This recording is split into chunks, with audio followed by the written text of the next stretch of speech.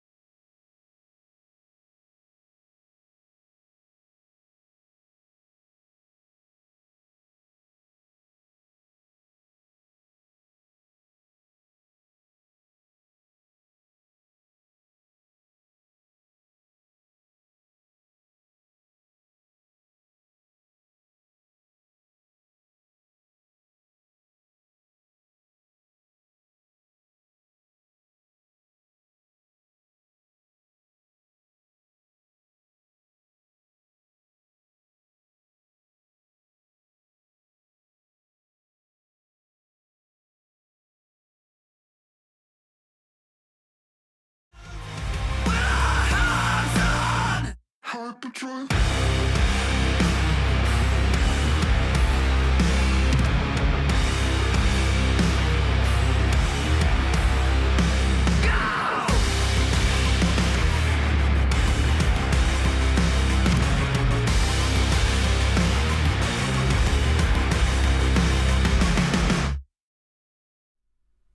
Hello, chatto! It's Sundat, and coming up today on Building a Nation with Sirens of Malta, the new tactic is here. We had it last time, but we haven't really had a chance to actually test it against some decent sides, so we get a chance to do that today. Hopefully it's not shit, and we can finally move back to our asymmetric glory. In other news, the other Maltese clubs are firing. We've got 3 in the Europa this year, all kinds of good stuff as well. I've cleaned my microphone, all that and more coming up today on Building a Nation with Sirens of fucking Malta. And stirrups! I'm orange, you glad to see me. It makes my skin texture look different. And so on. And you'll also note that the song bot is fixed. Clean the mic. Look at it. Look at it. I was bullied into it by the comments on the recent videos. Not Bick. No, Zabar, incredibly. Oh, I did see your comment, Mingo, if I'm saying that correctly. We will absolutely get into that, because I do love helping people that are brand new to the game. So any questions you've got, drop them in chat, and we'll do our best to assist you in any way we can. Lord Richard! Thank you for the 47 fucking months. Don't know why I went northern there, but I thank you nevertheless. Cleaned it. I know. I gave in. What's happening later? As a clean mic. By my standards it is, Michael, yes. And let me tell you, it wasn't as simple as just brushing it. No, we're talking damp cloth. There were grease. I was expecting John Travolta and Olivia Newton-John to rock up out of this thing. It was that bad. Honestly, it's crazy. Tim as well. Thank you very much for the 16 months during the intro. It's very kind of you. And thank you for the raid, Funky Seaside. I hope stream went well. Oh, dear. Makes you feel... It makes my face appear red. Are you sure that it's the sweater that is making my face appear red, Password? I mean, can we think of any other things that might be making my face appear red? At least 2 years now. Hey, if it takes 2 years to the next cleaning Novak, then England have done something right. Coming home. What's that? Is there any football on today? What's on? What's happening? Oh, dear. We can't only hurt me more. Oh, you're about to be hurt because I've made a couple of little sales. Not like players that play for us regularly, but players that I feel like I like a lot and felt that it was their time to leave have also left. Bond villain vibes. Use sunscreen. Yeah, I mean, I actually have some SPF moisturizer that I use when I go running. So that's not it. It's just that day at Brands Hatch. Bubble, thank you very much for the 45 months. You love to see it. Thank you very much, Mother. That's very kind of you. Camga has, in fact, he is one of them, yes. For all with a clean mic, I've turned over a new leaf, or in this case, a new microphone. It could be said. I'm glad someone's finally requested it. I was thinking about starting stream, but I almost didn't want to jinx it. I thought, no, I can't do it. Cricket came home. And then went away again. Chat, I've got caffeinated coffee today. So in roughly, I don't know, half an hour or so, things are going to get kind of spicy up in here.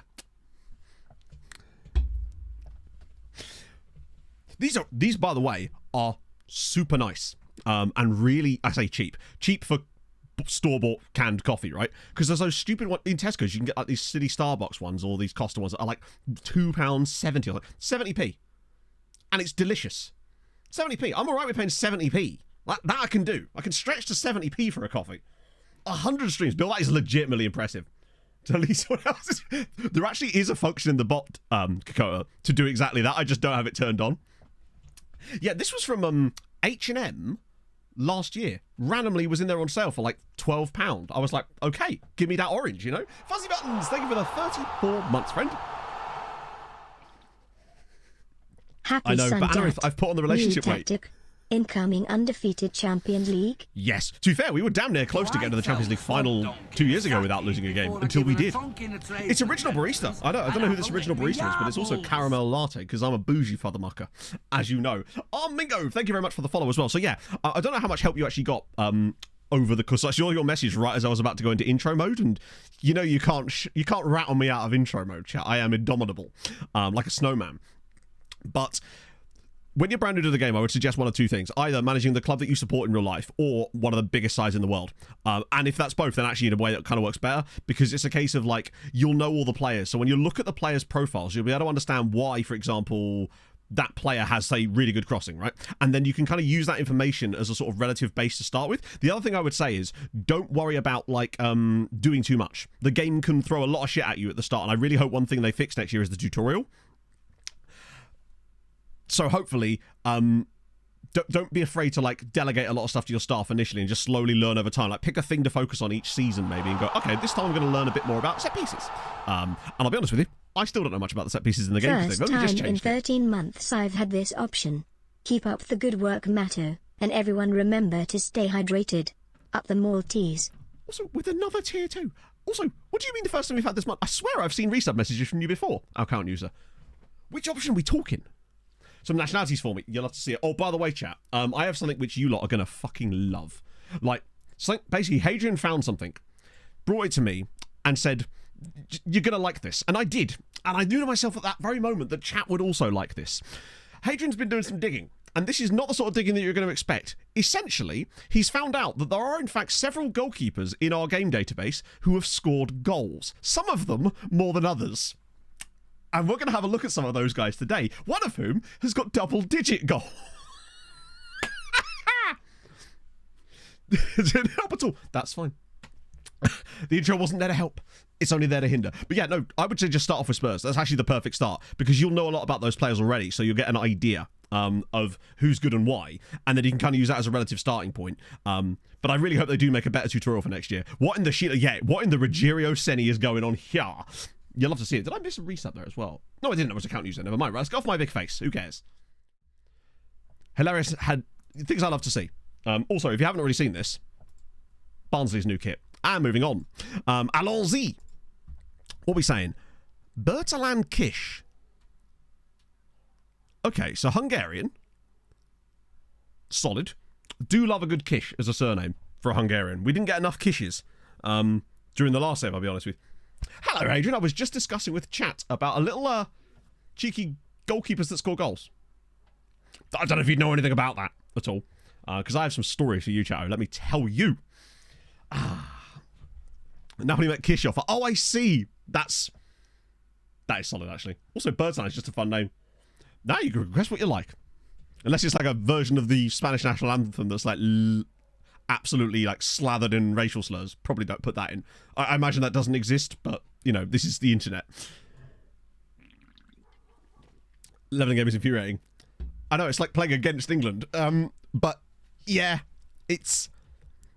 I feel like we have had our fair share of, like, literally straight off the kickoff highlight. Although, actually, weirdly, it feels like we're the ones that inflict the straight off the kickoff goals more than it does to our opponents, in a way. But we will see. Right, so, what do I catch you up on? First things first, I turned down a world record bid for one of our players because it was literally... I was so annoyed that it wasn't... I probably would have accepted it had they accepted my counter-offer. But they were smart enough not to accept my counter-offer because I think I probably would have been forced to do it had they actually gone with what I'd suggested. But such is life. In addition, a couple of players I've basically signed no one. I don't think I signed a single player from last stream. Other than like a random freebie. Oh, obviously I got Hadrian to try and flip him. The moon. Basically actually I can show you it here. This was the offer. But obviously it was 182 up front, rising to 264.5 million was the bid. 264.5 million. It's the most I've ever seen on one of my players. My counter offer was 408. I countered with 408 million. Basically what I did is I just went to the initial fee and dumped it up to 300 million. If they'd have accepted 408 million, I would have done it. Get out this window. Okay, fair enough. Each to their own, but I wasn't going to sell one of our best players and then have no way of replacing him in a season where we literally can't spend money. No increase in player values. This was just one of the... So basically, you will still get offers like this with the player drops. It's just, it usually only is one player per window. So if you recall last year, we got loads of really high bids on Vieira, up to like 120 million pounds. It's usually one club that will just keep bidding on a player and it bids it all the way up until ridiculous numbers. But yeah, this is what happened with Gillet, basically. So if you look at his value, I think it's like 30 million or something. Yeah, so he's still valued at 30 to 36, which is better. Don't get me wrong, it'll drop again in January, but it is slightly better. Everyone else is still worth nothing. Such is life. Kadri's obviously worth that, but that's because of something else. Valmir's got... Actually, that's fairly high on Valmir. Some of them, as you can see, have increased a little bit. Like, it's nowhere near as bad as it was. Alberto leave for free. He's still here, technically. He's still technically here, in a way. Surprised the ball didn't try. I'm surprised. Where are we watching the game today? Probably on the telly. But sorry, I'm just being a dick. Probably just at home, honestly. I don't really live that near to any of my mates, so it would have been a bit of a bugger to try and find somewhere to watch it together, which sucks because I don't really get to watch that sort of stuff. I didn't watch the last Euros with my mates either. I watched the last game of football that I watched as a group with my mates was actually weirdly the England 5 Ukraine 0 during the last Euros as well. That I watched at Vikings' house. Yeah, this is me. I'm actually inside the stadium right now. You just can't see it. The stadium goes to another school. Robin XL. Well, actually, that's what I've been kind of doing. It did actually, I think, have a clause like that in one of the original bids as well. Tapas. Well, that sounds oddly. Vida's here. He's just really bad. There he is. No, where is he? He is. I promise you, Vida is not gone. He's just really, really worthless, unfortunately. He's also been stripped of his captaincy, which he was okay with. Because of the discussion we had on the last stream, I decided it would probably be for the best if we had a captain with really high leadership. So I'd like to introduce you to our new captain, Mateus Paes, with his 17 leadership. Vida, unfortunately, only had 13. He was totally fine with it. I asked him first. I said, look, you're 34 years old now. You're not playing regularly for us. We need someone else that's going to be a captain on the pitch for us. We can't have you sat around like a Gabriel Landeskog on the sideline, right? So we've got a new captain in the form of Mateus Paes. He's 27 years old, and I think that's the right play for us right at this point. Our hot prospect is Sergiu Tabakaru. He was that Romanian guy that we signed last season. I quite literally think maybe 2 weeks after I said, like 2 weeks in game, after I said to chat, we haven't found a really good Romanian this year. And then, wham, straight into a scout report. Keeper got injured, and this is why we've got two godlike goalkeepers. Although, I have agreed with Rodriguez that I will sell him if the right bid comes in. Because he's not going to be playing as much this year because of our new goalkeeper, pretty much. So, yeah. Ins I made was literally nobody from last stream, I don't think. It's just freebies randomly. I think these guys that we all saw from last stream. So, players that have left. Henry has gone.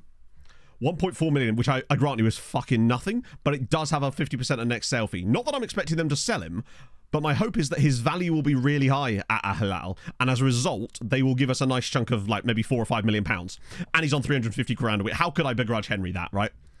He didn't play at all last season, and I figured the best thing we could do would be to sell him for any money and then get that clause in there too. Like, he's been there 13 years. He's scored 198 league goals. Sorry, 198 goals in all competitions. He just couldn't quite get over the line for 200. Very reputable striker. Love to see that from him. Also, Matthias De Potter, Mr. Backup Goalkeeper Extraordinaire. £1.1 million to Atletico. This one stung. But again, I knew that we weren't going to be able to register him in the Champions League this year because of the other players we brought in. And again, he has a 50% of next sale fee clause. But this just shows you how much the value drop fucks you. The fact that he's worth 30 million at Atletico. And he's a face in the game. Exactly. Now you understand. But again, it's got a 50% of next sale fee clause, so we might get like 10, potentially even. And he's only 28 as well, which makes me think they will actually give us the clause. He does. He's like, oh, I've got to do so much running. I wonder who is actually the manager of Atletico. Is it still Simeone? Imagine if it was. No, it's actually Diego Martinez. They've just swapped Diegos. Such is life. Season 1. Yeah, so I wonder, Don, if Simming, for some reason... didn't you say that you won the conference? Yeah, so you won the season. You won in the simulation, and that somehow prevented the value drop. I wonder if that's what to do with it. Maybe if we'd won the Champions League by now, it wouldn't have happened, potentially. Conference. Well, someone else, I swear. Oh, no, it was Hadrian. When I signed Hadrian up, part of the deal, obviously I'm trying to sell him, but part of the deal was actually that he might get a staff role. So that'd be kind of funny. Hadrian just becomes our analyst or something, which would make perfect sense. There's one other sale in here, which was... Here we go. Cameron Lend. Only 165k, but it was a similar story. Look how much he's earning. And he's gone to join Henry as well. Both Henry and Kamga have gone to Al Hilal. 625 grand a week. You're asking what they were smoking when they signed Henry? They're on meth if they think that Kamga is worth 600 grand a week. But I tell you what, doesn't he deserve it? What a man. And I feel like he'll still be worth something. And again, it's got a 50% of next sale fee clause. So I'm just hoping that we can scrounge up maybe 15, 20 million out of those clauses just to kind of keep us bloated. The biggest bid I got for Kadri, in case you're wondering, was 16 million, but it was non-negotiable. And for me, that just wasn't enough to get rid of a world-class centre-back. As much as we do want to move him on, I felt that 16 million just wasn't it. I know, they really are BFFs. It's great, isn't it? Just, it's nice to see them... I don't like I like players to retire with us if they can, but I just knew that with their squad statuses they'd probably kick off. Blaži Kral, yes, Blaži Kral, Blaj. I get so hard on Blazes because we have Blaz Durin, but yes, he can do a job. Like he just can. Now, more likely he's going to play out wide because he's got lovely agility, but like as a midfielder, I don't hate him. Now, as a Segunda, that's where he would sort of be a bit not amazing, and as a ball-winning midfielder, he doesn't really have the work rate. Does have good stamina, though. But he's got the high agility, which, as you know, is gold dust. Yes, also, yeah, amazingly, Anna, he lost the PPM. I put a screenshot of this in the Discord because I could not believe that it actually happened, and I honestly didn't think people would believe me if I just came back and went, oh yeah, the PPM's gone. It only took 2 months for him to lose the PPM. We've never managed to get a PPM removed in this entire saved, and bro was like, yeah, fine, easy, bruv, got ya. Fantastic news. Particularly as the coach didn't even reckon that we were going to be able to succeed. And then he's actually lost the PPM, which means he's even better now, which is superb. Scouting knowledge with recruitment focus is showing the videos. I will provide screenshots back. Here's my South American scout working. Oh, interesting.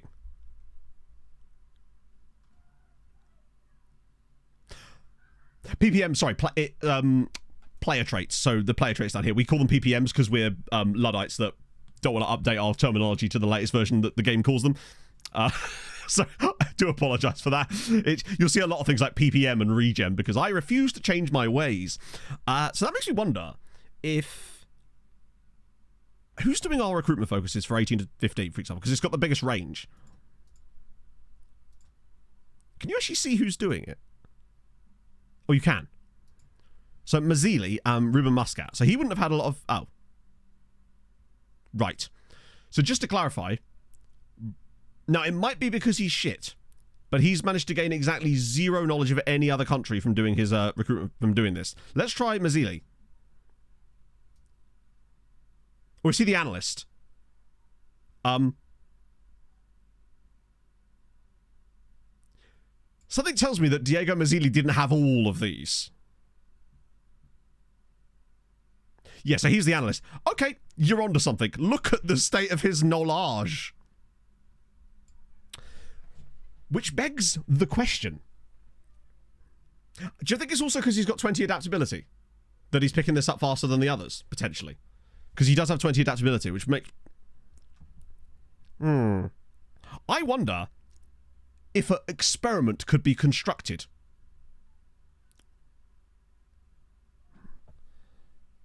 All right, chat, I've got a theory. What we're going to do, we're gonna get a new scout, because do we have space for a new scout? If not, we're getting one anyway. I want to do a test.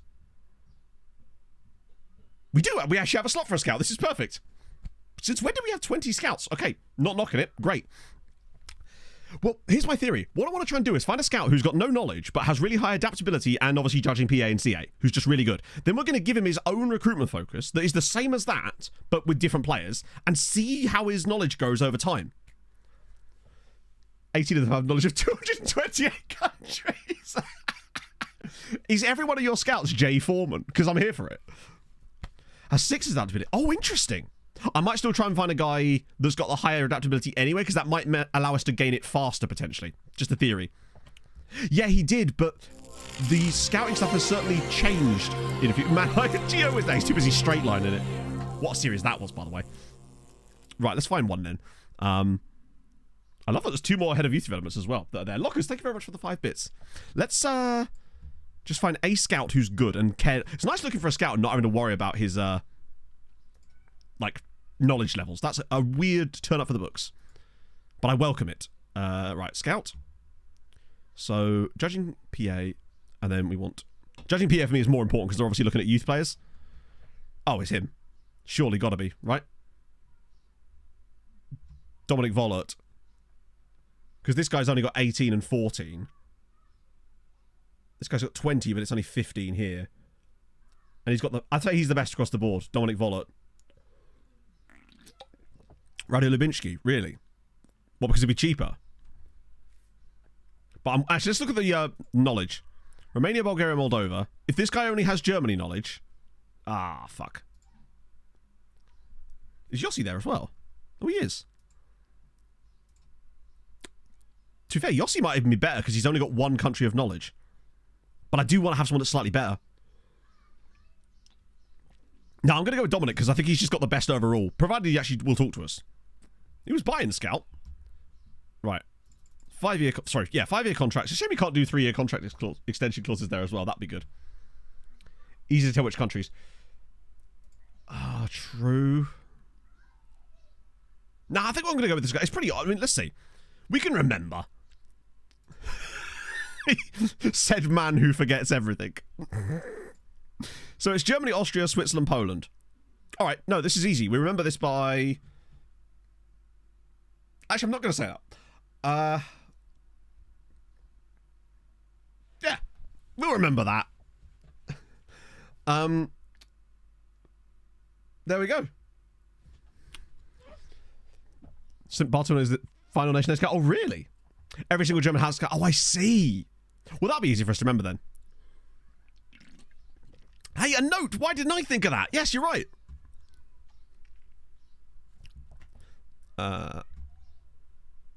Right.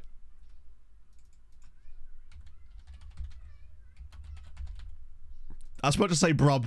That's meant to say bruv, but I actually put a space in, so you know my vibe. I leave it. So it was Switzerland, which is spelt wrong. That's fine. Germany, Austria, Poland. Cool. Cool. So remember Switzerland.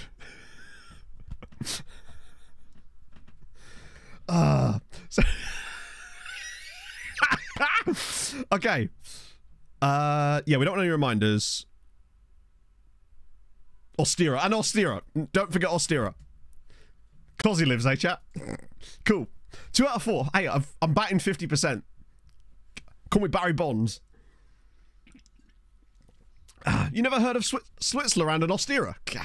Geography's useless for you. Right, yeah, so now then, once he joins us, which he will, we'll whack him on his own recruitment focus that literally is the same recruitment focus as the 15 to 18 one, but we'll have it so that it finds different players, because that actually will work. It's dumb, but it will actually work. Is this the Spanish national anthem now? Love it. Right, cool. And then over time, we'll see what kind of nations he manages to achieve, because that would actually help us potentially fill in a lot of gaps.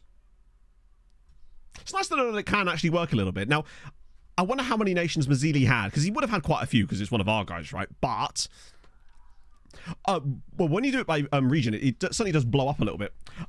Skin do I use? I am using SAS24, but the filters are not built into the skin. However, I have made a filter pack.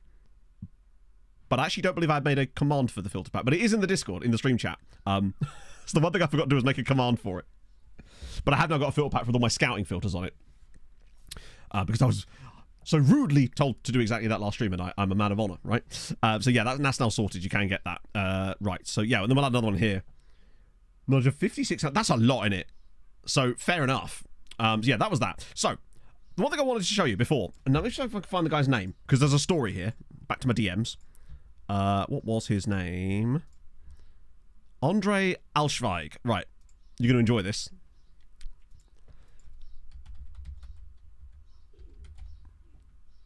Andre Alschweig. Okay, cool. So, firstly, playing in Malta already, which is fantastic. So you'll note, goalkeeper. Liechtenstein international goalkeeper. Anyone notice anything funky about the Liechtenstein national team goalkeeper? I'll wait. Hey, Vente, 1 goal for Liechtenstein, yes. And do you know how this is about to get even more fun? Because international goal against Lithuania. Now, I'm about to show you a screenshot of this rather than... I don't think I can find it actually in the save. But Hadrian did. I don't know how he found this. Ready? Because Liechtenstein have been playing him at left wing.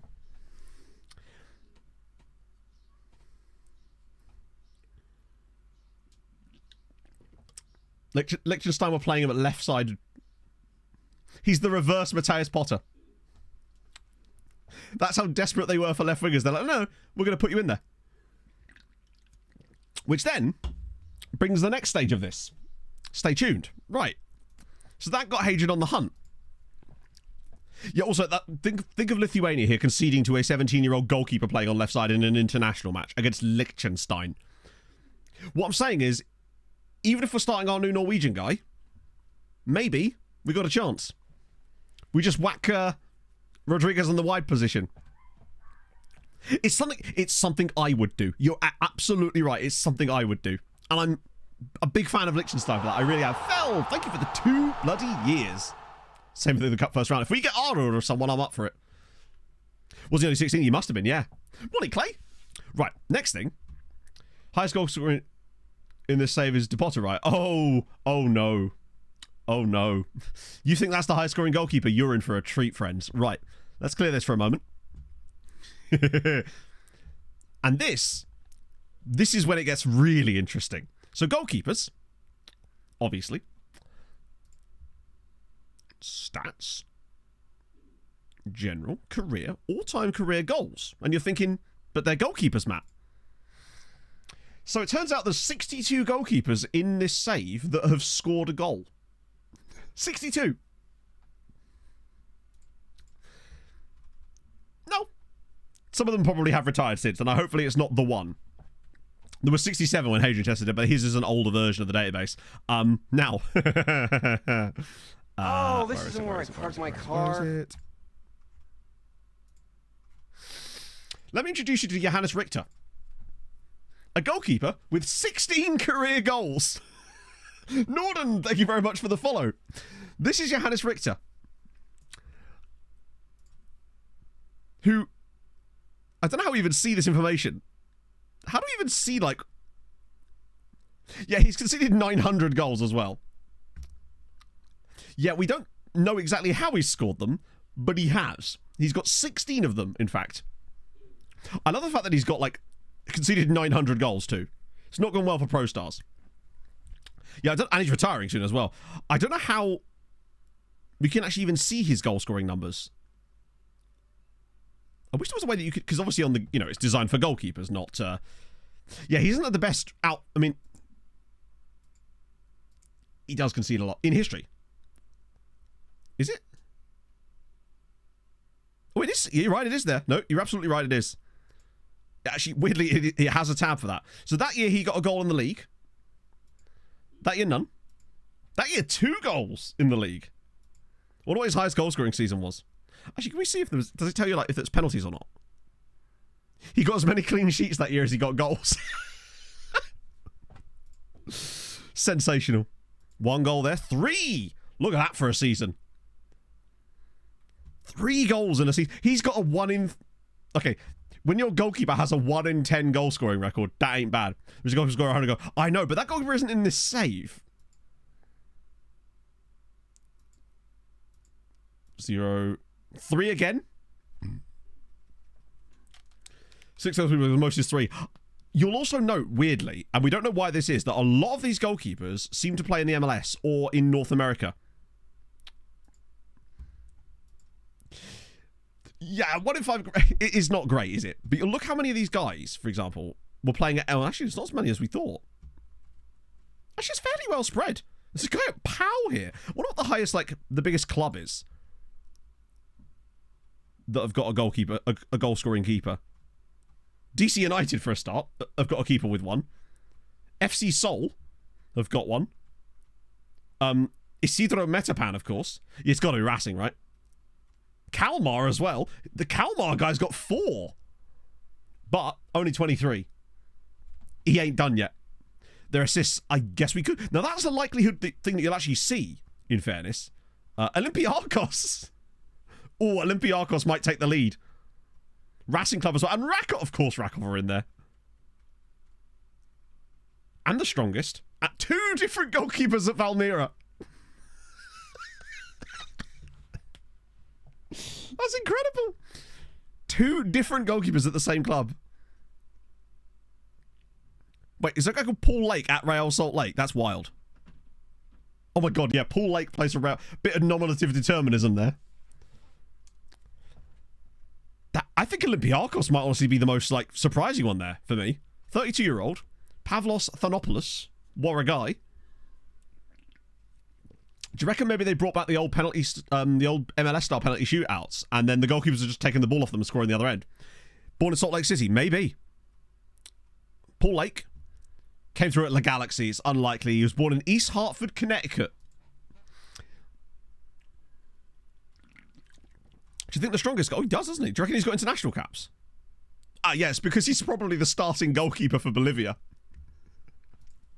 I agree, Basis. The MLS-style penalty shootouts are fun as fuck. Let's see if there are. There should be some with assists, just because technically, I think we've even had goalkeepers get assists in games. Can you not see that information? You can't see assists not beyond a season. I actually haven't checked on his free kick training yet. You can't see like the all-time career assist stat. You can only see it on a seasonal basis, which is really irritating. It's like, how dare you? I will just check on our goalkeeper. And tonight, I mean, end of the day, it's a football match, innit? What will happen will happen. Let me just see. Well, it's allegedly going up. Oh. That is funny as fuck that it doesn't show it on this screen, but it does on his training screen. So weirdly, I can see it here, or does it appear on his technicals? It actually don't, does it? Clean sheets for Alfred players. I don't believe so, no. That would be the only way that you could conceivably figure out if an outfit player had played in goalers, right? 91. That's even more than me. I guess you're right, yeah.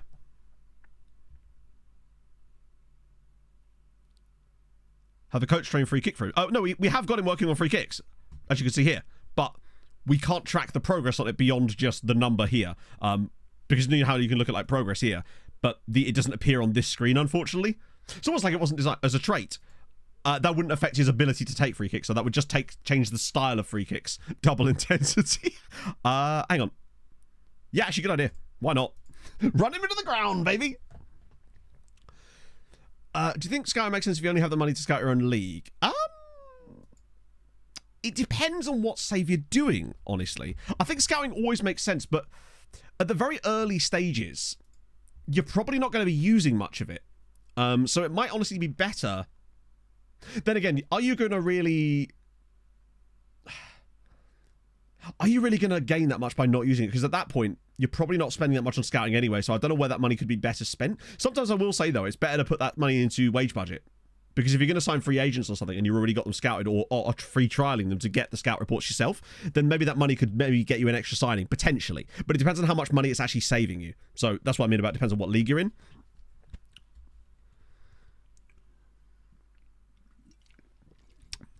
But yeah, I hope he at least gets a little improvement. Like, I want to see him up to like 10 free kicks over the course of his career. That would be like the dream for me. So I think I've kind of caught you guys up. Oh, the one thing I do want to show you, of course, is our European competition this season.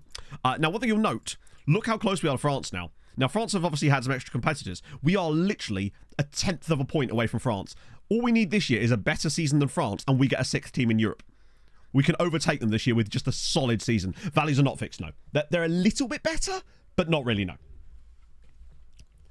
Average 20. No one will show up because that's what the filter is. The filter is 20 is plenty. So it sets it at 20 and then you change the matches down until you get a reasonable number of players. So it should be set at 5, but I don't know if that's actually built into the filter. You may have to adjust that yourself. So where it says match at the top, you change that down until you start seeing enough players to scout, and then you scout those ones. That's what you're really looking for. That way it doesn't discriminate based on certain attributes. Like, it's not a thing you can really rely on for scouting, but doing it once a year and getting a scout report of like 35 guys or so that show up when you get that kind of number in there is just worth doing, because you can get some... We have actually found a couple of interesting players doing it. Yeah, France are losing a 20-point year and we're losing a 12. So we gain like 8 points on them this year. Hence why we're now right on their tails, which is dope. You've 204... Who's got the most? I must know. He's got to have more than 16, right? Surely. 30 minutes of pure yapping. What? Welcome aboard, James. Have you been in one of my streams before? It's what we do. We're yappers. High-rep players. I don't know. The problem with signing high-rep players to do exactly that would be that they would demand more wages and it becomes a bit of an annoying loop. I'm also convinced, though, that the not stalling offers and instead just ignoring them until they have to be dealt with definitely does stop. It seems to upset way less players. Third division in Germany have 1.2 million less wage budget than 19th place in the... Jesus. But how much scouting budget do you have to the point where if you're not using that scouting budget, what would it be put in? How much would that go somewhere else anyway? And is that really going to make an impact, I suppose? Yes, they all made it in, except weirdly, we've got 3 in the Europa this year and 1 in the Conference League. Luckily, the Conference League team is Birkirkara. Because I actually think they're cooking yet again. You can see here, beat Volosh, beat Apoel Beersheva. I'm sorry I've said that incorrectly. Point being, relatively easy draws for them, although they did lose the home game, presumably because complacency. But yeah, Sevilla, Celje, again, Siska Sofia, Hibernian, not Hibernian, Borisov, Bati Borisov, and I'd say that's reasonable. They'll lose to, though they are at home against Sevilla. That could be a draw. Celje are not as bad as we think. 32 scouting budget, that makes no difference. Yeah, at that point, Inano, I would say just leave it as it is. That way you've just got a little bit of scouting. Although, there is always the other way around where you could maybe dump a little bit more in for one day just to kind of get some knowledge on some players and then switch it back again. They're all, yeah, I say this is good. Celje away will be quite tough. They weren't actually that bad last year. Siska at home, okay. Hibernian away won't be super easy, but we haven't seen them in Europe much. Zabar in Europe, yeah, wait till you see how they got there when you'll be like, what? Bati Borisov, they should be winning that. And then Craiova. This feels like, I mean, let's just say 0 points there. I'm going to say 1 there. 4, 5, 8. I think they should be getting a minimum. 11 points is well achievable. I think at least 9, though. They're definitely qualifying without a shadow of a doubt, probably top half. If they get some really results, then top 8 is possible. But I'm trying to be realistic about it. Goalie goals filter with shots instead.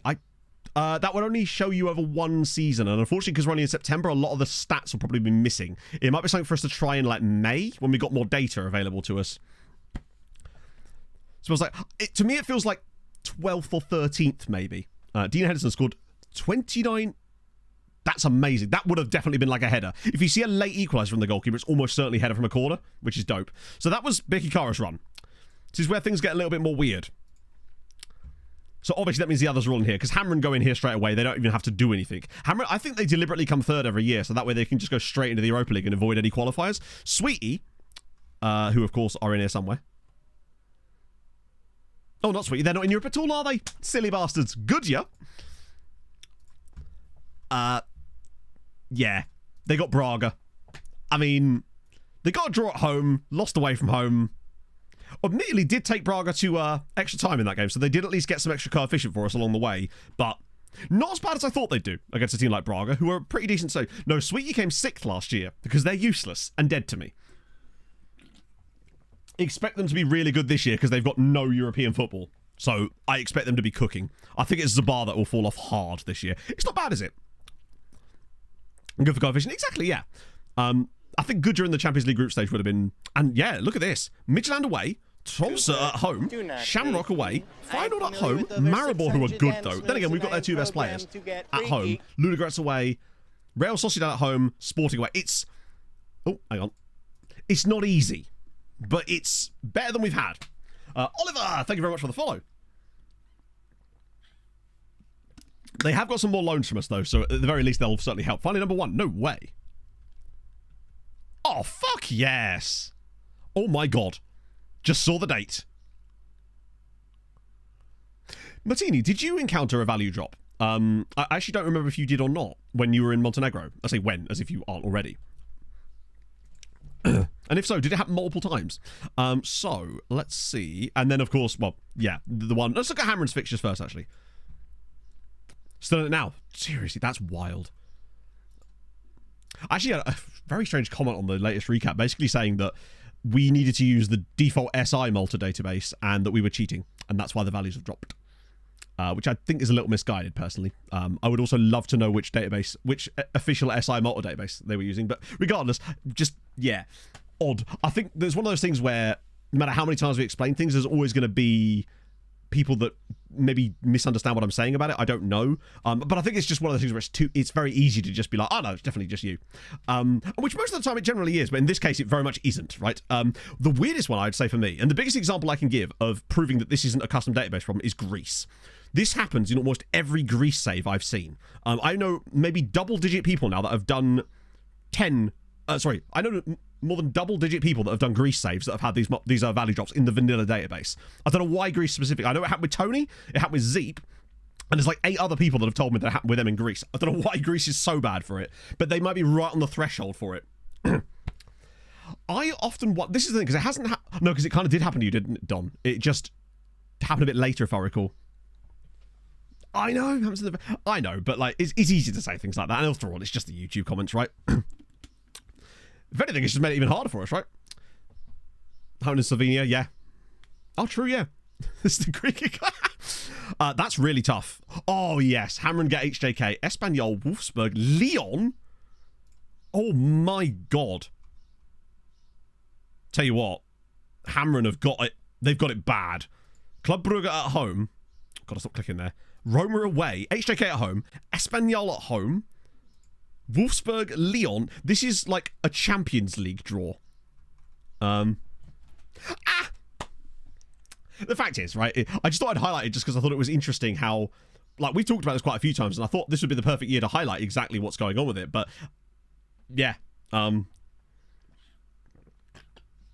think essentially their point was that it hadn't happened to them, therefore it doesn't happen to other people, which is fine, but that's also entirely confirmation bias. But, you know, or survivorship bias or whatever. But the point is, it is happening to us, and we're just going to work through it. It's what we do. A legal exploit. Oh, go on. International cats, you'll play for new country, get citizenship because... Oh, of course. That's a fascinating idea, actually, Mario. Just Malta's just full of Vladimirs. What view are you looking for, Queenie? Statistical approach. Get me on a speedboat. Player view filter. Again, I'm not sure exactly. When you say player view filters, are you looking for views? Are you looking for filters? If so, which screen, what view are you looking for? Because I have loads, is my question. I want to point you in the right direction. But I do have exclamation mark views, which will get you every view I use. But if you're looking for filters, then obviously you won't find them in that. Team squad. Oh, absolutely. Yeah, if you do exclamation mark views, you can get a pack that has all of my views in. And there's like 500 though, so be careful. Because a review on, I mean, you're probably not wrong. You're probably not wrong. Right, so we should be okay on this. I also went through prior to this and asked... Oh, Zabar's draw. Yeah, sorry, my bad. I went through and I checked to make sure that we didn't have too many squad players. I managed to put a load of guys down to fringe player and they didn't kick off about it. So that's going to be really helpful for us to, like, not have any issues with the old shit this year. Hello, Owen. They're probably optimized for 1080p. Basically, whatever... I play on 1080p because it's 1080p monitors, so that's what my setup is, basically. General feeling, I mean, I think they're better than us, but that doesn't mean they'll win. You know? That's football, isn't it? Yeah, Renoso's worth 5 million. It's bare funny, isn't it? Right, yeah, well, last one is, of course, Zabar.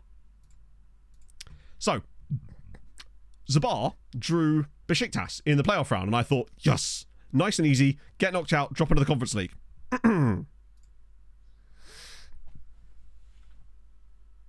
And then they won 4-1 at home. Phil said, oh, nice! That's awesome, man. Congrats. I should have known when they drew a Turkish side, because for some reason our teams just always seem to beat the Turkish teams. Yeah, their draw is actually insanely good. This is like a Conference League draw. Maybe they just brought it with them. They've brought the Conference League to the Europa League. We need to get them into the Europa Secundas League. That's what they need. That's not bad. Why can't Hamren get this kind of draw? It's crazy, isn't it? Reverse. They are literally the reverse. At least no one's having to play against Dinamo Batumi. Love to see the fact that that Tromsø are in Europe this season. Who do we get? Oh yeah, our fixtures are weird. Reception. Weirdly, it's very, very good reception to the video itself. Lots of people want to see the random Champions League one, which I really would love to do. Like a lot of the comments are about that. It's got really, really good like metrics. Just the viewership isn't there, but that's fine. You know, we move. And also sometimes these things take time as well. But I really am thinking that I really do want to do like that mini Let's Play idea with the new style of content for it, maybe, because I do miss making that stuff on YouTube. So yeah, other teams. We'll have a look at that first. Let me just show you our draw. So our draw for me is one of those draws where there's no like, oh, that's classic, easy, winnable games. But there's also, we seem to have been spared the massive games. Do you know what I mean? So Lazio at home, these guys are not even that often in the Champions League. Porto away is not going to be easy, but I feel like we should get something there. Milan at home is okay. Villarreal at home, we usually win about 5-0 there. Benfica away, not easy, but again, you see what I mean? It's not like Man City. It's not, what's this? Time for revenge. Oh, okay, cool. Well, I mean, enjoy that. Yeah, Arsenal's at home as well. And even then, it's not like Man United, Man City, or Liverpool. Arsenal are not bad in this by any means, but I feel like we've managed to avoid any of the like absolute super teams in this save. In the small letters. Oh, I didn't see.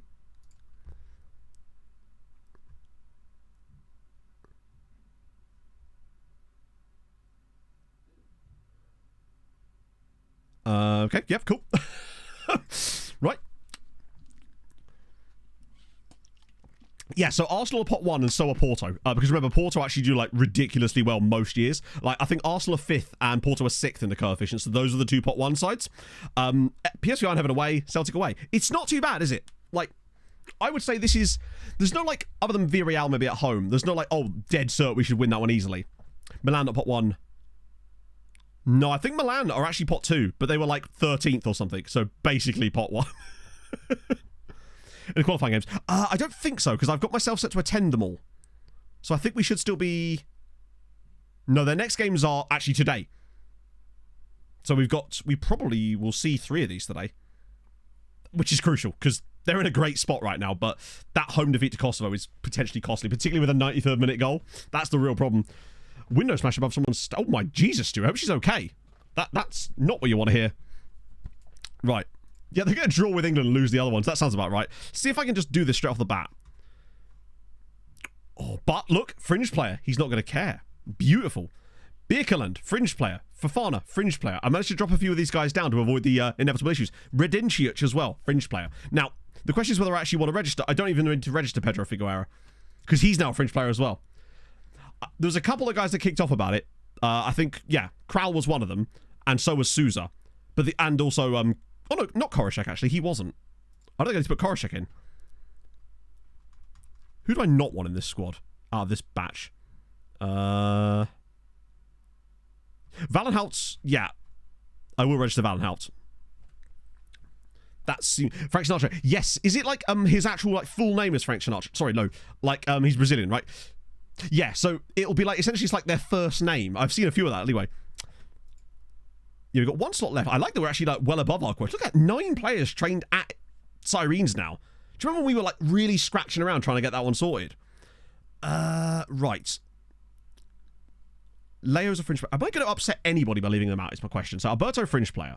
Korishek, fringe. Sorry, not fringe player. Fringe player. Fringe player. Mateus is fringe player. Breakthrough prospect. Fringe player. Okay, cool. I think I might put him in anyway. Yeah. Is there any other squad players? Have I done this perfectly? Oh, look at that. Oh, wait. Squad player. Nope, it's Vida, and he's in. Because it's Vida. You kind of can't not leave. Yeah. Perfect. So basically, we're not going to have anyone pissed off about me leaving them out. That was what I was hoping for. And we actually still have a spare player, which is brilliant. Which then begs the question of who, because how many players have we got for each role? I want to make sure that we're not, like, leaving ourselves high and dry in certain positions in the squad. So, goalkeepers, centre-back. Vieira, Zanovic, Paez, Kadri, Souza, Van. So no shortage of centre-backs, not a problem there. Defensive midfielders, left-sided. Ooh. So Lahovi, Palacio, and Sauschnig. So that gives us plenty of cover there. And then on the right, we've got Krustev, Kral, and Sauschnig again. And technically Vida. Vida I do have to keep in because he's a squad player and it's Vida, right? We don't want to upset him. There's no reason to. So that's looking good. Central one. So we've got Gillet, Valmir, Pebbles, Kral as cover as well. Hubanov? Potentially? To give us a bit more depth in the defensive midfield role? Like, he won't kick off if he's not registered, but having him around might not be the worst idea. Particularly as Valmir's being a bit of a penis. There's always that option.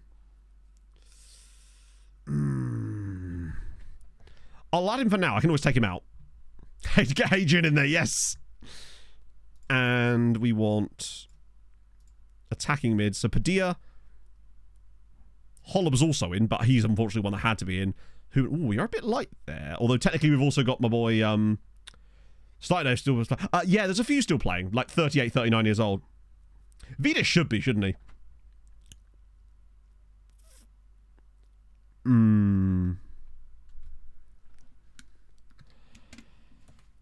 We are a little light. Now, also, remember that our new wide player can also play in that central role, but, like, Pebbles can play it if we need to. Perez can play it if we need to. Hollob can also cover that role. Technically, Hubanov can too, I suppose. It's actually not even got bad passing. And then it's right-sided players, so that means we got no shortage of right-sided players for that role. And then strikers, we should be absolutely fine on. I think this is looking all right. With Reynoso, Pereira, Padilla, Bizarma, Perez. These guys I'm fine with not having in the squad right now. Okay, I think we've actually done a pretty good job there. I'm happy with that. I don't think anyone's going to kick off. I do feel sorry for Alberto, but it means he'll get some game time in the league. Can't argue with that. I mean, he can. And he might. That's a great name. Achille Sheppers. Hello, Mando. But yeah, there are still some guys around from the starting database. I think we're down to under 1,000 now, though.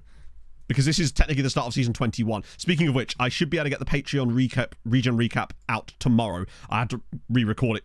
I tried to re-record it again and the microphone was still fucking up. I think I've fixed it now. But yeah. I think I've managed to get Alberto down to being a fringe player now. Okay, makes...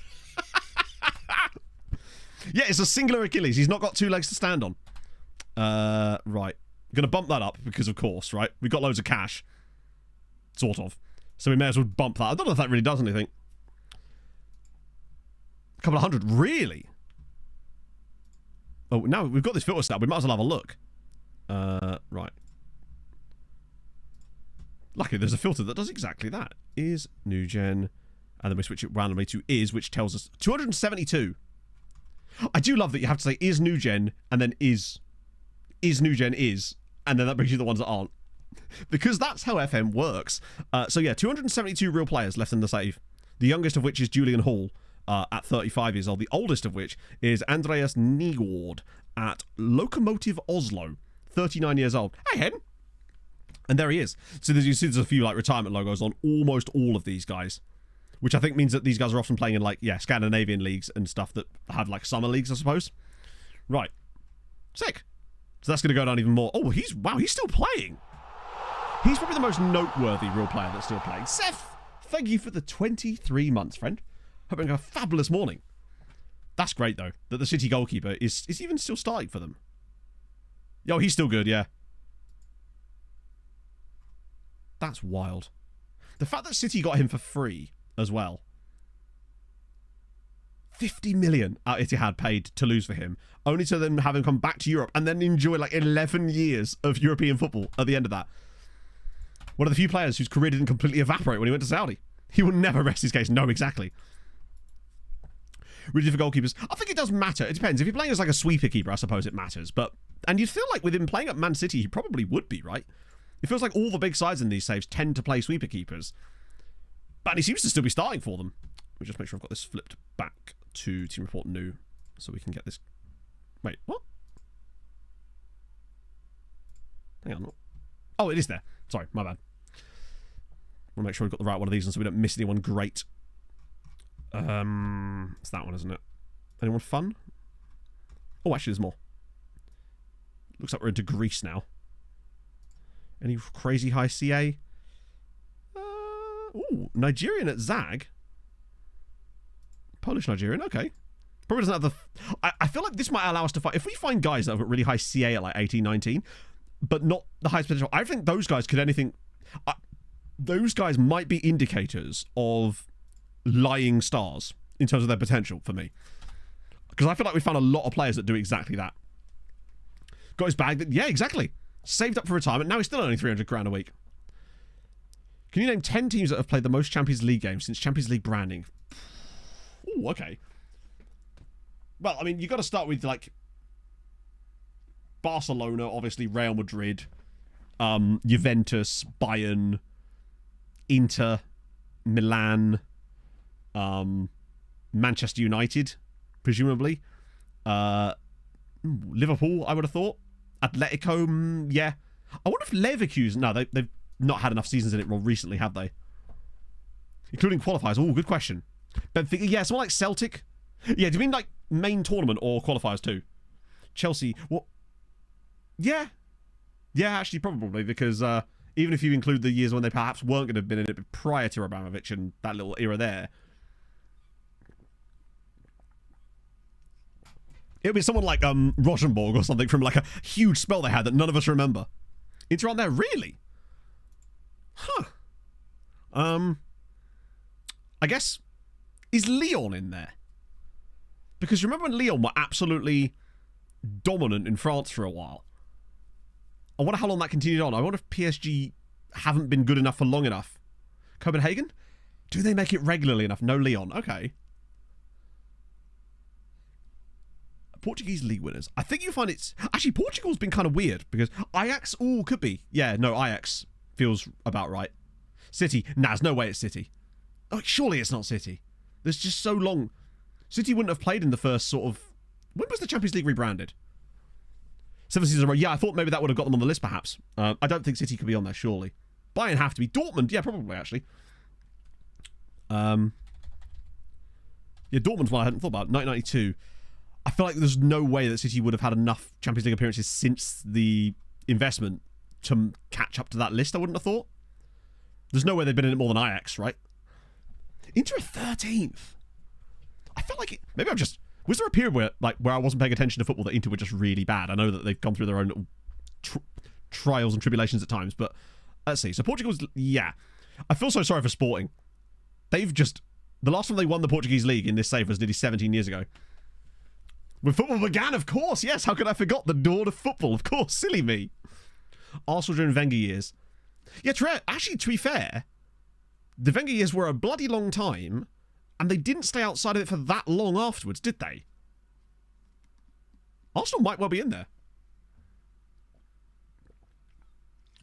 No Arsenal, wow. Roy's fourth, well, yeah. But I guess they weren't in the top 10 in this one. Also, shout out to Braga getting in there, which means there was a few years where Sporting didn't even get third spot. What a safe Sporting in it. Oh, very hot. Oh, really? Or is it Porto? Of course, yeah. It has to be someone like Porto, right? I feel like Porto are always in it. In some manner. Oh, it's transfer deadline day. Sick. For how accurately France will be done. What's changing in France? Have they changed some stuff to do with... I know the league changed a few years ago, didn't it? Let's see. Any interest from players? Attracting interest. Oh, actually is quite a lot of interest. Bloody hell. Oh, good, you want Juan Pablo Paz? Oh, baby. 0 want Foy Babezi. I would not be opposed to that at all. Teams from Spain and Spain national team haven't lost in 22 finals, winning all 22. Jesus Christ. Yeah, I need to know. You've got me there. I'm really curious. Is it going to be someone really obvious that we're like, fuck? It would be like Galatasaray or something. And we're like, oh, shit. No, there's no way. Also, grateful for this column, man. Yeah, give us the nation they play in so we can cut a little bit closer, perhaps. Good idea. Is it going to let me do it? Yeah, it's nice. Hopefully this will work. Oh, I love trivia. This is my favourite type of trivia. This type of stuff. Siska? Wow. Mexico Monterrey? Maybe. Maybe. I really hope we do get a bid for... if we get Pablo Paz out on loan, that would be sensational. Oh, okay. Sweet, you just want to pay us. All right, fine. On your head be it. Floriano make an approach for Dimitrov. Cool. So Shakhtar. Oh, Shakhtar. That makes sense. I can't believe I didn't even consider them. Right, so he's gone. Loan offers for Bicons. No. Floriano are taking some loans, by the way, all of a sudden. Nashar want a bit of Jonas Zaharia. Cool. Real Salt Lake are in there as well. Floriano again in. Melita want Oliveira. Sure. Why not have random man here? Can I do end of next season? No, I can't. Okay, cool. In you come. You can kind of mess... Oh, of course, yeah, with the media rights. Wait. Okay, that's a thing. No offers. Really? Oh, I hope that's not bugging it up. I find it so weird when they do that. Do they still want him is the question. They do. Right, there's simply no way that we don't get him out there, right? We got to. I think everybody else is kind of under control. If we get Juan Pablo Paz to Goodyear, that could be superb for them in Europe this season. My issue, I suppose, is possibly not the first option. Really? Yeah, we got to part exchanging. It's just mad to me that he's not the first. Who the hell is your first option, lads? Also, don't you already have strikers on loan from us, though? They have both Zolt Islay and Albi Arifi. Watch him go there, and then Arifi once again plays no games. Ah, there you go. There's a Daniel Kish. Let's see what we got. Any fun nationalities to go after? Yes. Lovely. Other teams... we will check that in a sec. Let me just... hopefully... Wait. Has a minimum fee release clause close to this value? The value of 0? Okay. Let's see if they go for this then, I guess. Suggested players. Juan Pablo Paz. End of next season. Oh.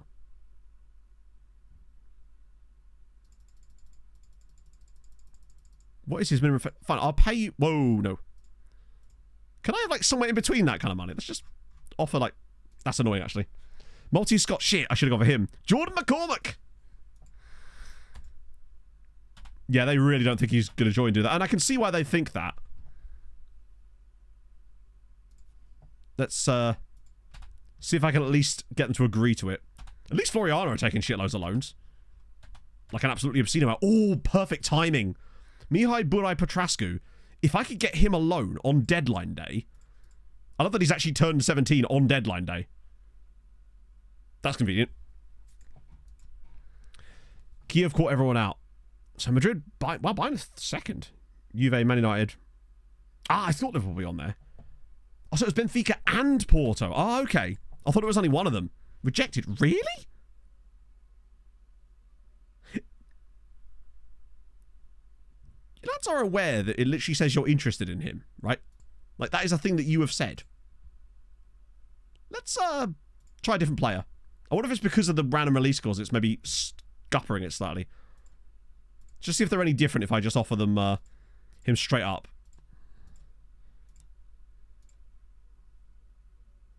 There you go. So they wouldn't... What the fuck? Alright, I guess you don't want any money. Alright, that's your loss.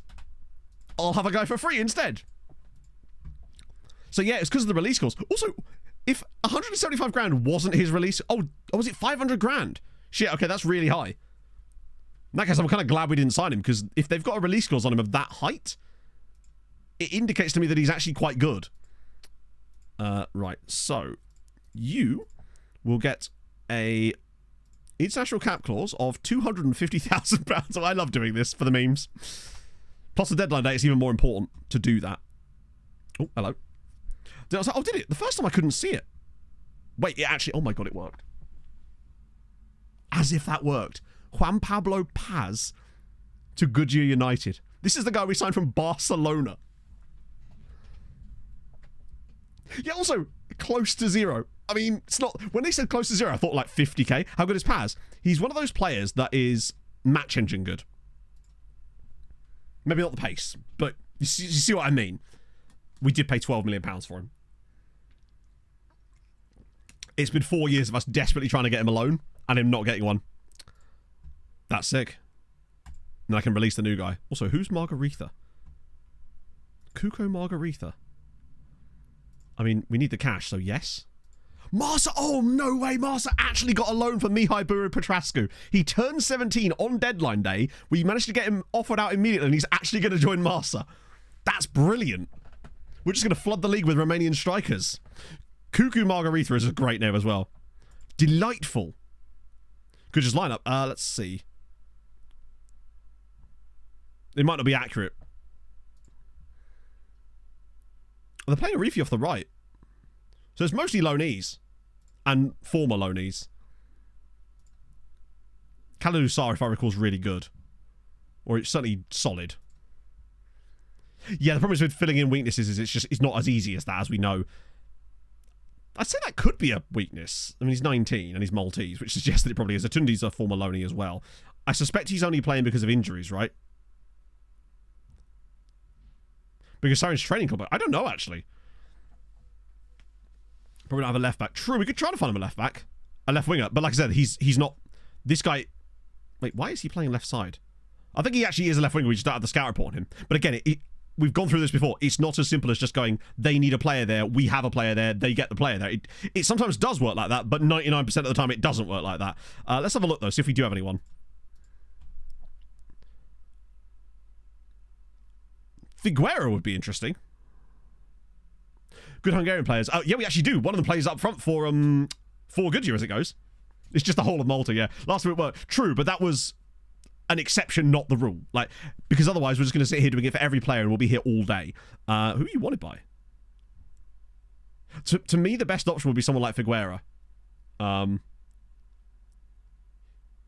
Is there anyone else that's maybe... Reduncic is central. Alberto's never going.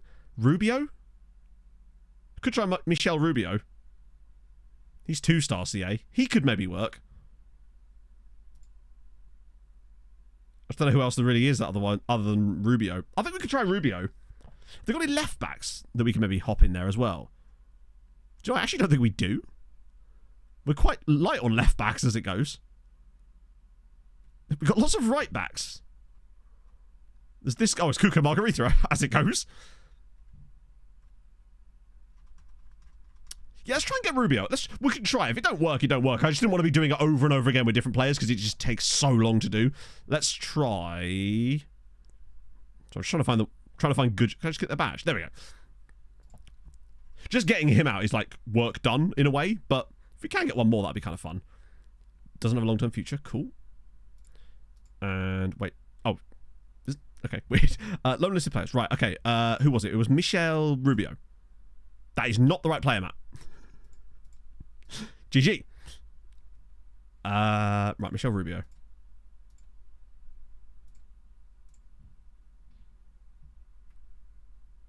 They'll probably do it for $1 million.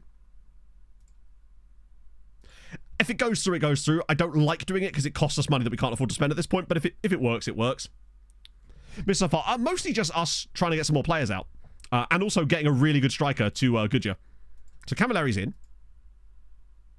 And he's out. Enjoy. Players you can have at a club. I don't think so, otherwise Dingley would not have been able to take 100 loans from us. No way. No, nothing, Jack. Euro's already finished, right? That's what I'd heard. I have a good authority. Let's see. £250,000 a week. One of these days I'm going to fuck this up and it'll be like for a single random league appearance. Oliveira rejected the offer. Okay. A guy called Honorato... Firstly, just anybody called Honorato. There he is. There's also Honorato Wilson. Honorato Kimbamba. Lovely scenes. Love to see it. Right, let's see if that works.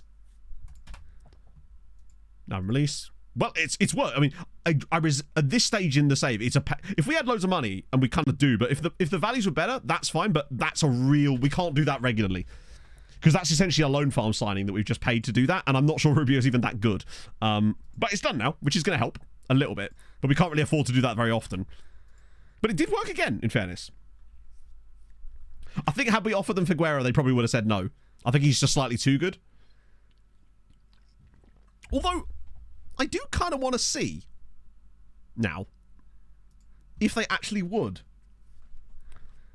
randomly do it. Now that we've strengthened their squad ever so slightly with that guy. I just want to see if they'd be interested. And I bet you they are, but I bet it's for too much money. And it was... Fuck, who was it? It was... I can't remember Figueroa's first name. I hate that this screen is sorted by first name. It irks me. Also, wasn't Babasi wanted by Gzira? Wait, Hubanov? Yeah, I'm not going to loan them Hubanov. He's in our Champions League squad now. He needs to stay here this season.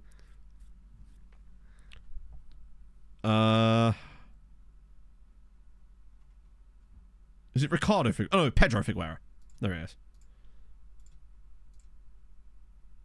Yeah, they have it for free. Good, just stop it. You bastards. Good old Pablo, as always.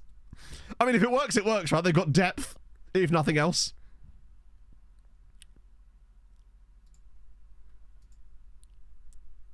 Yeah, now, if he ends up going for free, then that actually... We wouldn't need to cancel it. If we get them both out, they've got depth, right? I'm all right with that. Plus, we've kind of just paid for half of it with the sale of Margarita as well. So I'm not completely bothered by it. Right. Okay. Pedro's gone. Pedro Figueira has gone to Goodyear. Tell you what, their squad this season is looking kind of poggy. Get them both out there. Sensational. Right, we still got 8 hours. There's one more deal I want to try and do, which is Berbasi. I know he's not there anymore, but we know that they were interested in him. We've done, to quote Mental Brian, we've done well there. 10-100. No, I literally, Dingley at one point, their entire first team squad was solely loans from Sirens, and most of their under-19s and under-23 squads as well. They, at one point, didn't have a single first team player that wasn't on loan. It was silly. I think it was Berbasi that was wanted by Zero, wasn't he?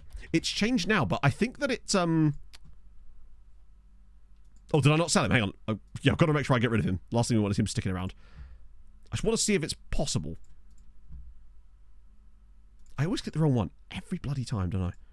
Okay, he's not there, but that doesn't mean that he's not wanted by them. Let's just see. Nope. Nope. Not doing it for 4 million. As much as I'd like to get him on loan, they ain't paying £4 million for the privilege of that. That's a little bit too much for me. Yeah, I don't think... Dingley don't have a choice. Yeah, exactly. The others... They still will go double-digit loans from us, though, is what I will say. It's definitely in that kind of ballpark number. Let's try and offer them out again. Because fuck it, why not? We've got 6 hours left. Let's just see if I can just randomly do a Dingley offer out. Oh, it let me, right? You never know. Yeah, I think there's a like a soft limit, if you like. How's our rep looking? Same as...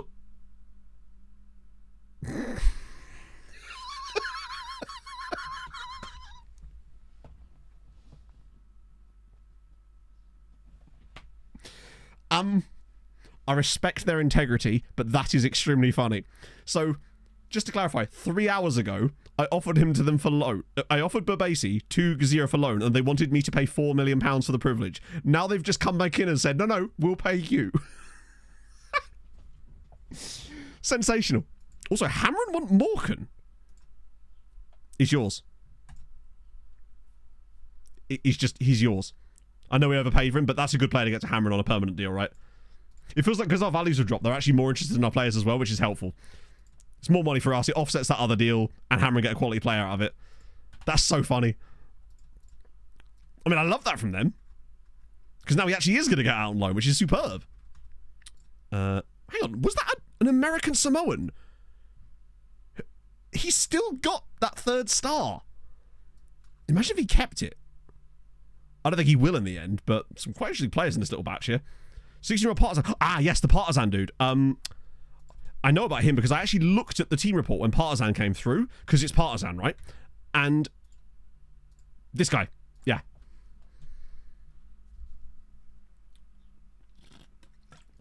Solid. I want to scout him properly. He's only got 9 tackling, so he very much is a wing-back type of player, but I do like it. Wait, hang on. Larnicus, have a...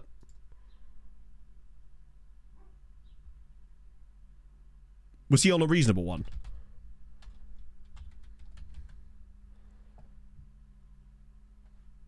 Am I spelling that wrong? Oh, Larnicus.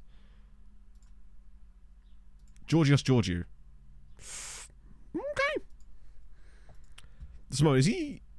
I mean, we may well sign him when he comes back around. Anyone in here that's your Real Madrid and 50 million quid, you're another player called Grinelli, try to think. You're at Victoria Pilsen... Just very mid, isn't he? Cuciniello, I've had on here for ages now. Solid, but too much for us at this stage. You're way too expensive. You're a similar story, and you are just probably not that good, are you? Whose value looks promising?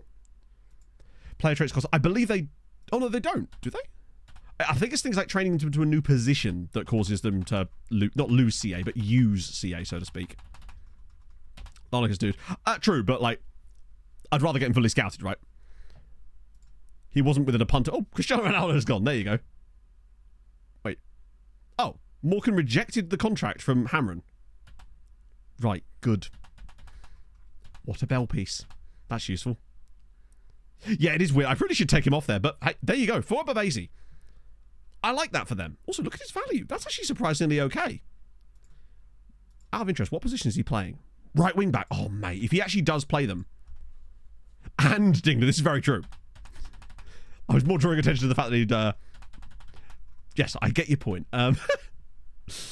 Anyone new? Carrillo? These are all still... Wait. Oh, also, here's a fun piece of trivia for you, chap. Lahovi came to me and said, I want a new contract. And with only 3 years left on his deal, I said, fair. That's fine. You can have a new contract. So I offered him a new contract. Then a few days later, it said, Lahovi upset that you didn't offer him a new contract. I'm like, no, I offered you a new contract. You just haven't accepted it yet. So the game actually got annoyed at me because he had yet to accept the contract that I had offered him. And the best part is, I said, I basically just went, well, I'll offer you a new contract anyway then. Because what else could I really say at that point? Because I've literally offered him a new contract. As you can see here. But the best part is, there is a scenario where he might end up genuinely getting pissed at me for me not offering him a new contract, even though I have. So Carrillo's gone for 500 grand instead. They just... Who are you? Do you know what? I'm fine with that. That's a guy we brought in. He had 2 unsuccessful loan spells. Now he's at Hammering. Yeah, I'll be super annoyed if he doesn't actually accept the contract before the promise expires. It's so annoying. Yeah, bear in mind, the promise wasn't to sign a new contract. It was to be offered a new contract, which I have. Where is it? Look, offer a new contract. Failed. When I literally had offered him a new contract. He's currently in the process of accepting that contract. It is the dumbest fucking thing. Now, in fairness, it probably won't matter too much because even if he does, like, fail the contract or whatever, I suspect that the moment that the contract is signed, then it will just remove the promise anyway. But it is annoying that it's buggering with his morale in the meantime. But it is hilarious. I've never seen it do that before. Because I thought the whole point was that you offered them a contract, not that they had to accept the contract. I suspect it's partly because he's being offered out by random clubs here. Playing time after hours, 2 months, then season ended the count. Yes! There you go. So it's literally happened right there. There we go. New contract. It goes through till 2048. So that'll take him through till he's 31 as well. And I thought £55,000 a week is pretty good for a world-class left-back. And that's why it's so important to stay on top of the wage budget.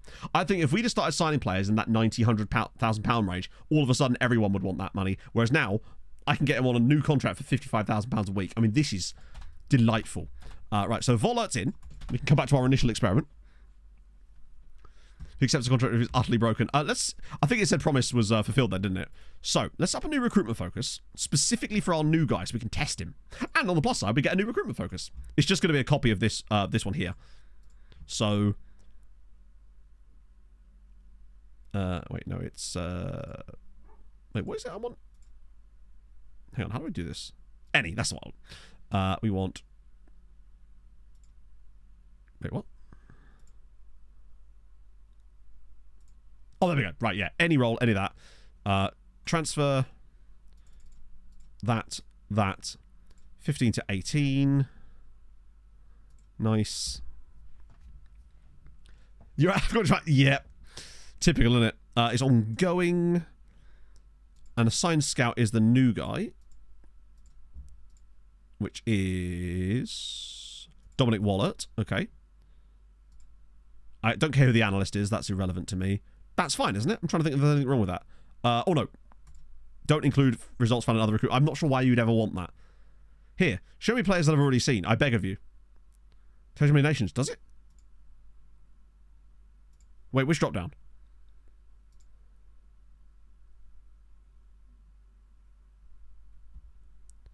Which nation? Wait, what did I miss? Oh, there! You're right, it does! That's cool. That's going to be a huge box, isn't it? Where's the guy that's got loads? Who has the most? Is it 22 on him? 46 nations on Mazzili. He has a few. He gets around a little bit. Timmy Thomas as well with 33. So why have some of them got loads and others don't? I guess it's just finding less players. Sort by nations. Well, that's just their nationality. But you can't sort that screen as far as I know. No, it's just a hover. It's just a pop-up. Right, okay, cool. So that's him. Well, so basically that's our little test there, isn't it? That's... okay.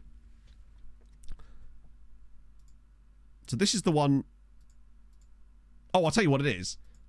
Because Mazzili is in charge of both of these. That's why. And that's why, because Timmy Thomas... Yeah, Carbassian's in charge of 2 as well. So yeah, Dominic Vollert's... This is his one. Nice. Okay, so now we've got to keep an eye on Dominic Vollert's knowledge, I suppose. Come on, yeah, it feels like it should be possible, right?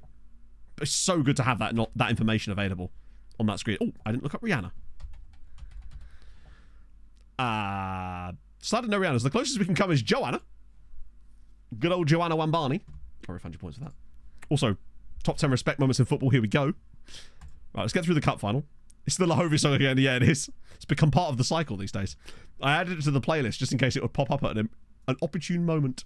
Not that I'm saying this is that. So we've got Lazio in 3 days, so this is rotation. Which is not that. We'll put Perez in. Sauerschnig, Valmir is not rotation. He's a starter. But, opportunity here to start Hubanov as the Volante. Fofana, Valenhout, Leo. Sultan is not rotation. But actually doesn't matter if he starts because he's the goalkeeper and I want to get his match sharpness up anyway. And Kral at right back. Okay. Cool. That should do. Oh, so you asked about good Hungarians earlier. This is probably the best one we've got currently. This is Salt Islay. He's got 15 caps for Hungary as well. And notably got 15 in 20 last season for Gudja in the league, let alone elsewhere. I think he got like 21 in all comps, which is pretty good. This year I expected big things. Don't know how much he'll play, of course, with the addition of Paz and obviously Albi Arifi. Though it does look like they're deploying Arifi on the right-hand side. Petreski, I don't know who that is. In you come. He's troubled. Unfortunate. New Mexican guy, because he's probably going to start in the next game potentially. And not every lineup has to include every single player. Because there is only 11 spots on the pitch. Basically, that's usually going to be the answer every single time. Not every player can play. Only 2-0, but good performance. Pereira scores twice off the bench. Wait, hang on, he wasn't man of the match? Wow. Jeez, Bazama must have had a hell of a game to get a man of the match performance with 1 assist when someone came off the bench and scored twice. I haven't actually, no. Honestly, I've never even seen the first one. Oh my god. What the fuck happened here? Fofana out for 5 weeks. Kral out for 9 days. Sauerschnig out for 3 days. Perez out for 8 days. What is this? Start. Oh yeah, no, he's 4-star, 4-star. Pinedo is right on the cusp of being a starter for us. He probably won't because Pereira will start and Pebbles, but he's new contract. You've got 3 years, 50k. Yeah, you know what? Yes. I'm actually okay with that. That way we can get him through till 48. Louise? That would take him to... Yeah, that would probably be his last big contract, provided he doesn't want moon money. That's fine. Obviously, we'll get rid of these. I hate... Strengthen the first... I swear it just throws those in there for absolutely no reason. Strengthen the first team at centre-back. No. No. No. Yeah. Why? That is literally the strongest part of our team. Silliness. Actually, I might go with 4 years for him. See if I can get 5. Oh, okay.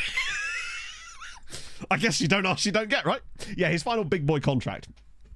This is his, yeah, this is his that. Move to the US. Oh, no way.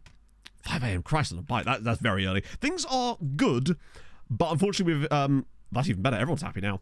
Value drops have hit. For the second time in the save, and as a result, we've been navigating that quite difficultly. But you'll notice here, a lot less upset players. Literally only really, publicly anyway, Jezanovic and Valmir. And even Leo's happy to stay now. So it's definitely improving compared to where we were last year as well. For strengthen the position I play. Yeah, it's like, if I was going to strengthen it, I'd be dropping you, Sonny Jim, you know? Oh, that would be very nice. Fiorentina would owe us 5.75 million if Tenconi plays. How has he played that many games already?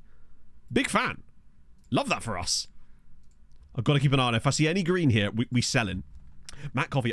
So that much I do know that you've retired, because you'd actually retired, or were about to retire. In fact, here you are. As a scout. A very poor one, but a scout nevertheless. You'd retired or were about to retire as I was recording the last Patreon recap. But I will, I'm re-recording it. Luckily, I made a save point, so I could re-record it because obviously my microphone fucked up. So that'll probably be out tomorrow night. But yeah, you did in fact retire in the end. 602 appearances, though, is nothing to be sniffed at. And the fact that you've at least gone into scouting of some form. Albeit maybe that wasn't the smartest choice. But nevertheless, you are there. Hopefully you actually get picked up by a club and don't just retire as a staff. Starting to miss home and no Portuguese clubs interested. Yeah, starting to miss the money. Wait, how long has he been at the club, Andy? Because usually that doesn't happen unless they've been at the club for a while. Retired at 25. No. You were around for ages. I think you've only just gone, in fact. You were at Sheriff. So after you were released by Wellington Phoenix, you obviously came through us. We then loaned you to Kayserispor for a year. And then we managed to sell you to Sheriff Tiraspol. And you then spent the next 7 years playing in Moldova, which I actually think is kind of sick. 36 New Zealand caps as well. Retired at 33, which is a little young. 12 years. That's actually the perfect time to get the Saudi money, isn't it? Stephen Collingfeld. Now, you were about to retire, I thought, but you actually didn't, if I recall. Yeah, you took a contract at Ayman. I don't even know where that is. Is that UAE? Yeah. So yeah, you finally moved on a free transfer after 18 years at Rangers and are now getting, weirdly, not that much money as well, actually, as it goes. Loan manager. I swear I felt like there was something in the contract when you signed for us about being a loan manager or being a staff member.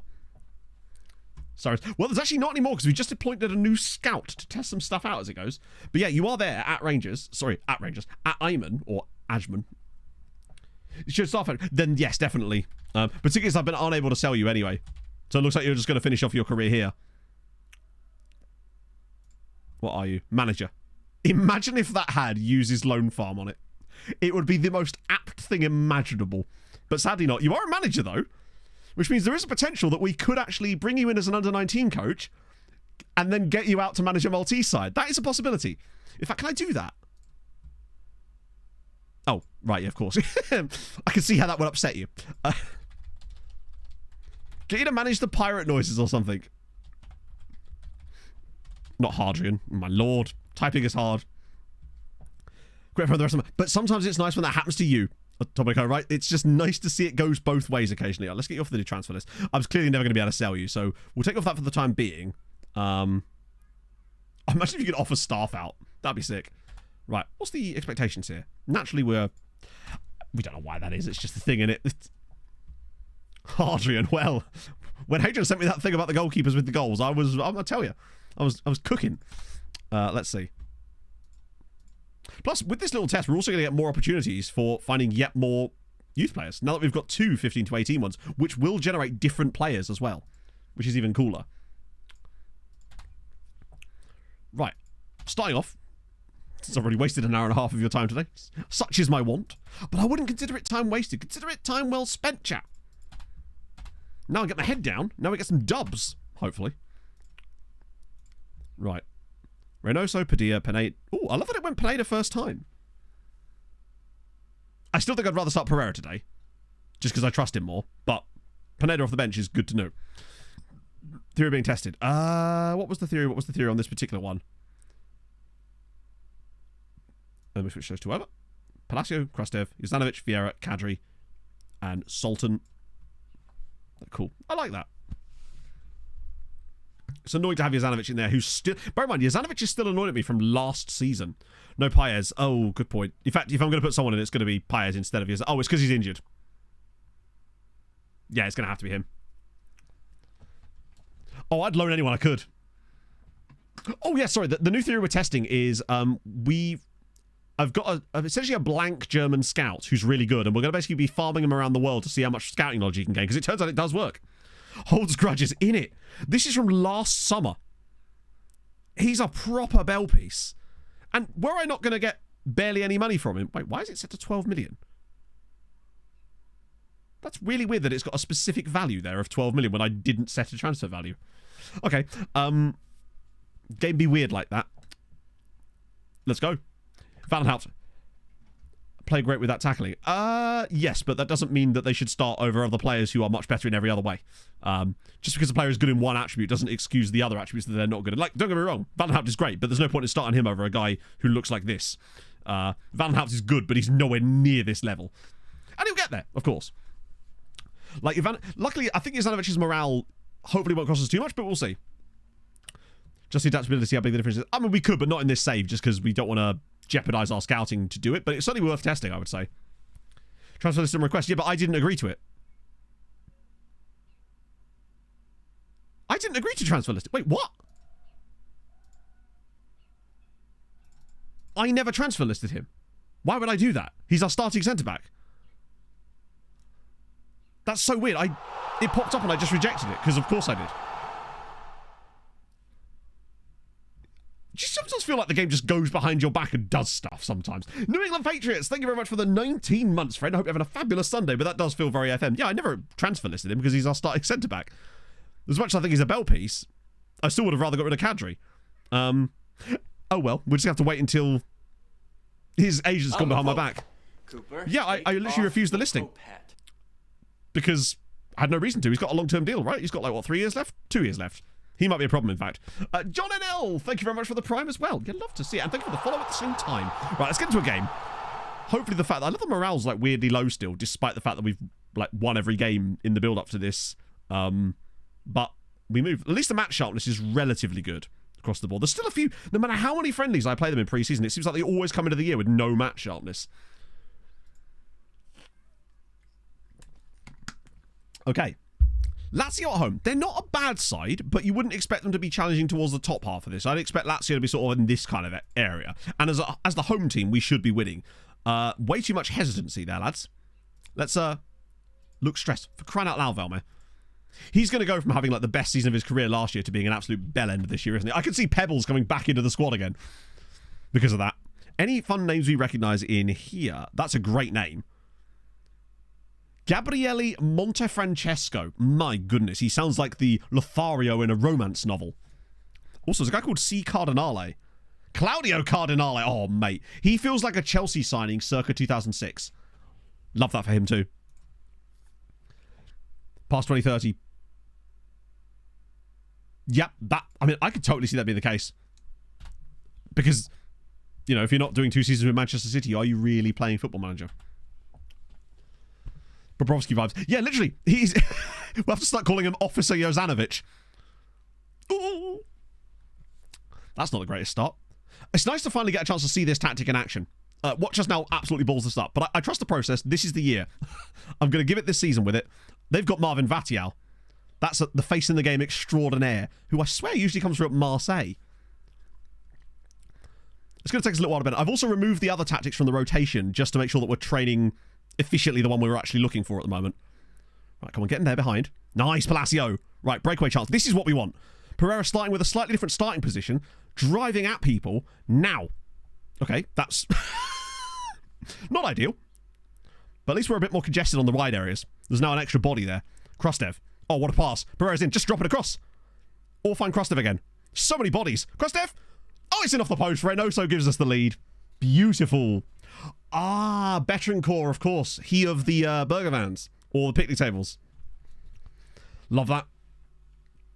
That was a really nice play, actually. Pereira does brilliantly. I'm so glad that he doesn't actually cross that there. This is great from Krastev. Look at that little pick out. On the volley from Reynoso as well. Bottom corner. Bing. Right, 8 minutes in, we lead. Good start. A goalkeeper on, really? I swear they're always outfield players for me. Oh, this is a cool... Reynoso! Oh, he's got to bury that. 17 jumping reach. He's got to get... He has to be getting above that and burying it. But we lead 1-0. And so far, everybody seems to play quite well. One thing I also noticed when I was testing this system on the, obviously, older version of the save was that it seemed like very rarely were we ever carrying anybody. Everybody seemed to, generally speaking, be putting up relatively good numbers throughout the whole thing, basically. Now, admittedly, I only tested it over a smallish sample size, but the results were very, very impressive. Oh, that was poor from us. But we'll see how it actually works long term. Although, I would love you to keep pressing him. Don't let him cross this, please. Okay, that's fine, but... Oh, dear. That's unfortunate. That is an annoying one. Oh, this is actually the first proper game we've played with it, Aaron. That is a really annoying goal to concede. Because that just goes through a massive crowd of bodies. It's Sirens 1, Lazio 1. It's a poor clearance, to be fair. Like, the fact that he's able to... Literally, it's the player that's challenged there. Goalkeeper's not done a great job with that, really. I've got to say that's a little bit on him. But we persist. I think over the course of the game, we should slowly... Oh, yeah, by the way, we actually had a stadium expansion too, which I forgot to mention. So our stadium is now technically up to 19,000. Obviously, in the Champions League, we can only have 17,000 in it because of the seats situation. But it's getting there. Padilla, this is a long way out. He will absolutely go for it because he's Padilla and he always does.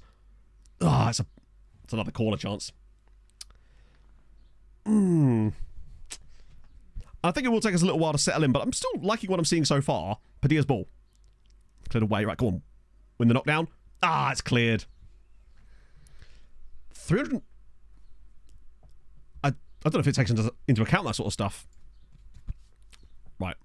Go on. Valmir. Ball in. Jasanovic! Why are those ones always over the bar? I swear to God, you can have a 20 jumping reach, 20 heading centre-back, and they just always go over the bar. Possession's really creeping up in our favour, though, which I think will actually help us as the game wears on. Unfortunately, because this is Football Manager, we have conceded to their only shot on target, but I don't believe that's... I feel like no matter what tactic you play, that's going to happen, as we've seen throughout this entire save. Keeper could have done a bit better with their goal, though, but you know what? It's okay. I trust the process. I think at the moment we're playing pretty bloody well. Just need to sort of work away. The other thing I was noticing about this tactic is it seemed to be generating just really good amounts of shots, both high-quality chances and lower-quality shots from long range that, as you know, do have a habit of just randomly falling in sometimes. He's injured. Let's just see if it comes back. He has taken a knock for sure. I was thinking about taking him off anyway, although we'll see. That's not a bad header, actually. Oh, knocks it down to Pereira. Nice. Okay, now we can drive from a bit deeper. The other thing about having Pereira out wide like that is it feels like his link-up is just really, really sensational sometimes. Flicks it over the top for Reynoso! You see what I mean? These are good chances. That was such a great chance to create there, and he's absolutely wrecked it over the bar. Ah, feck me. That was a lovely bit of play, though. What a brilliant flick on from Pereira. Right, go on, get this ball out on the other side. Those are the sort of chances that Reynoso normally buries. Gert's not had the best day of it so far. Oh, here we go. Just try and work it on this side. Trying to find that gap. That's a pass. They're going to fuck this up, aren't they? Oh, no. Right. Big header needed. Yes. Here we go. Pressure's building. I feel like we're building up to a decent goal here. We're playing some good football. Defensively look fairly stable, even though that goal was very annoying and very FM. Oh, the space is there now. Go on, find him. Here we go. This is where we're at our best with this style. Palacio. Okay, that's shocking. But luckily we got it back again. The pressure's now really starting to mount. Yeah, all of that finishing. Shame the composure. I think his composure's even higher, actually, isn't it? Pereira this time. Still keeps the ball. He's had a very solid game so far, though, Pereira. I do like him now. Here we go. The interchange. Right, find the pass. Reynoso. Pereira. Through he comes. Beautiful. That's the sort of play I'm talking... That's onside, isn't it? Yeah. Sirens 2, Lazio 1. This is the sort of stuff I was seeing in the tests. When they give you a little bit of space, the build-up play is sensational. Everybody's just interchanging, moving into these little pockets. And look at this little ball from Reynoso. Doesn't try to take it on himself. Pops it around the side for the supporting player. 2-1. Beautiful play. And a nice assist from Reynoso. Showing that he can still link things up nicely. And Padilla again in that pocket. Oh, such a lovely little shuffled pass. Oh, it's good. And the creativity's there. Reynoso with the ball in as well. That's poor, but we can get this. I think if we grab a third goal soon, which is definitely possible. Oh, Reynoso. Padilla. Go on, have a shot, son. Ah. Oh, go on, Reynoso's going to bend it. Oh my God, what a goal! Sirens 3, Lazio. And this is what I meant about how it creates good quality chances, and it still creates those chances that are slightly more speculative. Keep taking corners. We don't seem to be able to stop it, unfortunately. What a finish that is. Although, you could argue, so we can do things like that. Sirens 3. Oh, this is what I was trying to explain. So you get good quality chances, but you also still get those. And I feel like we found a really nice balance now. Yeah, I don't know what... Maybe there was a guy in the way of the shot or something. One thing I've also started stopping doing is actually praising players when you're 2 goals to the good. I found in my test that it was actually causing more harm. And by not doing it, they actually seem to maintain a higher quality mentality. Weirdly. That could be apocryphal, of course, but hey. Saves me pressing more buttons, right? We'll get Sousa on for a little bit. We'll go with Sauschnik. Padilla's been fine, but I want to try out Holub. And now honestly might be the time for Valenhout. 3-1 up, we should be good. Let's get Palacio off for Lahovi as well. Just keep it sensible. Yeah, Viking got in there, which is dope. Quite tight. Oh, we could try. I think I've got one more sub, haven't I? Did I make 5? Ah, I did make 5, my bad. I should have taken Pereira off, you're right. Oh well. I reckon we can go on though. I think we could win this game like 5-1. Once the momentum starts to come, you'll see what I mean. Holub now into the box. Body's in the box. He's got... Oh, go on. Pull it across for someone. Lahovi. Loads of room. Oh, it's off the post! But what you saw there, where Valmir got to, that is the sort of chances and the positions he was getting into in my test. That's why he scored 11 goal contributions in 6 games. Because he was getting into insanely good positions, but just weren't quite as far forward. So he was often arriving late in the box, which meant that he was really hard to pick up from the defenders, and it was absolutely brilliant. That's what I was enjoying seeing. Andreas, thank you very much for the follow. Hope you're having a fabulous Sunday. Pebbles, I think he is still big at Bellend, yeah, but so is Valmir. So Pebbles will get a bit more game time this year, I think. But like 19 shots, 10 of which have been on target, complete control of possession, 3 goals scored, just a complete sort of really solid performance. And that's the sort of stuff I want to see.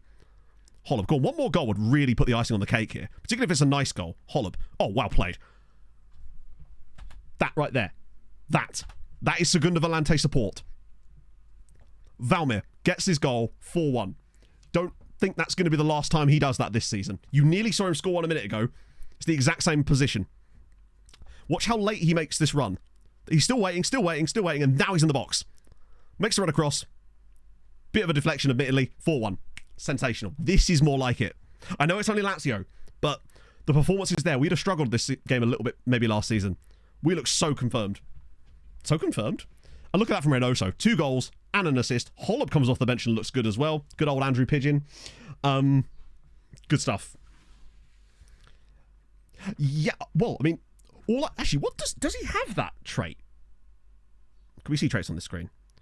Tries long range passes, dictates tempo. He doesn't, but for whatever it is, we look so Catholic. Oh, that's beautiful. It's got every type of goal in it. It feels right. Strong start as well. Love to see Reynoso scoring goals. We don't have to worry about, like, Pereira still look good even off the right-hand side. Valmir looks great dropping from deep. PSG just got absolutely clarted by Bayern. So we are the Catholic daddies now. Exactly. More money for us, which is great. Reynoso got a 10 out of 10 in that game. Everything looks balanced, and that was what I was trying to go on. When I was looking on Rate My Tactic with our original tactic, it pointed out some flaws in it, which is basically what I tried to do when I tried to build this, was to try to plug those flaws. And that's what I believe we've done, potentially. Now, obviously, that's just guidelines and like pointing out little things you could do better, and I think we have.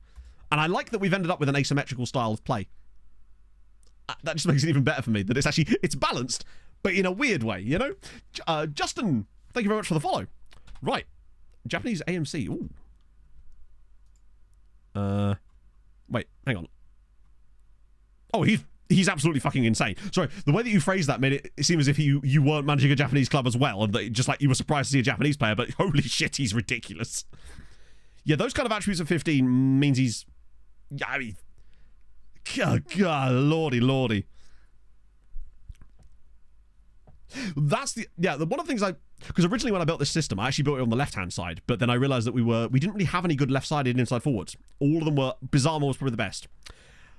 Whereas... This year... to allow us to unlock Pereira, basically, I felt like we had to use it on the right, and I feel like that's the right play. It's good you came in summer. He's already got 3 goals this season. In winter, it can get very different. And I think he's only going to get better. It's exciting times. No Arifi. Maybe he could have been unlocked there. Who knows, right? Jetki69. Nice. Thank you for the follow. Ignore the downward arrows. That's just because he's tired. Also, seems to have gained a bit of value. I swear he was worth 5 million a minute ago. We haven't had any more bids on him since. Well, I guess that's a tiny bit of value gain. Little Kagawa, yes. Yeah, he's still very good. And remember, still only 22. That's the most important thing. If it works, then it works, exactly. I mean, I could see us, if he found a really good left-sided one, having a reverse version of the tactic. Egg Mimo, thank you very much for the 4 months. How's it going? How is your Sunday going? And I genuinely as well think having a goalkeeper that likes big matches and is world-class too is going to give us that little extra boost in games. Now, admittedly, he has conceded the only shot on target so far in the Champions League. 800 grand for that as well. How many 5-star players? I think it's only 2. It's actually just the one. It's actually only Vieira. But look how many guys are so close to it. Like, all of these... Oh. Hello, FM? It's being a bit weird. Won't let me select multiple players with the drag. All of these guys, there are 18 players that are 4-star CA or higher. I mean... We're stacked, basically. And that's exciting to me. Celtic versus Viking. Go on, Viking! Nothing against Celtic, but I want Viking to do well. It'll be fun. It is a world-class team, yeah. It's kind of reached a point of no excuses, right? Okay, some teams taking some points off each other here. Also, Celtic and Rangers both in this group. So that could potentially get Scotland some extra points. We've actually... Oh no, we've actually lost ground to France ever so slightly, but luckily Thursday's here to save the day. Oh, speaking of Rangers, that's convenient. Out of interest, anyone there? Jimmy Shanks. I'm certain that he's a face in the game. I feel like I've heard him before. I do. I hate him personally. Not just him, actually, Anarith, but his family as well, and his future childrenation. Childrenations! His future generations. That's a new one for you, chat. Childrenations. Harlow reports on Fogerio Seni. Okay. Has benefited from the... Well, okay then. Has benefited from his individual focus. Good to see it. Things you'd love to see. Childrening a nation. Right. Zabar away at Harjuk. Hamren hosting Club Brugge. And Nope. Not Sweetie. I'm so used to seeing Sweetie in here. Goodyear away. Come on. Points for Malta. If we got all three of them through in the Conference League, that would be dope. New contract for Badia. Oh. That is very annoying. I was really hoping to try you soon. God damn it. But I am. Hate them. Hate a lot of them. I don't. I love the Spaniards. But not today. I still kind of do. I don't really care. Ooh. I mean, that's icky. That's very icky. They also missed a penalty. Hang on. Wait. Are you telling me that they only create like 0.4 XG then? Oof. Luckily, Zabar are cooking. What did I tell you? I don't know how they're doing it, but they are doing it. They get the win away at Hajduk Split. So Goodyear with a really good draw. Like a 97th minute equaliser from Zolt Islay. Out of interest, did Arifi play in this game? Bad news. It seems that Arifi didn't even make the bench in this game. That Adrian Lacarac could be a concern, yeah, for sure. FaZe James, thank you for the follow. And where's... Did they not register La Paz either? 2 goals for Benson, this is true. But no, he's still only 21 in fairness. But the fact that I've never seen any major interest in him from sides outside of Saudi and us, I still think we did the right thing on him, but I'm going to stand by it. Hello, Dan. What do you make of Polinia leaving? I didn't get a chance to ask you about this last stream. Too late to register. I assume...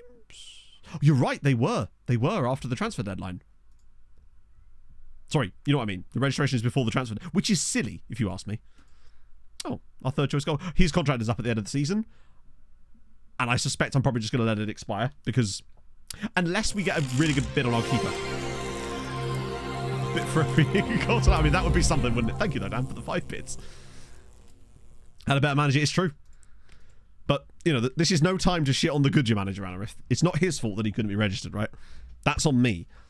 But, you know, whatever beef you may have with whoever the Goodyear manager is these days. Who is the Goodyear manager? Kervin Vargas. That's between you and him, right? You settle this like men. By bitching online. Like the rest of us. Right. Sweetie will rotate. It's annoying that we can't start Pinedo, because I would have loved to have in this game. I agree, Dan, that the money still felt very cheap, considering what he is. It'd be nice if we could get Andre, though. Although, I'm still not sure he's the exact same type of player. We will have to change a little bit. Hello, Callum. I am doing well. New tactic seems to be firing, which is good.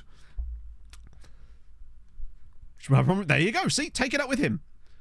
I direct you to my complaints department. I would pick up the bin, but it's just too far away for me to reach, and I'm a lazy bastard, because it's a Sunday. We're working on reduced hours today. Well, except we're not, because we're doing the normal street length, but that's beside the point. Bamber at left wing back. That's inventive. And I don't hate it. He has got high agility. Straight to the first team. Is he actually good enough for your first team? Like, what was his CA star compared to the other guys? Mike Bass's alternative. There you go. I just need Benson and Hedges in and we're ready to go. Wait, Gert's not starting. Hubanov is. I feel like Hubanov's actually going to get quite a lot of game time this year, which I'm fine with. More game time for Valenhout. I will start Rodriguez for this game. And by him, I mean Gutierrez. And I've been calling him Rodriguez the entire stream. I'm so sorry. Losing Elisa for 50 million is up there. Yeah, no, agreed. It's a release clause. Yeah. I guess when you get him because of a release clause, I suppose. And you still make profit, but it still sucks to lose players like that, because I would have loved to have seen a full season under Glasner with Palace's like squad as it existed at the end of the season. I think that would have been fire. They're so fun. It's good business from Bayern. I don't begrudge Xiao going. Like, at the end of the day, he deserved his move. no hard feelings there. It's just hopefully we can actually be sensible in our transfer planning and get someone back. You're like middle of the season, you mean, Hadrian? I'm really annoyed that Craig Bellamy didn't go with him, though. I think that would have been funny as fuck. Have a video with player instructions for the tactic. No, that would be a bit overkill. But I will put the tactic as part of the new tactics pack soon, John, though. I haven't had a chance to do it yet because I wasn't sure exactly if I wanted to persist with it. But I think I will do. So I'll add it to the tactics pack soon, so you won't need a video. You can just download it if you want. 124. Oh, PA's 157. That's so disappointing. That's so disappointing.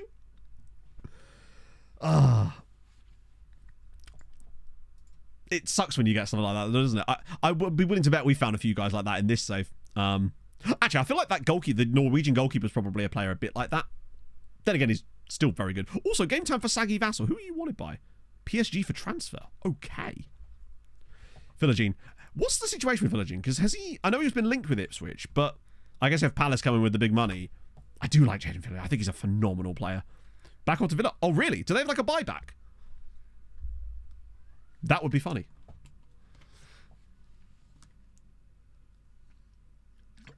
That would explain it. He's very raw, but he's so good. That's a really strong performance. Sauerschnig with 2 goals. Sorry, a goal and 2 assists. Perez still underperformed. We could build the most optimized meta-ass tactic and Juan Jose Perez would still find a way to underperform it. Case in point right here. Drive up the price. That's very shithousery, actually. Yeah, I like what some of the stuff Ipswich have been doing. I'll have to give you points back for Benson Hedges. Reverse look. Oh, shit. I have to make sure I can read these. Boom, boom. Brian Pierre-Louis. I mean, 1, he's excellent. 2, Haitian. Sensational. Always a fun bonus. And you. Oh, Brenner. Brenner Alfani. What more do you want? You can't go wrong with Alfani. Pre-negotiate terms of this on home. Yeah, I mean, that's the benefit of those buybacks, I suppose, when you... How much did they sell him to Hull for initially? If you use it, that's even better. Get 13 minutes. That's pretty good still, I guess. Wow. Surprising, actually. Done that for his long throw. Hey, get him back at Stoke. I say back at Stoke. Get him to Stoke. 5 minutes. That's not bad if you're making some profit out of it, but obviously you'd still rather keep him, of course, yeah. I just rarely ever seem to see Fulham linked with anybody. It's just disappoint. How many guys out on loan? It's less than it was last season because obviously we've finally started moving over some sales. It's still a lot. It's 280, 81. But it has dropped a little bit as we've managed to finally make some sales for to other Maltese sides to start bolstering their squads a little bit. What is our financial situation looking like now? It's still okay. FFP is still 40 million. It's next season when FFP is going to be a problem. So we better hope that next year we actually get some decent values because we could be in real trouble next season. And I might actually have to sell the first hype. I might have to sell the first massive bid that I say the first. If something happens like with Gert this year or with Vieira last year, I might actually have to sell that player. And I don't want to do that for obvious reasons. But if we're in FFP trouble next year because the values are still in the toilet, then we may not have a choice. Find Iwobi last year. True. And I like that signing. I think Iwobi has been really good this season. But I hate how late we leave our business most of the time. That's the problem for me. Vincenzo Italiano. Oh, Trenchant. I must admit, Dan, at the time I was a little bit surprised just because of the sheer price, but, you know. But I've been super impressed with Iwobi this season.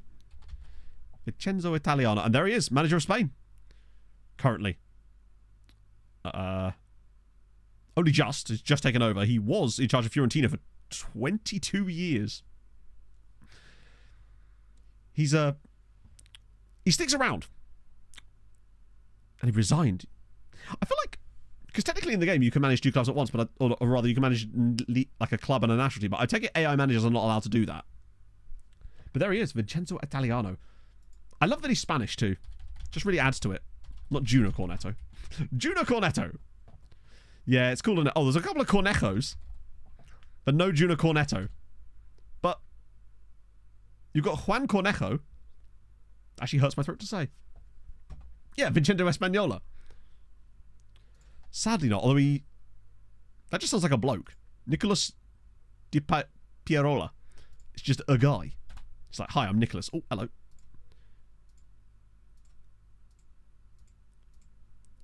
want to make sure. So wait, it reshuffles these, doesn't it? So it's that one. That's Dominic Vollett's one. He's already got lots of options for us.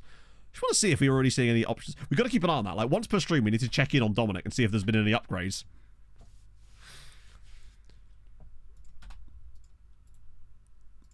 It'd be nice to know that that's still at least possible. It would allow us to fill in the map a little bit closer. You are retired, James, unfortunately. You retired to become a scout after a single season at Stockport. Technically a single season of actually playing. You did play a lot during that single season and ended up with 602 appearances. But ain't nobody going to be getting more appearances than you. Sorry, there's one player that's going to get more appearances. Wait, you're actually decent. You're certainly better than Matt Coffey, who we looked at earlier. Sorry, Matt. Like, you're certainly not horrendous. So we have no more space for scouts right now, and we can't really afford to get James in yet, but definitely one we could bring in the next time one of our scouts leaves or retires, just for the memes. A mid one, yeah. That's okay, though. But yeah, the most appearances is Jack Turner, who I think is actually still playing. Oh, no, he's gone as well. Jack has also retired, but he had 707 league appearances. He's gapped everybody. Never redeclared for Andorra, though, which is the most sickening thing of it all. We're still playing for Stoke up to last season. Your coaching stats... not great. Fit, though. The game has called you fit. Take it. He's got that Andorra knowledge, and that's what we really, really crave at this point. Right. Reynoso, Pereira, Padilla... no. Wait, why has Jovanovic got better morale all of a sudden? I'm not knocking it, I'm just surprised.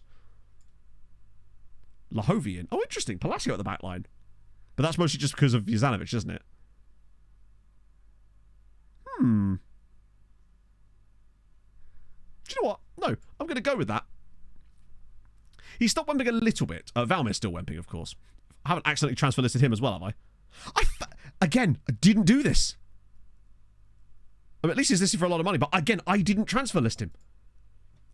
I've rejected both of their transfer requests. Yeah, no politics in chat, please. You know the rules. Let's not get down that fucking rabbit hole. Thank you. So... yeah, that's twice now that's happened as well. With the players that have asked to be... they've asked for transfer requests, and I've rejected them, and it's just transfer listed them anyway. And said, by request. That's new. Disappointing. I don't think it really matters, but it is a little bit annoying because I feel like it's going to make it harder for me to now take them off the transfer list at some point and harder to extend their contracts, and I kind of want to. What if it does just overrule you? But then what's the point in having transfer requests if it's no longer a request? Right. If it isn't a request, then it should just be a transfer demand, right? Right. Okay. Better for his role than his counterparts. Hey, fair enough.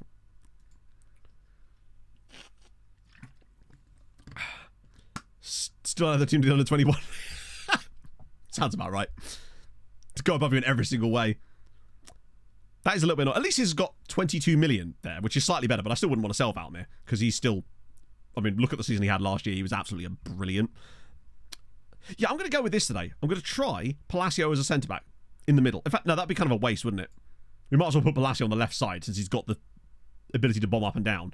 We'll drop Jovanovic out for this one, because he wasn't great in that first game either.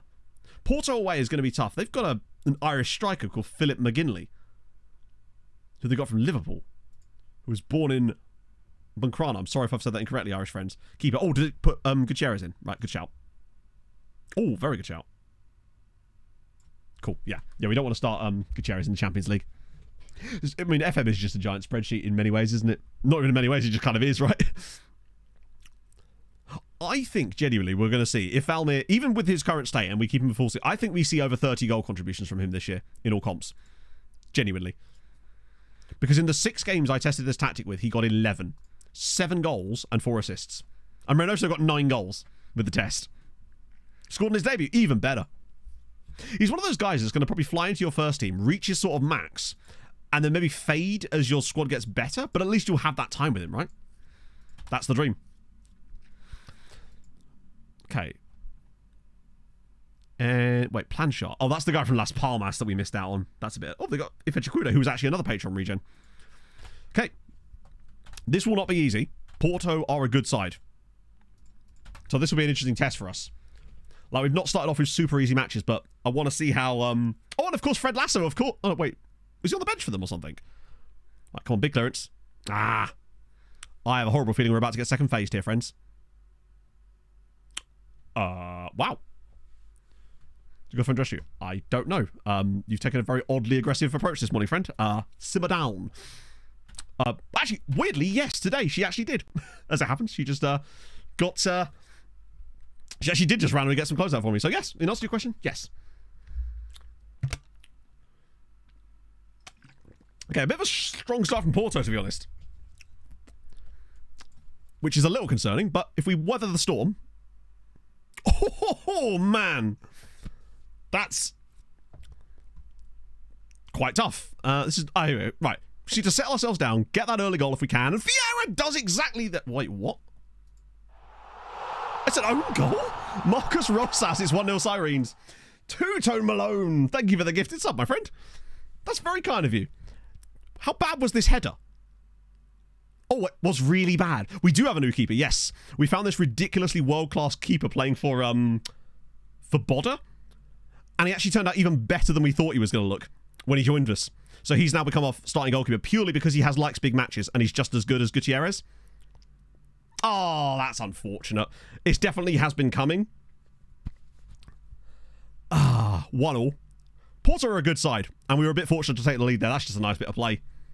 Krastev does well to win the ball, but the moment he doesn't get it on the second attempt, that was over. It's a good first touch from Mimala. Oh, it comes off the keep. Unfortunate. But Porto have started strongly. We're a bit fortunate in this game so far. This feels like one of these ones, if we get out of it with a draw... Wow, they've really started well. They have got an injury to Linda. So that might help us a little bit. Who's really letting us down here? Reynoso's now hurt. That is really not good.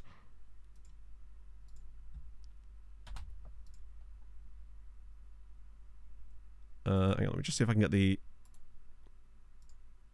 Let's fire up my feedback. I think we might have to take him off. So if we had the other guy, I would just bring him on and put Pereira through the middle, but we can't do that really. Well, we can. Oh, this is going to have to be Perez. Friendo, I am trusting you. Do not let me down. Vida up top is the dream. The reason I'm saving Bizarre is so we can play him off the right-hand side later in the game if needs be, but we'll see. Still only 1-1. Oh, hang on. Go on, Krastev. We've got bodies in the box. Ah, it's a... Wait. Oh, wait. Porto are trying to concede a goal here. Oh, it's hit the bar again! Every single time, though, it's hit the bar. Good God, man. Looks like we're going to get... We're lucky, honestly. I think that Sultan's actually done a really good job in this game. He's the only one keeping us in this currently. Right, come on, lads. Better. Second half is required. Yeah, literally every single action was a complete train wreck. Which is crash and burn. To be fair, neither am I, Two-Tone Malone. As you'll see from what's happening in this game, we are struggling a little bit. They've made a first half sub as well, but it wasn't Linda. Weirdly. They've actually brought someone else on. I would be very happy if we got out of here with a draw, honestly. We're not playing well. Now, I might be able to rectify that with substitutions and simply changing the personnel, but we will see. But Porto look pretty beefy, honestly. Ooh, okay. This feels like a weird highlight. Already some rather strange decisions, and there we go. That doesn't mean we're going to score off this play either. I could easily see us throwing the ball away randomly in a moment. There it is! And we get it back again. Right, there's definitely a goal coming off this. I can feel it. Way too many weird decisions being made in this game at the moment. Someone's definitely going to score, and I don't know if it's going to be us or them, but something's definitely going to happen here. There's no way someone isn't scoring off this play. Come on, get a toe in. Something. Anybody. Canonico. There it is. There's no way that wasn't going to be a goal. It's Porto playing well. Way too many random bits of play in that one where you can guarantee a goal. I feel like we had a chance. Like, gotta get a leg in on it there. It's a great name. It's actually a really good first touch. Yeah, no goalkeeper saving that. That's a shame. I don't think we can really blame the keeper for that one, though. Porto have been the better side here. They've just turned up when we haven't. Pereira's been really poor today as well, actually. We've just not been very good. That'll happen sometimes.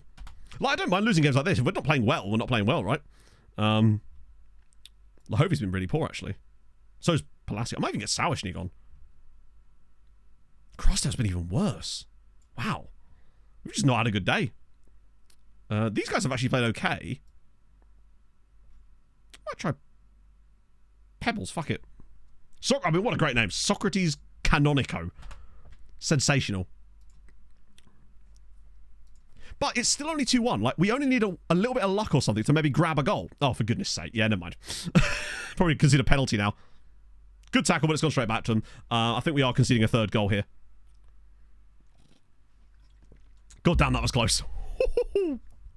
It still feels possible that we could get a random equaliser in this game. And if we do, it'll be because the goalkeepers kept us in it. That's nice play, actually. That's really nice play out from the back. Oh, go on. Look at this play. Now he's got the overlap from Sawashnik. Can he find him? He's going to go all alone. Bizarma. Sawashnik. Oh, go on. No! Oh, God. Fan fiction. No, he is. Way better. That was lovely play. Nice little breakaway. Probably deserved a better finish. I have a horrible feeling, though, if that is Palacio or Lahovi, that's probably a goal.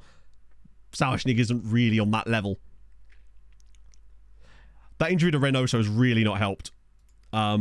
Perez has definitely got a miss in him somewhere as well. Keeper's still overperforming a little bit today, though. So it's good to see. Like, we've just been really poor. Okay, good. Right, breakaway chance again. What are you doing? Yeah. At least, like, we can still see that this game was going to be one we weren't going to win just from the way the play is building up, but at least it was a case of the goals aren't bullshit, right? That's just nice. Oh, okay, never mind. Sorry, we are going to get the silly bullshit penalty at least. Just to really rub it in a little bit. We are still going to get that, though. Ah, dear. All players spent time searching gone. Really? Wait, does it clear out all your... What, because of, like, embargoes and stuff? McGinley versus Sultan. It's 3-1 Porto. Ah. This is one of these games. It's like we haven't conceded any nonsense. We've just... I mean, the second goal, we knew there was a goal coming. Could have easily been for us as well, though, right? Yeah. Porto have just been ridiculous. That's insanely good. Like, it's rare that we concede that many chances against anybody. It's just not been a very good performance from us today. The injuries have certainly not helped. Just really tough performance. Porto were decent, but... at least it wasn't a 90th minute penalty. Yeah, exactly. I still don't think our goalkeeper played badly. It's not like this was his fault. We just did silly bollocks.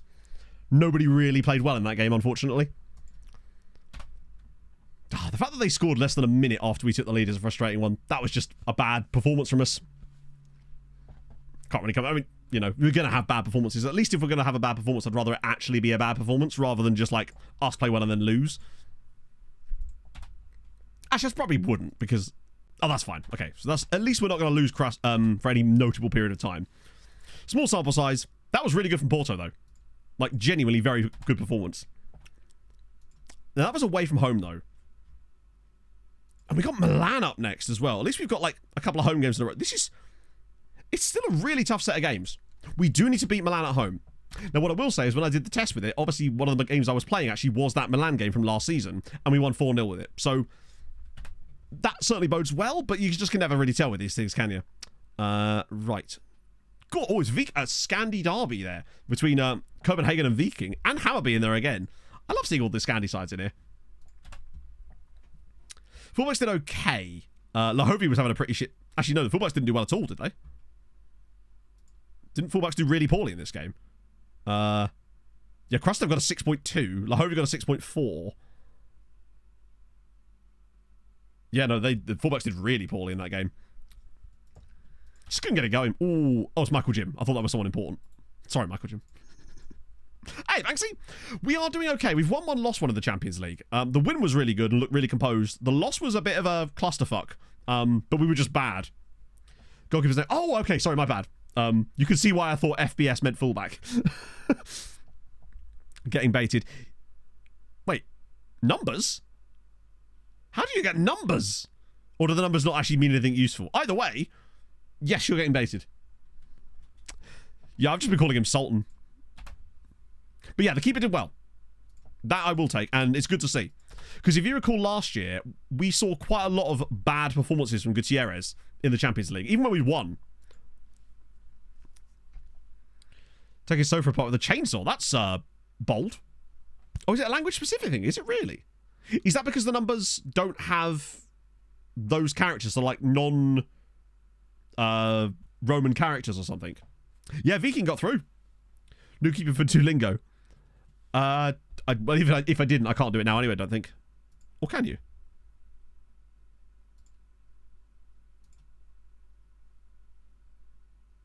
Oh, no, I can. Only 30 grand for a Duolingo course. Get Pimsleur, lads, eh? Right. Okay. Conference League, of course, tonight as well. Birkirkara hosts Sevilla. I mean, the rest of their games are quite good, but that one ain't.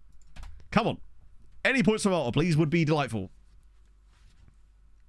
1 to 10 Italian. Oh, okay. No, I kind of like that they've mimicked it for different stuff. I prefer that to the letters. They're all kind of meaningless anyway, right? Oh, that's not good. That's really not good.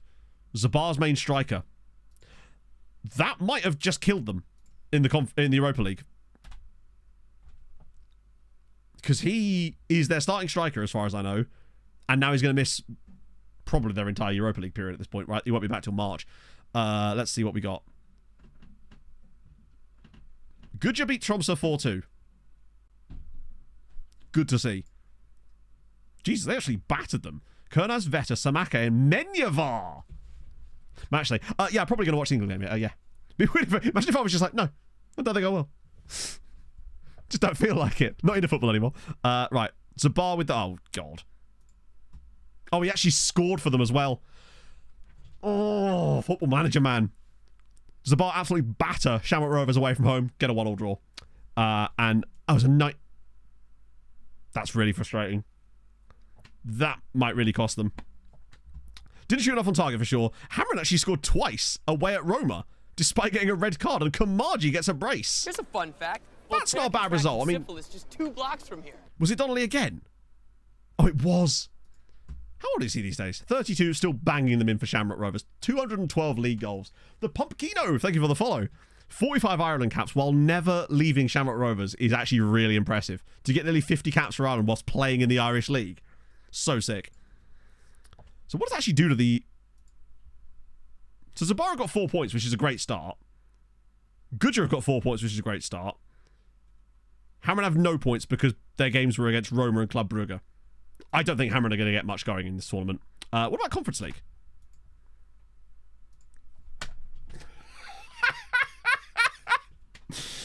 They're cooking. Birkirkara 1, Sevilla 0. Kieran Warner, and what an absolute batter job that was. They should have had more.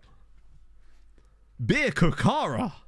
Oh, okay, I feel like this could be the year. Remember, their squad just get better and better. Look at this team. Bogoa, Kmichik, Gudmundsson, who would play for us. He's a legit boss. 19 jumping reach on him. Muiti is now permanently there. Kurtesh as well. Phenomenal player, Hungarian international. Kieran Warner is astonishingly good. He's got everything the match engine loves. I think they go deep this year. Staver's still brilliant. Palacios. They've got players. Yeah, Gudmundsson is ridiculously good. Like 14 acceleration on a player who's 6'6" and has 19 jumping reach. He's incredible. We paid $2,000 for him. Doesn't like big matches annoyingly, which is probably the one thing that holds him back, but what was his personality? I didn't actually see. But either way, he's absolutely ridiculous. So coefficient-wise, that's really good for us, right? God, look at Serbia. We're still behind France on the year, though. But we're keeping track of France, which is the main thing. I can totally see Birkirkara getting drawn against someone like... Who's the English side?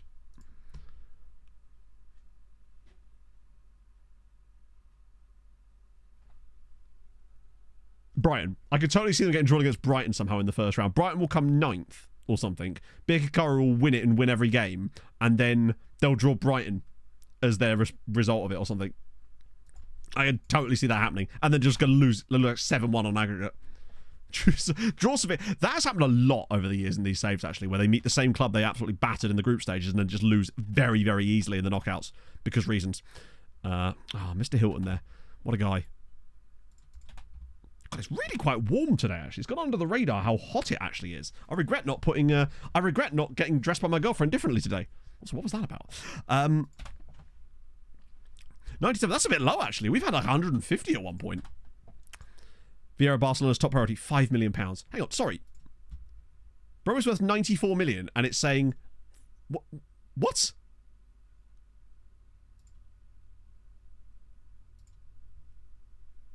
Wait, why is everyone suddenly worth loads of money? Am I just randomly kicking on all the players that happen to have weird stuff set there? No. That is funny, though, that even the game considers Vieira to have a value of 78 million, and yet it's just lying, isn't it? It's just outright telling us that it's cheating. Goes over from breadwinning. Yeah, damn right. Exactly. I'm living a life of luxury, don't you know? I'm making it warm. It's all my energy, man. It vibes off me somehow. Oh, right. We can actually play quite a nice strong side here, can't we? But apparently my assistant has no interest in doing that. But I do. What I might do, though... I want to see what this looks like with Gillet there. Hubinov. Yeah, actually, you're probably right. Wow, he's far down the pecking order. Vandenhout. Yeah, it's annoying that he's not on the bench. I will not... Actually, no, I'll put him instead of Paez. Jeez, he really is quite far down, isn't he? Hello, Inferno. Graduate on Tuesday. You love to see it. That's awesome, though. Congratulations, man. Hello, Brazilian Fury. Life is all right, you know, plugging away. Just getting through the year, I suppose. This is PS5, I'm going to be 10 for it. As much as that, this is almost like, hey, you see that brand new car? I'll give you some, like, lint from the bottom of my pocket for it, you know? Yeah, that'll do. Quarterfinal Linguini.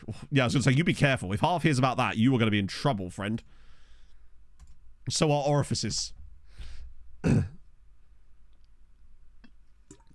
Exactly, just stream it to us in the Discord and then I can show chat. Problem solved. She's probably just randomly lose with the full strength side. 4-0, okay. Oh, God. Pereira with a hat-trick, though. Off that right-hand side is good to see. 2 more assists for Padilla. That worries me. Foot injury as well. Hubinov did get a goal, too, which is cool. Once again, more of the Segunda Volantes contributing. Loan renew date is the 2nd of June. If you do dates in chat, it will actually tell you, I think. Let's see. Yeah, look at that. Look what I did. You'll love to see it. Pereira has hit the ground running, though. He's got 6 goals already this season. That's good. And that's all playing off the right, isn't it? Oh, no, he did play 1 game as a striker. Oh, no. When did he do that? Oh, that was when he came off the bench, wasn't it? Have I tested it? Yeah, exactly. I do need to make the one for the filter pack. I forgot to actually make a command for the filter pack. I just made the filter pack. I think. Yeah, because I don't know what the hell I would have called it. Or I called it something stupid. Now I'm starting to wonder if I did or didn't. I'll have to have a look through the Nightbot commands. I don't think I did. Bunch of friendly bit. Exactly. Everyone should have dates, damn it. Missed out 1st of May. What? 1st of May is like literally the first date. No, I didn't. How dare you? I will not take this slander. Fictors. It could be, yeah. Fictor Crumb. Right. Portugal set if I get the playing time I agree to. Oh, nice. I just chose a random option and it worked. I think it was the one about we're in great form at the moment, which isn't even really true. So, my lies were successful. More goals for Warner. Sweet, you've started the season a bit mid again. Who did they lose to? Oh, us. Right, okay, that's okay. I'll forgive you for losing to us, right? We are quite good. I'll let you off on that one. Right, this is that annoying bit. What skin? I'm using Saz24. If you do exclamation mark skin in chat, you'll get like a download link as well as other various accoutrement. I don't want to schedule a friendly against Sweetie. That would be bad for them around. We'll go against Ormy and where my pirate noise is at. Why can only... Fuck it, we'll just play against the... We'll play against Nissa again. Their new manager. Their new manager is actually the former Goodyear manager, I believe. Is it him? Oh, that's not the right button, Matt. Yes, he is a good United's former manager. Mikhail Shevchik, who's actually a really good manager, which is what I really like about that. No, Stack is in charge of Hamron, I think. Yes, Anton Stack is Hamron. We're getting there, though. Lots of those. Yeah, there's a lot of... But we want to see the 4-2-3-1s, to be fair, because we know that's meta for the AI teams. The last thing we want is a lone farm manager that plays a really obscure tactic that we know won't work. Like the first guy that we got as a lone farm guy. I can't remember who it was. But there was just someone that had a batshit... It wasn't batshit. It was still like a default tactic, but one that we know doesn't really do very much. Was Anton Stack? Oh, you're probably right, actually. Is it Stack? Ah, yeah. Maybe it does work. I do see some teams play this system against us, but I'm just not a big fan. And then again, 55% win rate. I mean, it helps when you've got half of your squad on loan from us and who are all world-class players. He's actually quite a good manager as well. But I think it has helped Hammond a little bit. They definitely have taken a few more loans since he came in addition to, obviously, all the transfers they've been making. Because they have done a lot of that too. Likes to target forward. It might be something to look at. It might be tough to maximize that over time, but can't hurt. I just want to see something I say, like, minimal or something on there. Not very good. That means you're winning over half your games, right? I mean, what's Biki Kara's matches profile? 52. Good just manager. 61. Holy shit, Kerwin is cooking. What about... Who is the other one? Zabar? Who is their manager these days, anyway? Oh, it was Lozano, 46. What's mine? Mine is 75, I believe. But then I'm also me. So, I get a little bonus. Is it 75? Yeah, 75. We've scored... We've just hit the 3,000 goal mark as well. 1,000 games coming up soon.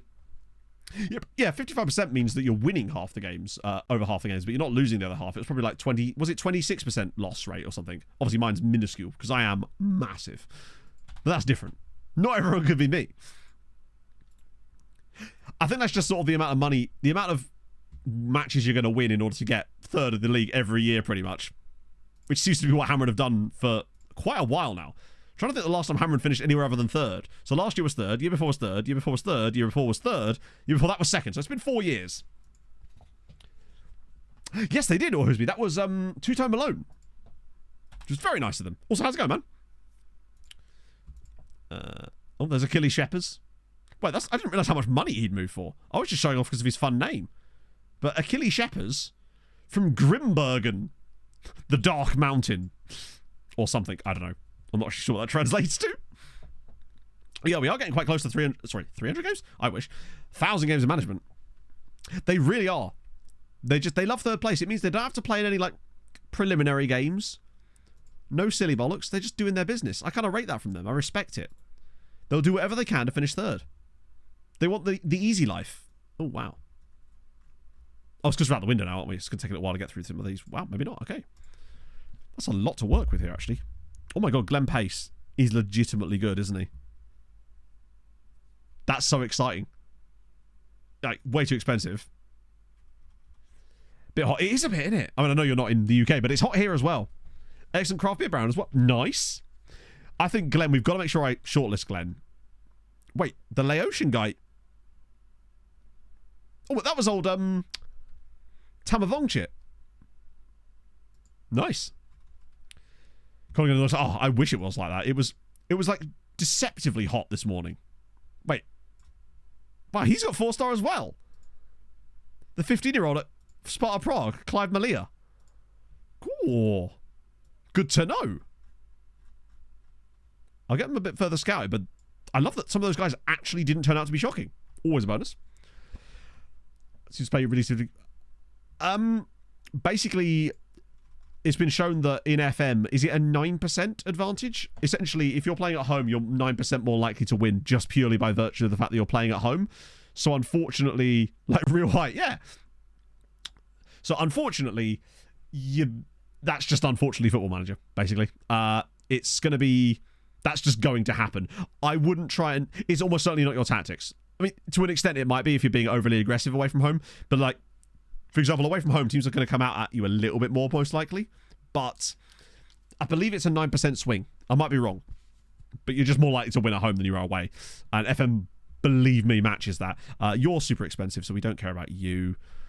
You're facing the game. You're at Corinthians, but worth a little looky again, I suppose. Although I'm apparently already scouting you. Don't like the physicals. Some good technicals, though. Just don't really like those physicals on him. And it's quite expensive. You're very expensive. You I've had a look at for a while. I really do like Fulvio. I hope, especially with this new tactical setup, I think he could be a really fun option in that position. Particularly with the passing ability that he's got as well. I think he'd be really cool. But there's no way we can afford to sign him right now. I thought I already got rid of you. There's a guy, Gruither. Oh, there is Cesar Morales, too, and he's Guatemalan. How do you set up away? I set up with the same tactic. I just build a tactic that is in theory going to work at home and away, which is just having a balance, basically. Now, admittedly, our last game, we did just get absolutely hammered by Porto, so maybe that's not working so well. But I tend not to do home and away tactics because I find that I just don't like them. I like to try and build one tactic that's going to work for me, generally speaking, across the board. Poached from Nueva Concepcion. Bit like a England flag, such a cars. I know. Like, where's the cool car flags that were always in the reverse windows? I used to have those in the car as a kid. Not my car, obviously. I didn't drive as a kid. It was my father's car. So there's Nueva Concepcion. What a badge. Is that a tractor? Friends, a tractor is on the badge. And some palm trees and an horse kicking a ball. Big fan of the tractor there. That's sensational.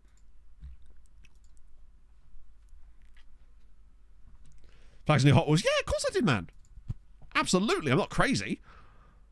Tractor Beach Horse. Yeah, that's what it... So if Inferno was here, he would tell us which he is, of course.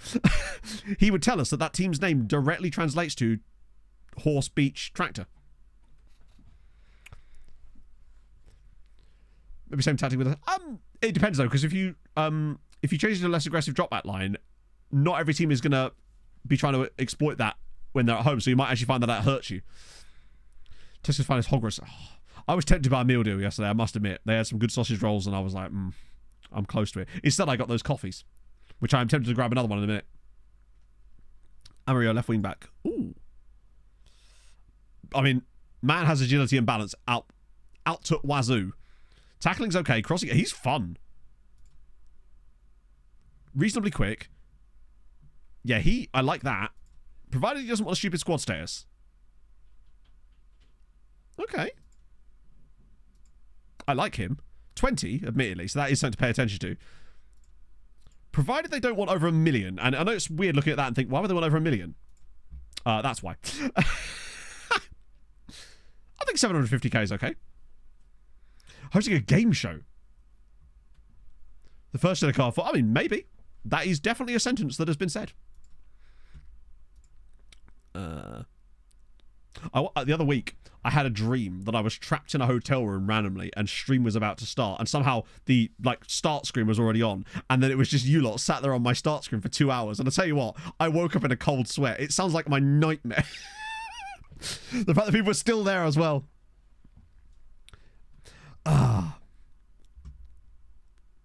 You probably... It wasn't a dream. The only day I set an alarm for streams is on Sundays, because obviously it's an hour early and I'm just afraid that I might oversleep slightly. And I just couldn't bear the thought of rushing around trying to get things sorted before stream. As it happened, I ended up waking up an hour early today, because naturally when I set an alarm, my body's like, no, fuck you. You're going to wake up even earlier, bruv. These guys look painfully mid. And unless they were under 100 grand, I don't think they're worth it to us this season. Actually, I want you to have a look at Tisserand. Oh, he's way too expensive. Holy shit. I thought he was between 900k and 1 million then. That would have been dope. Yeah, I like Marcus Amaria, though. He's fun. A lot of broken legs going around. There's a plague of broken-leggedness. I won't stand... Oh, youngster. For 20 years old to command youngster is delightful. Does make me wonder if he's shit, though. Told me he was streaming the stream for 5 seconds and then stopped. And told me never... but now you've got him on it. You've got the evidence, officer. Habib Bey versus Leighton. Habib Bey, what a player from the past he is.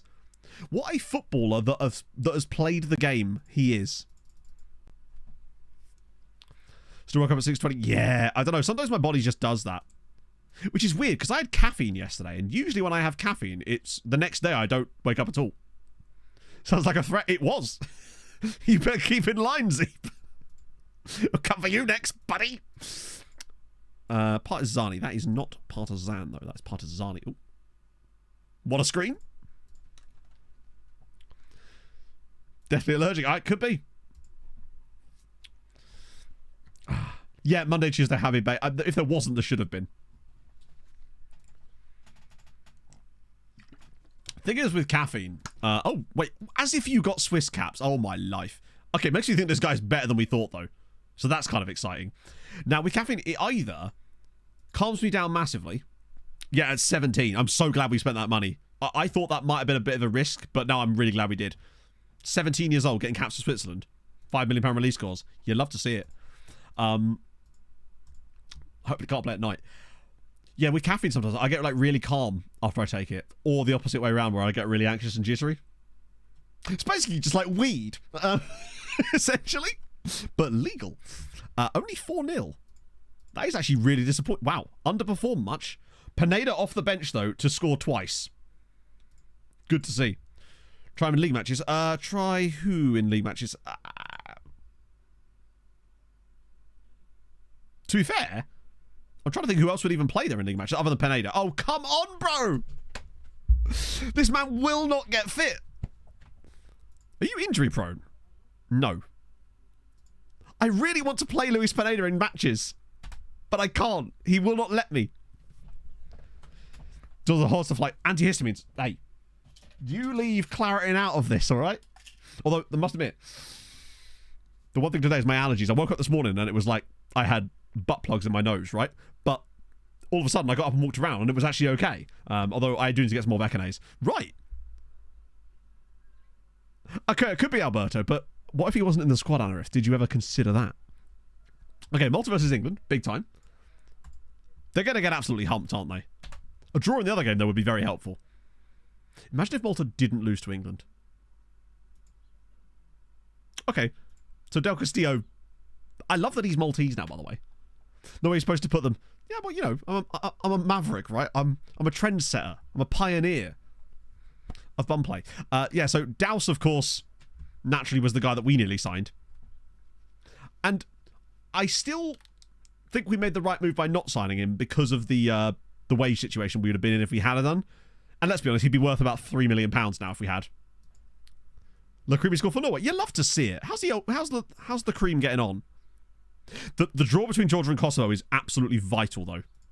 Because we knew they were going to lose to England. That makes sense. But Georgia and Kosovo drawing now leaves Malta with a game in hand on Georgia and a home match to come, as well as 2 matches against Belarus. There's a real chance here. And Arifi, of course Arifi scored a goal. Anarith, thoughts? There was a team called China Golden Dragon that played in the Czech 2 League, despite being an all-Chinese team that lost all 42 games. I didn't know that, but I'm really glad that I now do know that, Jack. So thank you for enlightening me on that particular piece of information.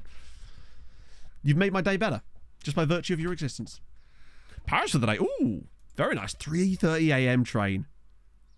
That's cool, though. Big up the European day trips. I rate it. Ooh, who got a cap?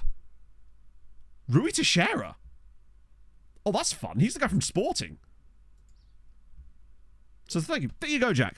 Let me appreciate you where she doesn't.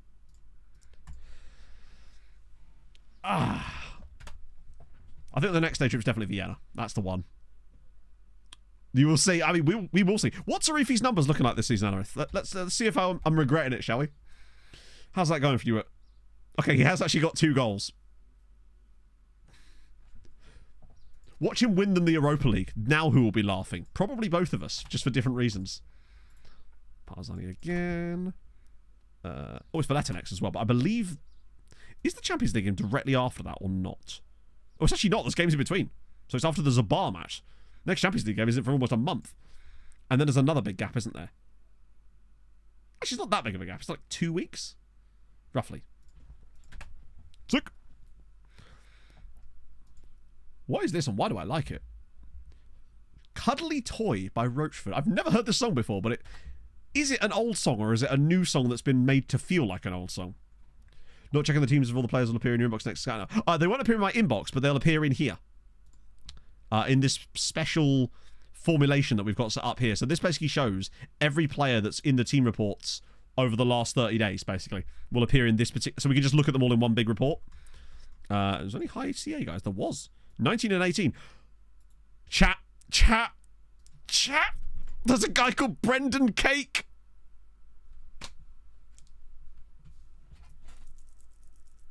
Brendan Cake. Kukazi coming in clutch with the cake. More like Cake Casey. Brendan Cake. I mean, he's going to be signed. It's Faton's brother. There's no way that we're not signing... And Jake's brother, yeah. We eat him up. And he's played a shitload of matches, so we might actually be kind of decent. That's immense. Also, 2 different guys called Rock, both at Domjale. Now, obviously, we will get reports from our affiliate clubs in here as well a lot of the time too. But Cake is from Vor. I swear Faton Cake was from Vor as well. Also, Ruben Vischer from Willem Tway. He's not one of the 3 guys. I got excited. We're getting Cake. I also love that he's an Albanian called Brendan Cake. Like, it's not even... Is Brendan a particularly popular Albanian first name? I don't think I've ever seen an Albanian player called Brendan before. Dario Yorio. That's a fun name as well, actually. From Victoria, which I assume is his mum. I feel like finally! I feel like we haven't had any new reports at all today. Josh Noble. I swear Josh Noble was a real player. The Cake Footballing Dinner. I mean, who wouldn't want to join it? Guy from Ciprisa here. Just want to make sure I am actually scouting these guys, which I assume I am. Although... Oh, I'm not! Oh, it was South America I did, not North America. Well, now we are. What about Jerry Arias? Ooh, maybe. No caps yet, but probably not that far off. Another little check-in on Dominic. Nothing yet. For a reason... Oh, yeah. Right, I swear there was a youngster at West Ham with a similar name to that as well. No, I swear there was a youngster at West Ham. I mean, obviously it's not called... You're right, I have just confused him with Mark Noble, haven't I? I'm trying to dig myself out of the hole, but it ain't happening. Steve Noble. Sure, why not? Sassy Matt. Was that sassy?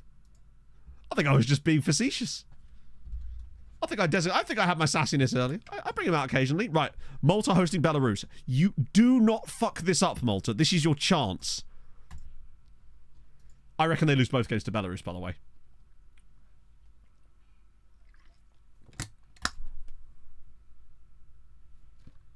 Fuck yeah. 2-0. Wait a minute. Oh, my life. So they made it 2-0 and then it was 2-1. So they get the win. I've done it again. Back into second place. Where are they? Yep, back into second spot in the group. Same number of games played as Georgia and Kosovo. Here we go. If they beat Belarus in their next game away from home, they go to 12 points. They'd have one more game left, which is at home to Georgia. They are very, very close now. Oh, imagine. Is it automatically all the best? Wait. With the Euros, it's all the group winners and all the runners-up, right? And then the third place... Is there a third place thing, or is that done through Nations League stuff? So it's top 2 teams automatically. No, they haven't played the second game against England, but they're not going to beat England anyway. That's irrelevant. The remaining games are England, Belarus away, and Georgia at home. I actually forget. 2 best third places. Is it true? Is that the case?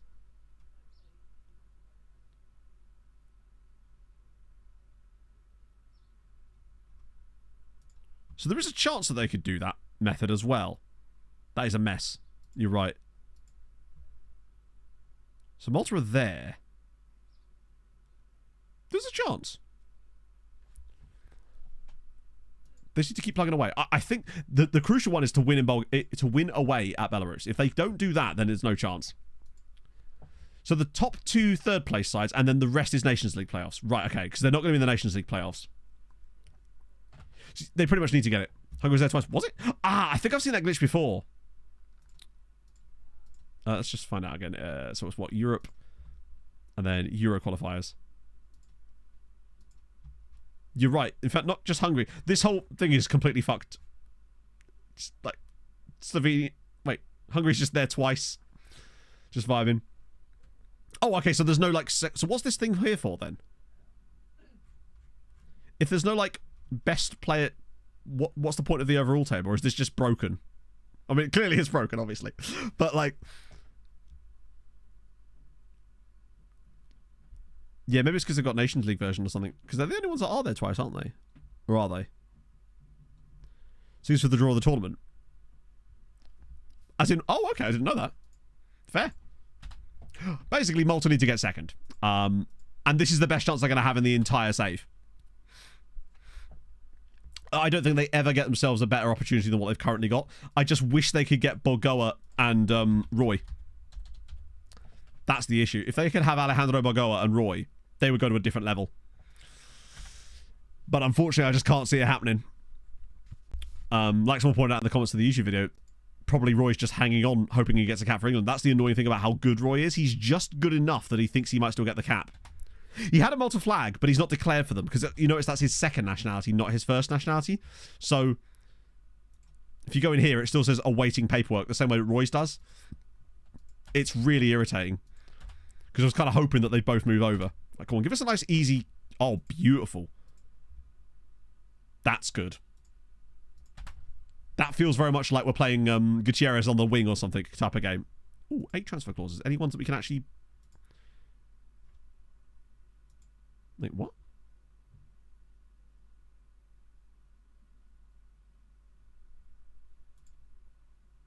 Wait. Sorry. Just to clarify here. I didn't even know you could buy out loan competition bonuses. I've never even seen that before. I mean, we'll take the extra cash because we actually kind of need it at this point, but that's... Same there. Oh, 4.3 million. Yeah, Vida's been loan listed for a while. Ever since his performance, his match... Ever since he stopped playing as many games, he started complaining, so I had him loan listed, basically. No one's ever taken him on loan. Not in Malta, anyway. We have had offers.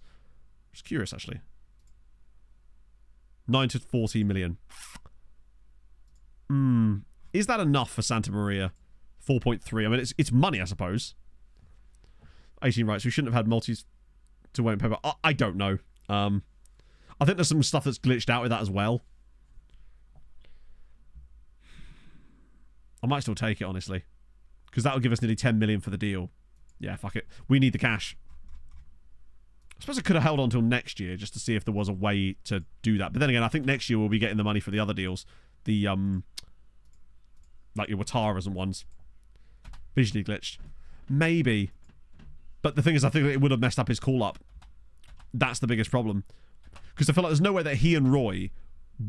Well, Roy doesn't even have the flag, but one of the reasons Roy doesn't have the flag is because he already had the 2 nationalities. I bet if we look on Roy's profile, it probably shows Malta as a 3rd nationality, potentially. Is that a thing?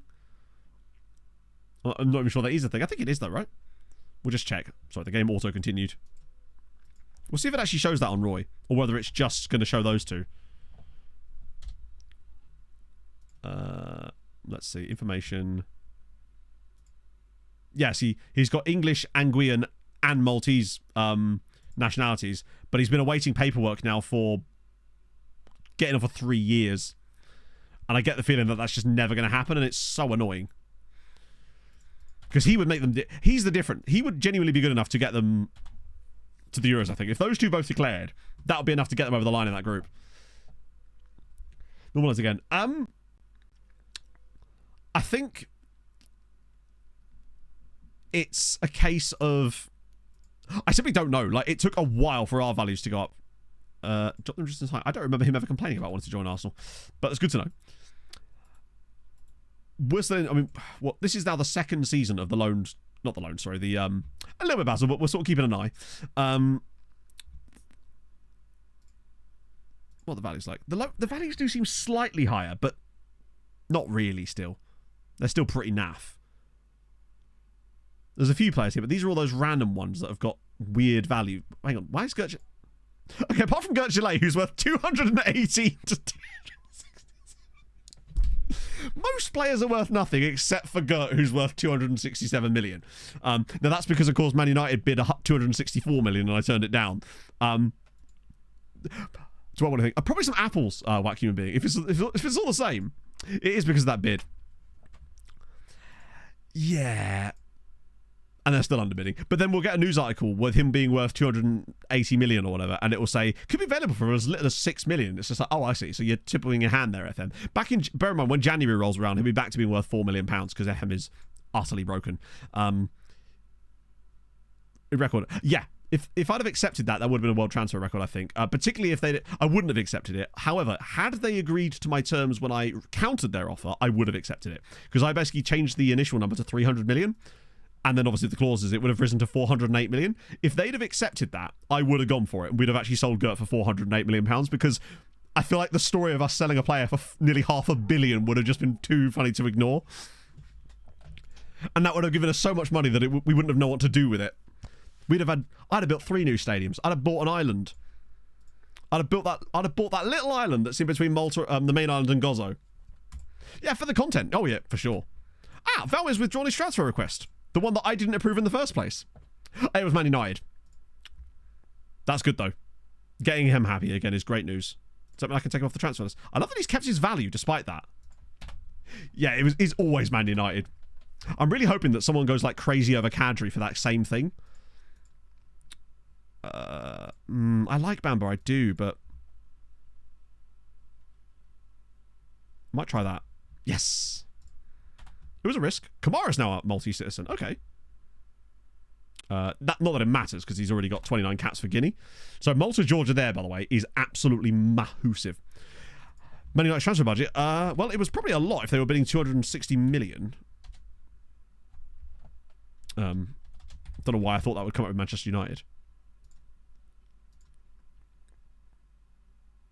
I mean, they have 358 million in the bank. We don't actually know their budgets, per se, because the league isn't switched on, I assume, but yeah. So that's probably why they turned it down. Imagine if they had a little bit more cash in there. I could have got what I wanted. Or another 5 million coming from Tenkoni as well. Great news. Anthony is an icon. You're damn right he is. But for who? Oh, sorry. It was Gert Gillet. They bid 264.5. Very important. Million for Gert Gillet. Alberto's got a tight hamstring. This is why he's useless as a footballer. Can't walk anywhere without getting a tight hamstring. They bugged, at least for now. Can't even add them to the national pools. That's so annoying. But also, once again, classic FM. I wonder why those two specifically are bugged as well. Because we've never had any issues with players that are out on loan declaring for countries before. So why roar in Bagoa? Is it just because they're good and the game wants to screw with us? Because that's how it feels. I feel like I am being misled. Badly. It's weird that they actually had recommendations there. I probably should have paid attention there. Not for sale. Hey, if it's as simple as something, it's as simple as something, right? Wow. I suppose it's still new into the season. Derek Assay's actually started really well for Zabar. That might explain why they've been doing better as well. If they've got Derek in the midfield. Already nationality before the paper. Maybe? It's annoying though, because that's two... you have 5 years left on your contract. In what world will I literally can't offer you a contract that's any longer than the current contract you have. Let's see what Paez is like as the captain here. No, it didn't work. Of course not. That'd be silly. Yeah. That is funny, though, when a player comes to you and asks for a new contract when the contract length they currently have is the longest I'm literally allowed to offer. Right. Malta hosting Georgia. Come on. I'm a third place player. I'm really glad the Euros doesn't have a third place playoff. I can't stand third place playoff games. I just think that it's such a... I don't see the point. I don't know why you'd want to play in one. It's just... Yeah, I'm really glad the Euros doesn't have it. Actually, for a second, I convinced myself that it did, and I was expecting tonight's... Or rather, yesterday's game to be... What was it? Would have been France versus the Netherlands. Yes, I'm a 31st place playoff. Get in there. 4-team Nation League. I know. I guess that... honestly almost makes a little bit more sense, weirdly. I've had it work a grand total of 1 time, Marius, and I can't remember what I did. I think it was Kamga talking to someone. Yeah, it was much more powerful in the past. I don't mind them tweaking it down a little bit, but they've made it so that it's basically pointless to even have it as a feature in the game. Yeah, I mean, that's the worst one I've seen so far, Bear, where he's literally got the longest contract I'm allowed to offer him, which is 5 years, and he's asking for a new contract. It's like... the best I can do is offer you the same contract. He just wants more money in the existing deal, so why on earth would I do that? Right, Malta versus Georgia. Come on. If they win this, or just don't lose, but the win would be absolutely immense. Yes! That is absolutely massive. Malta 3, Georgia 2, Vida Xenia with the winning goal. Come on! No, that's what could actually happen with it, which is why I'm not even going to get near it. Holy shit. That's huge. Because Malta now go on to 12 points with the same number of games played as Kosovo. And bear in mind, Malta's 2 remaining matches are Belarus and England. If Malta beat Belarus, they qualify for the Euros. It's in their hands. This is incredible. I think... Let's have a look at the fixtures. Kosovo's remaining fixtures. Georgia and England. Kosovo surely can't overtake them. Unless Kosovo beat England... Oh my god! Nope, that can still happen. It's England, after all. Lads, it's England. Kosovo, Georgia is the big one. Yeah, but the thing is, it's even more difficult for Georgia, because Georgia have only got 1 game left. So they can't overtake Malta either. In fact, is there even a... Hang on, I'm just trying to work this out. Literally, unless Kosovo beat England and Georgia, Malta will come second, don't they? There's no way that Georgia can overtake them because they've only got 1 game left. Yeah, as far as I can see, the only way that Malta can not qualify here is if Kosovo beat England and Georgia. Yeah. Because they need 5 points. They need a win against England, because even if they got the draw, that would only take them to 11 points. I think they're as good as there. They have to beat them. Croatia in Group F. Oh my god, Croatia, they're below Northern Ireland and Wales. Also, shout out to Wales. Playoffs. No, there's no playoffs for the second place teams, is there? The playoffs is only for the, I think. Because there's 24 qualifiers. Yeah, there's no playoffs for second place teams, right? That's for the Nations League stuff, is it not? I don't think. It's going pretty well, JP, because Malta are this close to qualifying for the next Euros. This is exciting. I can't believe this. I didn't think this would have genuinely happened in this save. Are Ireland in second place as well? Oh, yeah, they are. Close, admittedly. Czechia on the verge of not going out.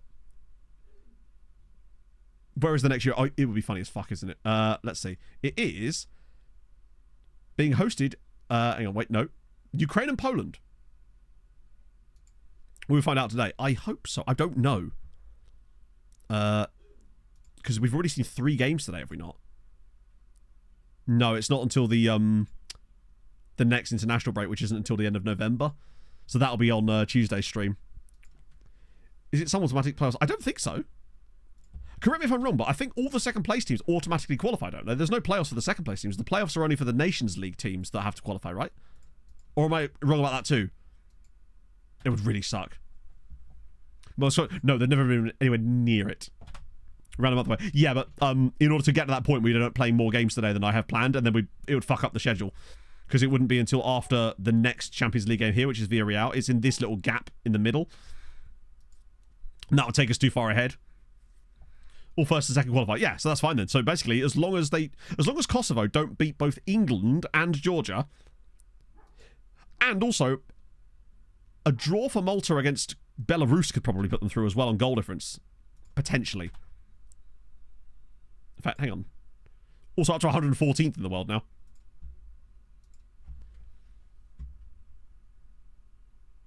Although, if Kosovo won both games, their goal difference would probably be better. Yeah. That's true, yeah. It was that opening win against Malta. Do you know, they could have been even sooner. If they hadn't lost at home to Kosovo, this could have been even done and dusted sooner. Is it on goal difference, though? It would have been head-to-head. Oh, you're right, it might be head-to-head. Yep, no, it is head-to-head. And... so it's 2-1 to Malta, and then 2-1 to Kosovo. Yeah, a win against Belarus would get them through, but even if they don't win, it won't matter because Kosovo still have to beat England. It would still be goal difference, yeah. Because they won 2-1 away from home in both games. As in, each team was the away team that won away from home. I think it would be very difficult for them to bugger it up from here, because if they just beat Belarus, who've not won a single game so far, it's in the bag. And obviously, Georgia would still have to beat... Sorry, not Georgia. Kosovo would still... It don't matter. Oh, they do, because if they beat Belarus, it doesn't matter what happens in the other games. So it very much does matter. Because if Georgia win both games... Sorry, Kosovo win both games, and then Malta go and beat Belarus, it doesn't matter. Surely England can't lose to Kosovo. I mean, you say that, but it's... Did they win a game? Who did they beat? I guess it must have been Kosovo then, right? Versus Georgia. Wow. I guess it explains why Malta beat them home and away, right?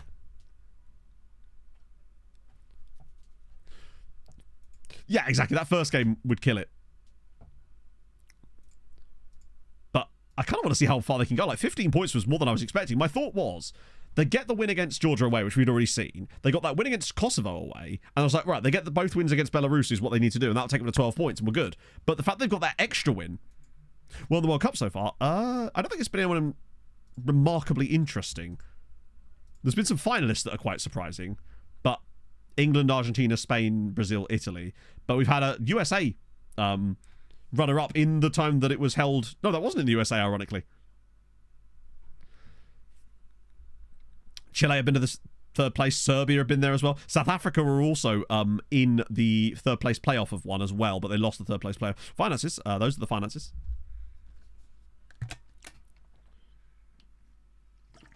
It's surprising, but it's not FM surprising, because England, generally speaking, win at least 2 World Cups in every one of my saves. Italy-Mexico would be a fun-ass final. Oh, yeah, it is. It's just like Mexico. Like, no, we got this little bit in the middle. ICX! Thank you for the 42 months. How's it going, friend? How's Sunday treating you? Because it's treating Malta very well. For once. Oh, I can't wait to talk about that in the next recap. Also, by the way, if Malta do get to the next Euros, I will be managing Malta at the Euros. There's no way we're going to pass up the opportunity to manage Malta at a European Championship. That'd be so fucking sick. We'll just add a new manager, obviously, to make that work. Spain, I find, to win a lot. Yeah. England, I find, almost always win 1, if not 2 tournaments, usually over sort of the 20 to 30 year life cycle. I still remember the Norway doing keys, like doing mad stuff when they won back-to-back Euro and World Cup, which is insane. Sweet with a draw? We're not even top of the league. I mean, I know we literally physically couldn't be at this point, but still.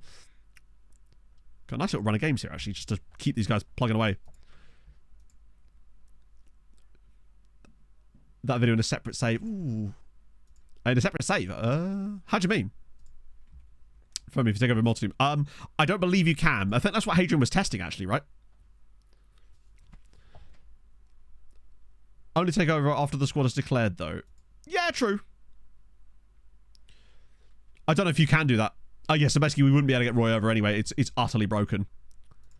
Separate, same universe. Oh, there we go. More money. Love to see it. Just free cash. I swear that never seems to put as much into our budget as it says it's going to.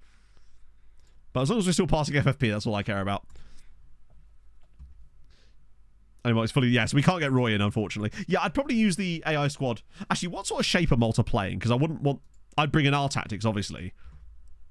And if they were playing like a massively different system, they're actually playing a 4-3-3. Well, sometimes. It's not huge...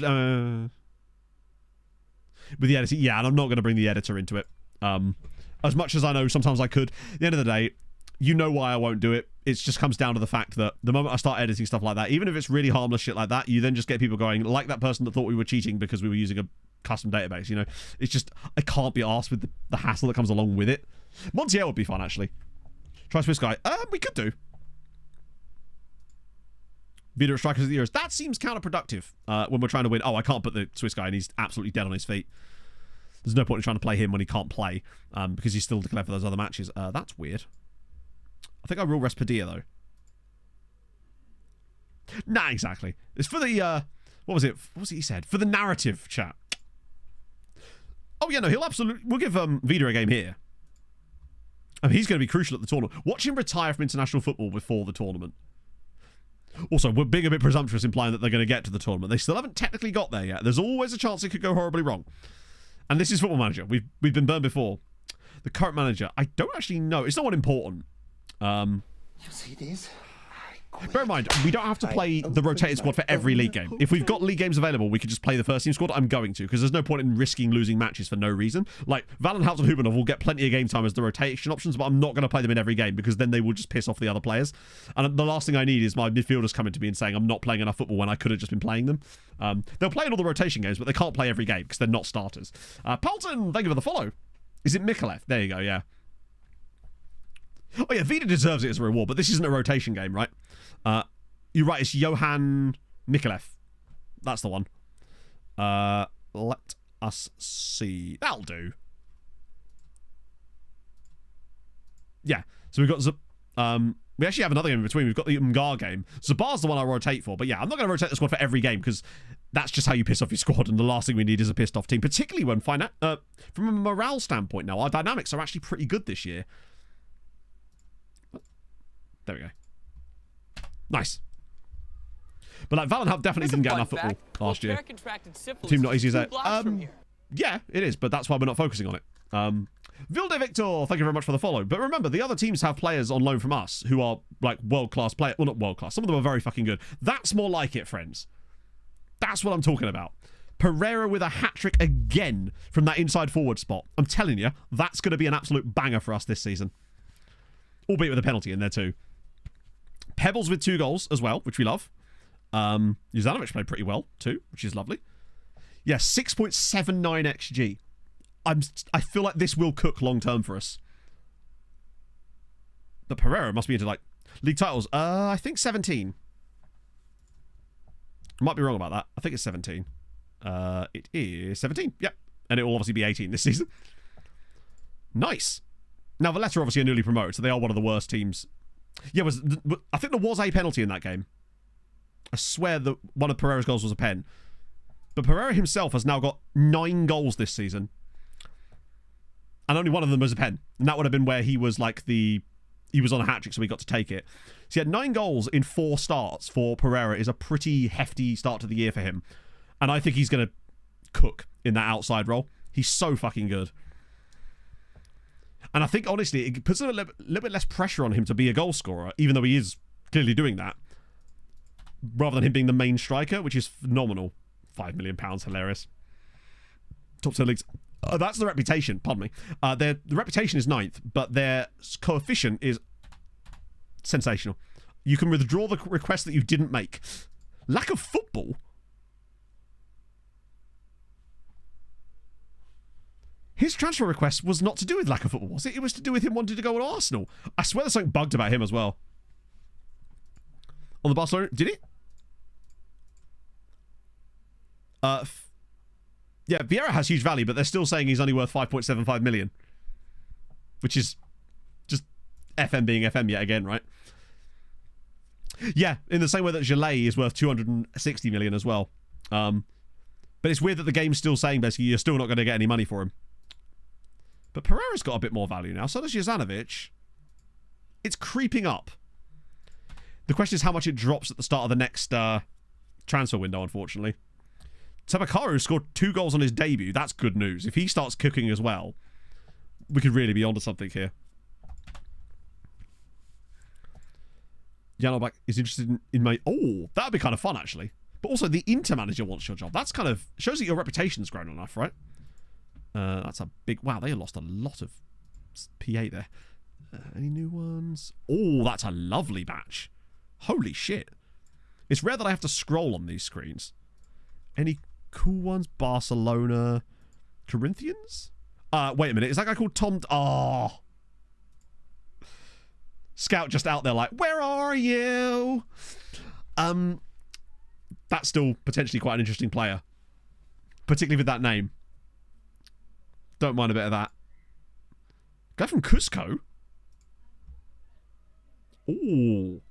Peru. We don't mind a bit of that. Fixer, my guess is Tom, absolutely none. I very much doubt that there would be any... no, this is not the new scout. This is Diego Mazzilli. The poison for Cusco, yes. But yeah, no, I doubt we'll see any stuff, because basically anytime it's been reported to SI, they just say, hey, it's because it's a custom database, even when the person that's reporting it isn't doing it on a custom database, unfortunately. Bird Packy, thank you for the follow. And unfortunately, it means that I can't really report any bugs with this save because they just say that everything is down to being a custom database. And I find that that is a massive cop-out because it's like, so basically everything that goes wrong with the game, no matter what it is, it's because it's a custom database, even when it could have, do you know what I mean? It's like there could be a visual bug and it's to do with it. It's like, don't know how I feel about that. But like clearly there's a mechanical element in there. Also, if it was a custom database, then it would have hard locked it to the values that we had set using the custom database. So either they're saying that their game's broken or the editor is broken. The game's broken either way is what we're saying. But we will fight on through it. But it has sucked that we've not been able to go out and sign some players that I've wanted to over the last year and a half. Because, like, for example, Fulvio, that right winger, we'd have brought him in a heartbeat if it wasn't for the financial situation we were in. We'd have been like 12 million, who cares, right? Because we'd have been able to sell like a random Italian guy we got on a free for £22 million or something and just cover the fees every single time. But since we can't do that, it puts us in a bit of a pickle. Yeah, and the thing is, it's not even really the database editor. I'm sure the editor works fine. It's just the way that the information you provide to it is then interacting with the game, you know? So it's 6 days to Milan. My assistant seems obsessed with putting Reynoso on the right side and not Pereira, and I don't know why. Because Pereira is not a good... I mean, he's great, but he's not an advanced forward in the same way Reynoso is. So I know it's already happened in this save, and I don't know what more I can do. Now might be a chance to whack Valenhaupt in. Actually, instead of Vieira, put Valenhaupt in. And Jozanovic is looking a bit tired. So maybe...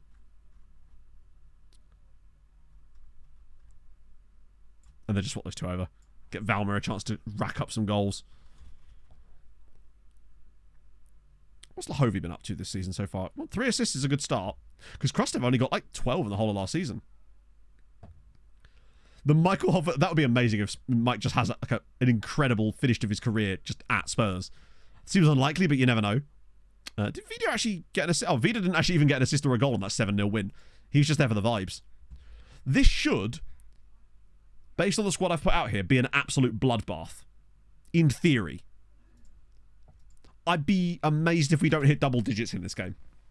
Given that this is an amateur third tier side and we're in the cup. This is the exact type of game we want to boost that quality. Find the skins, exclamation mark skin, and you will get what you need. It would be funny if it was 1-0. 12. 12-0. 12-0. The red card certainly helped. That'll do it. So a hat-trick for Pereira again. There's always going to be high injury risks. I find that unless you're playing games every 2 weeks, you're going to have high injury risks. No, Perez wouldn't have scored. Of course not. That'd be silly. But Valmer gets a goal and an assist.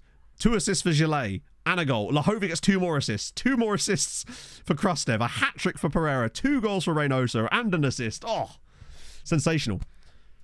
Yep, Pedraza's banged 5 for Hammer. He plays there permanently now, I believe. Yes, he does. Already off to a flying start. Beautiful. That was expected. That's what we needed. I don't even need that, but like, it's what you like to see. Let me just check the stats for the season so far to see who's actually excelling. So Pereira's banged 12 goals so far this season already. How are you playing? Exactly, yeah. Reynoso's actually underperformed his XG this season. So has Bizarma, so has Pebbles. Valmir's done a bit better with 2 and 2. The goals have really been spread around a lot other than there. It would take a while, I suspect. Most assists this year as well, with Lahovy on 5, Padilla already on 4. He needs to get a few more goals himself too. Reynoso has at least contributed some assists this year too, which is good. But we really are relying a lot on Pereira for goals here. Practice my Norwegian skills. I can't speak and listen at the same time. What do you think my brain's made of? Cheese? Kind of is, in many ways. Right. Oh, it's annoying. I was hoping to get another really easy dude to play in the next round. You say Dingley got through on pens. Who are they playing? Please don't tell me it was Hammering. How much? Perez probably hasn't had that much XG, in fairness. He's had 0.12, so in fairness, we can't be too annoyed with him. I guess my next question will be how he's only had that, considering he's played 204 minutes. When you look at, say, Bizarma, who's played 218 minutes, he's managed 2.22 XG. Like, even Andre Holub has had more XG than him. That's really, like, bad from him. Why is my group chat just popping off like crazy? Right. But still, lots of goals being scored. We've got a good goal difference in the league as well, which is always fun. Not quite to where it was last season. That was insane. Arifi currently probably has a similar number of goals, right? Nah, still only got 2. He's washed. I'm telling you, worst 14 million... Sorry, worst £8 million I ever spent. Like, I just think that if I'd have sold Gert for that kind of money, he's just not replaceable. Look how long it took to replace Tony. And I feel like Gillet is only really now reaching a point where he can actually be an apt replacement for Tony, and that's taken us, what, 5-6 years? I just don't think I have the patience to do it again. Not, like, from scratch. Obviously, it'll still be from scratch eventually anyway, but we'll have the work on that. Ooh, Solomon Island, dude. Actually keeping a bit of quality there. Love to see it. Francois Javier. Well, yeah, fair enough. That's always the trump card on that one, isn't it? Or if he's worse, he is. Freddie Sands of Man City. Nope, too expensive. Who the hell are you? Oh, I don't like that, but tell you what, when that money comes back, if Slobodan Alexic is still there, look at him. Ooh, he's fun. Definitely shortlisting you for the time being, though. If we could maybe make another sale, he'd be fun. Guy at Chelsea, guy... Oh, a guy from Tromsø. Yeah, if he's still got that release clause. Yeah, Mercenary's not ideal. We've got Sven Morten Fjellheim Vik. I don't mind his attributes, but he's probably a little overpriced. Oh, wait, he's only 15. Okay, he's got insane attributes for 15. He's basically Eric Sandberg. Except... No, he really is Eric Sandberg. Yeah, and Cake's keeping his potential too. I'm definitely shortlisting you as well. You are very expensive. Wow. Bod are actually keeping some decent values on their players. I looked at you already, didn't I? Arias was the guy from Saprissa. He's alright. Not overly fussed with him at the time being. You're Milan Tomasz. Wow, you've got... Oh, centre-back with 6 jumping reach. My favourite. I want all my centre-backs to not be able to leave the ground. Kaliak Manis, not bad.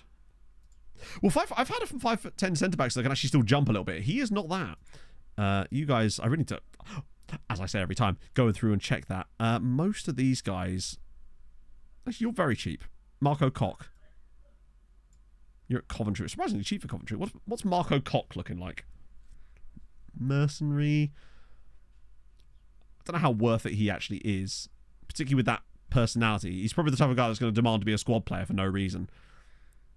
You're a bit expensive. Naze is a first name, though. I don't mind that. I think the one on there that I would be tempted by is Marco Koch.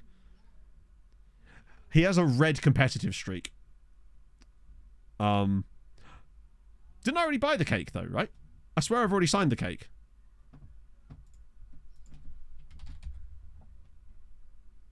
Also, there's also Ellis cake. Oh, I didn't buy him. My apologies, I didn't buy the cake. I must have just asked his agent if he wanted to be bought and then didn't actually go through with the sale. Yeah, we're signing cake. Maybe we'll spend the money on cake instead of cock. You know, I'm hungry. Yeah, his brother, I thought there's 2 guys, both of whom have like weirdly Anglo-sounding first names. Ellis and Brendan Cake. He wanted youngster, didn't he? So I should be able to hit him with a 7-year contract here. And I like that he's not even bad either. That's the crucial thing. I suspect his brother's about to be bad. Already asked this. Yeah, I mean, like, I can't really be objective about it at the end of the day. Spain have won every game, but I'm still saying England because I'm English and I want us to win, right? You know? Third result, Pancake Lane. Well, I guess it's got cake in the name, hasn't it? So this is Ellis Cake. From Shiak. Let's find Pancake Lane. Which is the ground for Leverstock Green. It's these chaps here. Just want to see if there's... I wish I was able to sign him, but he's a grayed out player. It's Dwayne Broccoli. Oh, thank you, Nova. That's very kind of you. I really do appreciate that. I do sometimes wonder if I alienate new viewers sometimes, but but I don't know. I feel like we still have a fair amount of people that come in, enjoy, and stick around as well, which I appreciate. Divine Broccoli, yeah. John Up Riches. Whoa, you be careful, Marcus. Bit of cake and broccoli. Yeah, it's so annoying that we can't actually sign those grayed out players because there are other clubs. Too hard to talk about. Well, no, then I have a more recent thing to talk about this time. D-Mood, thank you for the follow. Yeah, the old ones I can probably. I'm always, hesitant about that, But I suppose at the end of the day, I'm only human, right? People have good days and bad days. There's going to be some days where I'm streaming and I'm not in the best mood. Today, I'm in a lovely mood, so it's, fine. But I think, provided everyone has that sort of expectation that, everyone's just human, then I think you kind of get on just fine, right? Let's video out. I don't know if I did or Husby. I checked the comments yesterday. Is it more recent than that? Human. So I'm told, Bear. So I'm told. I mean, you may well be a bear, but I'm a human. I mean, I'm also a bear if you ask Pog, but that's just because that's what we call each other with loving nicknames. Right, this one is the rotation. So Valenhaupt and the boys. Perez. Can it be done? Can he score a goal? Valmir ain't starting here. No chance. Well, the first one. What did you say? I almost certainly did. I may have just not recognised seen the name on it. Particularly as I was on my phone. Let's have a look at Alawani Gave. Survivor car crash. So I'm told. Cry about heat. So I'm told. I'm reliably informed you're not starting either. Why is Palacio considered a youth prospect? He's 34 years old. You came in summer. Like, silly boy. The big, or the big depressing. H. Thank you for the follow. And again, Juzanovic. We'll start Leo. Is dead. Is he? Yes, you're right, he is. Oh, Hubanov. Much easier. It's got like, as you say, I reckon it's got like 4-0 win, Bizarre and Holub score, Kral gets some assists, and then Perez gets like a 6.8 with like one key pass or something. I will put a decent goalkeeper in just in case. Gotta give us a chance here. Who am I seeing? Oh no, it's Hubanov and Valenhaupt. Those are the two we want, right? Mr. Penn, always a chance for that too. Yeah, true. 1 assist. Ooh, yeah, pushing the boat out, are we? I see. This is where he gets like 5 goals and we all look like idiots. But, do you know, I'd love it if he did. Maybe he's just not had the chances this season. Who knows? I'm thinking 6.8 doesn't do anything but has a key pass or two whilst we win like 4-0.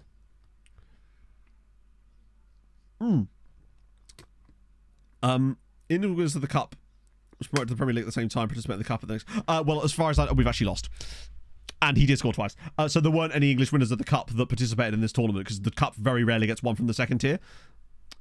But he did in fact score twice, and Hubanov got sent off. We took the chances and we lost. One of them was a penalty as well. Greatest player of all time. Saraceni got an assist. That is annoying though to lose that. Particularly because we are no longer top of the league. Because Goodyear continued to cook. I guess it helps the bar. Gets their knowledge, not their knowledge, like their form up a little bit too. Bucket bombs! Thank you very much for the follow. How is your Sunday going, friend? But an assist for Sarashnik, can't argue with that. Perez did a thing for once, can't argue with that. The fact is, he was still on the losing side. Hold to really qualify for it. Oh, I see what you mean. So I thought you meant like the FA Cup. Right, yeah, no. But I'm very excited about the idea of doing the random teams one. I think that's got potential to be a really, really fun video because people seemed very excited about that. Cake set to sign for Sirens. Something feels right with the world where we're signing Cake. Now, Sweetie have a game in hand, I think, so hopefully they win that at least. I have no explanation as to why they're playing as poorly as they are, honestly. Like, they have really good players. I wonder where they're ranked in, like, the pre-season odds, actually. Oh, 4-0, that's more like it. So Sweetie up to 4th. That's more like what you'd expect. It is a bake sale, damn it, yeah. Yes, yeah, so Sweetie are still ranked as the second best side, albeit tied with Hammer and Birkirkara. We need that 6th European spot fast. Like, we really do need it. Lost again. But they're 4th in the league, so they're doing alright. They're only 2 points behind us. If we could just finish above France this year, we would get that spot. Wow, they're heavy favourites. I'd be worried if we lost again.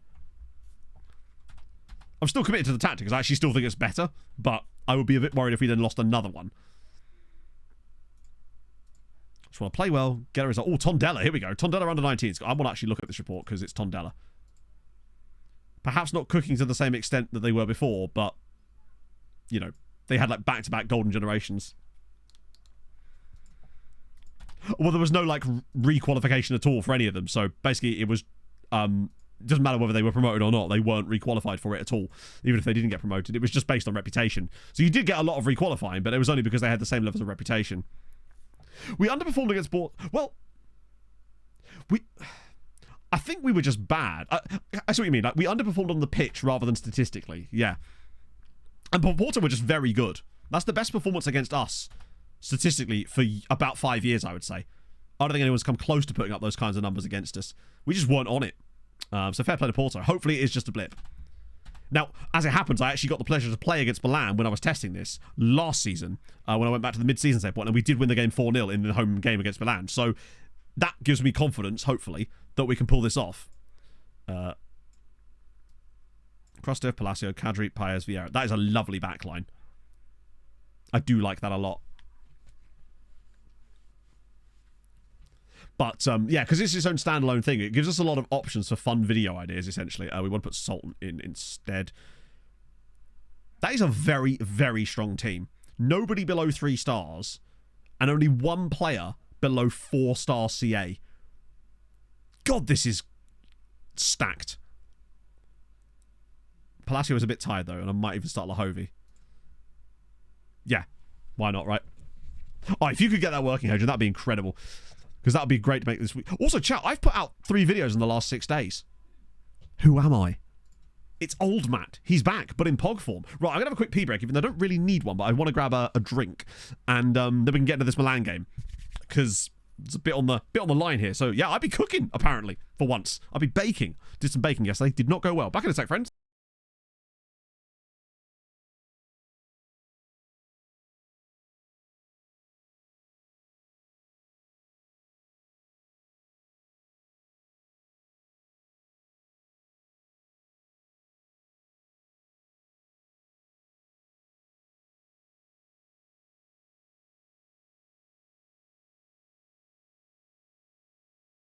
Bring on the Flugelheimkeimler!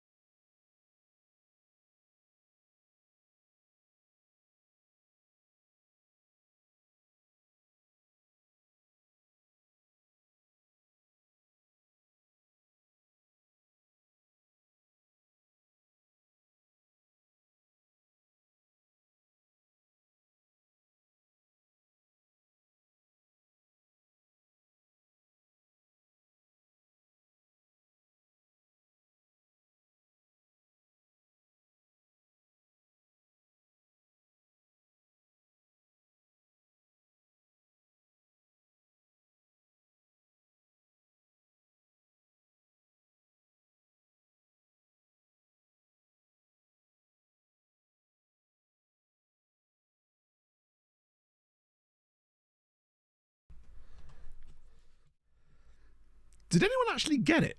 It's Theo Robinson. He was around a little bit.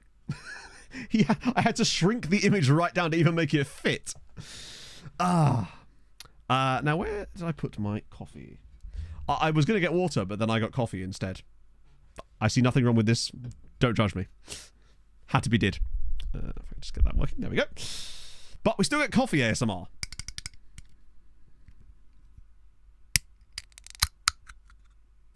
That was nowhere near as satisfying as Beppis ASMR, I'm going to be honest with you. There was no fizz. Also, my name is Jeff. Thank you very much for the follow. I must have missed that. I'm not even sure which Premier League side he played for. I think it was Watford. I think. I genuinely can't remember which one was the Premier League team he actually played for. I think it was Watford in 2007, maybe. Although I am just trying to think back from earlier. Right. This team, I still have nightmares on us. Oh, of course, they've got Achilles Shepherds. We watch out. Pereira is cooking this season for sure. I mean, it's weird how much of a goal-scoring threat he's become as an inside forward on support, but I think it just, because of his starting position, he's just always in brilliant spots. I expected him to get more assists, honestly. Like, when I was setting things up, when I saw in my test, yeah, they do still have Freitas as well. In my test, I noticed that he was getting assists, but he hasn't seemed to be so far. Padilla looks reasonable in it, and I expect him to improve over time. But Valmir with 2 goals and 2 assists, solid start, and against better opposition as well. That's worth noting. Lahovi already with 5 assists this season is really good. And Abdul doing, yeah, way too many former players in here.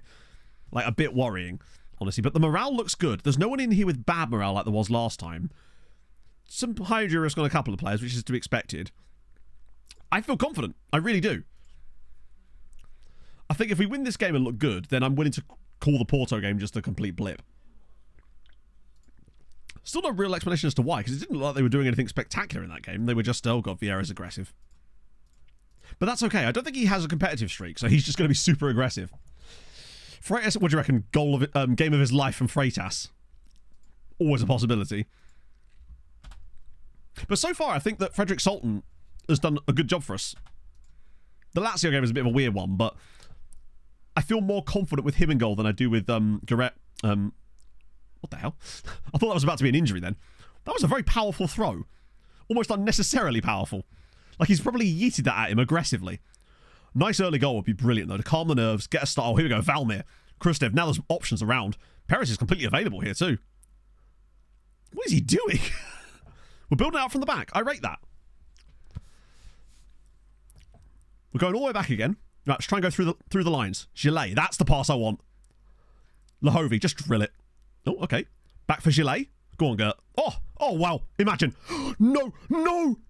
Yes! I don't know how that's gone in, but it is 1-0 to Sirens, and it's Gonzalo Reynoso. The play was brilliant.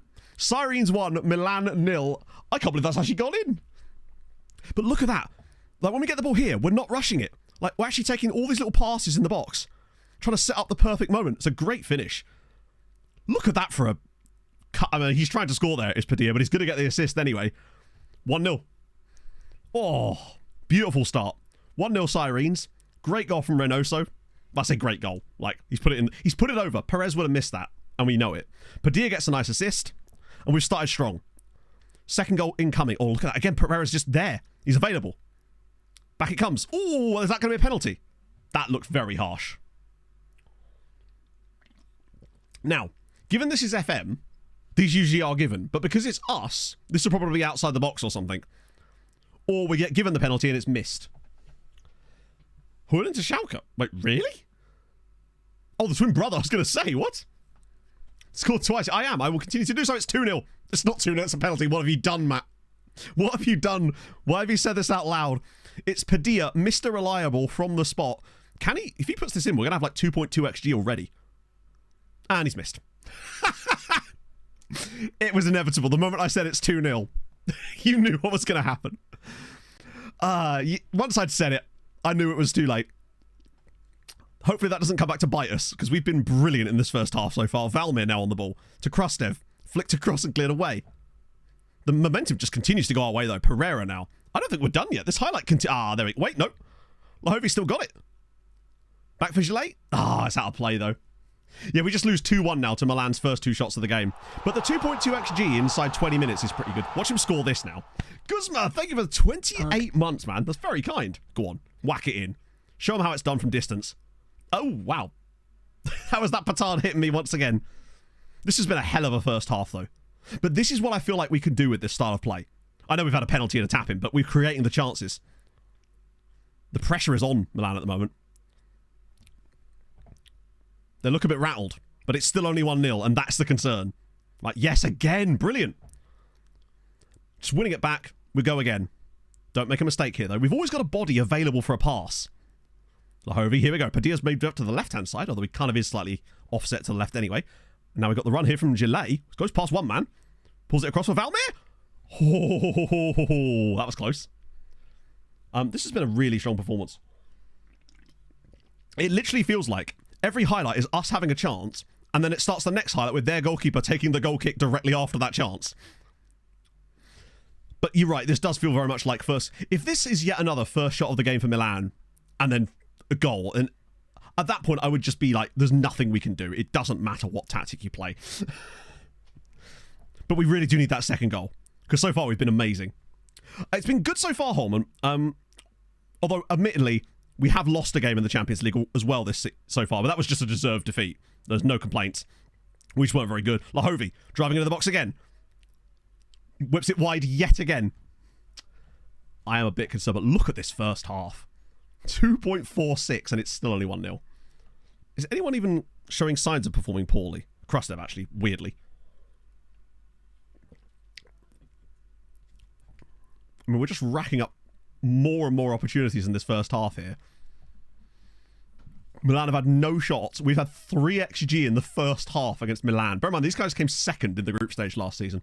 How on earth we've managed to come 14 shots, 5 on target, 3 XG, 1-0 at half time, but no shots from Milan. And you just know what's going to happen, don't you? I hate it, but you just know. Okay, praise the team. You're doing well. Keep creating. It just feels inevitable. And I hate how inevitable it feels. Probably fresh the changes up around about 60 to 65 minutes. And if that's the case, then I would just be willing to admit that there is a 0 chance it doesn't matter what you do, basically. I'm thinking Bizarma. Padilla's actually got a surprisingly high rating for someone who's missed a penalty. Maybe Palacio? Who's even left?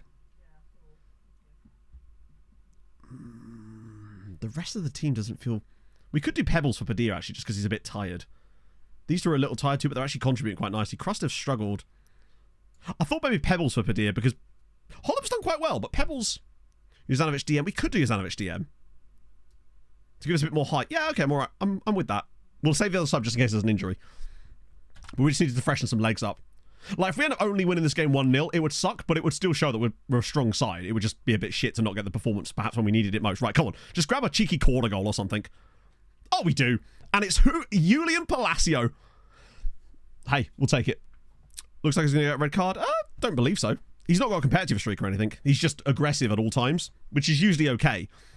Just a really straightforward. Yeah, Bizarma comes straight in. Palacio, of all people, in the middle of the box there. Combining there the 2 subs for 2-0. We take that. Oh yeah, I'm not doing praising, am I? Krell, I guess. But Valmein's actually... Oh yeah, Valmein now actually does need to come off. He's a bit more tired. Although we still have some other tired legs there, but we've got a limited number of subs. It seems like we're kicking on a little bit now. Oh, hello. Going short. Oh dear. If we do suddenly randomly grab a 3rd goal now, it'd be quite tasty. Krastev on his wrong foot here, although he's gone with his left. But now he's going to be open for a pass in a weird position in a minute. I can feel it. Because they're not going to be able to pick him up. Because Bizarma's now moved into that spot. Now Krastev's there. Pebbles! Oh, that's a good bit of play. Lovely cross from Bizarma. Bizarma's looked really good since coming on. From a creative standpoint, rather than like expecting him to score, I feel like he's looked really good at creating chances for other people. Sort of what I expected from that role, actually. Maybe Bizarma's going to be more that type of player when he comes into the position. Krastev's ball in. Oh, it's 3. Gonzalo Reynoso. Sirens 3, Milan 0, and this is what I mean. We lost this game last year and looked a little bit out of our depth, and we've been absolutely brilliant today. Exactly what I need. Who was the assist for this time? Was it Krastev? Yep, ball on the back post. Reynoso, it's a very awkward header, but he gets up above the defender. 3-0 Sirens. Come on. And we're still underperforming. Now watch them score their first chance of the game, still. Yeah, right, fair enough. Same as the last game. Little bit unfortunate. What can you do?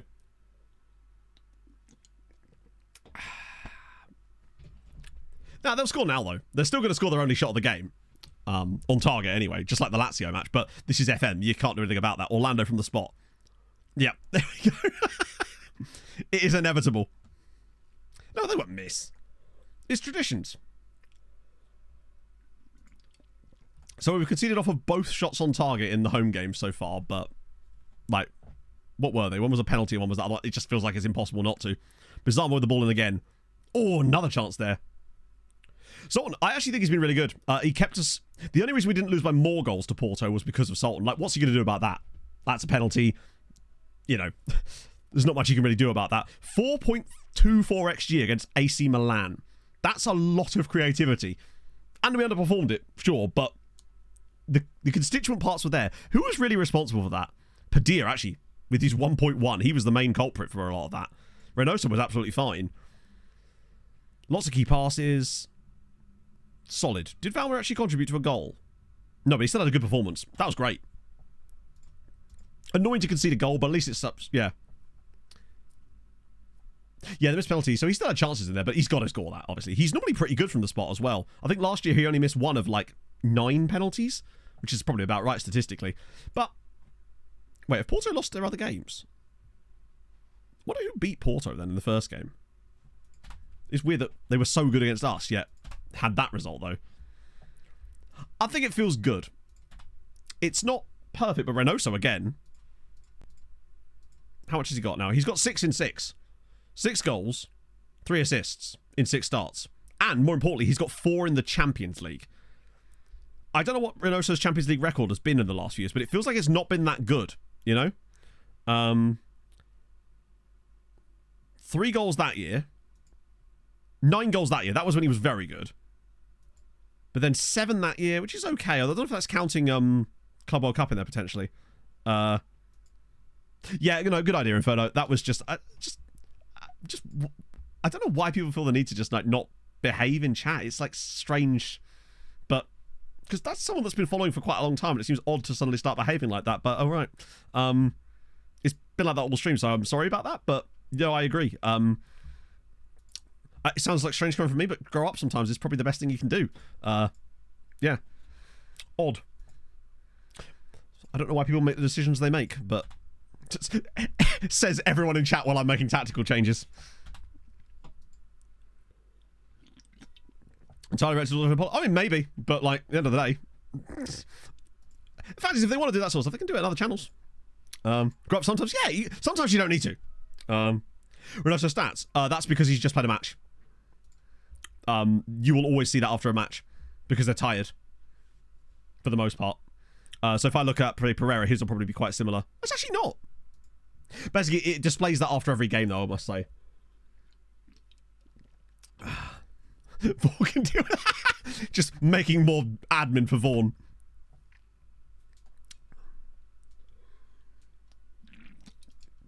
Yeah. Everyone knows by now we have that rule in chat. It's like... It's pretty basic stuff. It's just like... It's not like we run out of things to talk about without it, is it? How are Viking actually getting on? They're doing better than Lazio. So they're not last, is what they've got to ride on. Also, shout out to Partizan, up in 19th place. And Galatasaray up in 6th. So who did Porto lose to then? Drew with Celtic away and lost at home to City. That makes sense, actually. So about hockey, it's like, oh, I haven't even had my hockey chat yet. Might even run out of time. I might just save my hockey chat for Tuesday. To be fair, there isn't really much new things to talk about hockey-wise, really, is there? How's the youth league looking? Oh, not as good this year, I must say. Madrid, no, it's not. That's very much not normal. In fact, I completely missed that. True draws against Ajax and Dortmund and a defeat to Man United. That is a pretty piss-poor start. Bear in mind, Real Madrid have won like 2 Champions Leagues in the last 5 years. So, that does surprise me. Imagine if they didn't qualify. Was it Bayern that year that didn't qualify, or was it Manchester City or PSG? There was a year when like a load of random clubs just randomly didn't qualify. Still, either way, that's awesome. Although we say it's awesome. It's awesome until we get top 8. Real Madrid creep through in 24th, then end up playing us in the knockouts in the first round and just absolutely obliterate us because that's just how the game works, right? That does feel something that would likely to happen. Tarshin doing bits. I'm excited about Pereira. I don't think we'll ever get his finishing beyond about 14, but do you know what? That'd be totally fine. And then when he gets to that sort of level, we can whack it back on composure and decisions. I feel like we've unlocked him a little bit more this year. Videos should be dropped. How dare they? They don't know what they're talking about. Cups is rep for IndyCar. Really? Well, because it's Pocono this weekend, isn't it? Not that I'm likely to see much of the race, because obviously it's on at the same time as the England game later, but that's not ideal. I have seen that they're potentially bringing that new tyre to... Is it Richmond later in the year? Mr. David. Hit me with your slap shot. Yeah, particularly as it's Uruguay. It's not like a muggy national team. That's a tough one for him. Hammer versus HJK. Even if they only win one game in the Europa this year, let it be this. Goodyear away at Shamrock Rovers. We've seen this movie. We know that that's probably going to end up in a defeat because it's Shamrock Rovers and Jason Donnelly will score the winner. Zabar versus Anderlecht. Come on! It is inevitable. I wonder if Dinamo Batumi are around. We need the extra points. New contract. You have 4 years left on your current deal. I'm not giving you a new contract.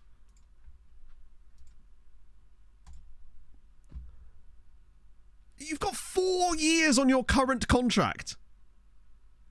Earn it. Consider my options. You've got 4 years on your contract. Silly man. The problem is he would end up demanding, like, I probably should look at how much he'd actually want, but let's just have a little look.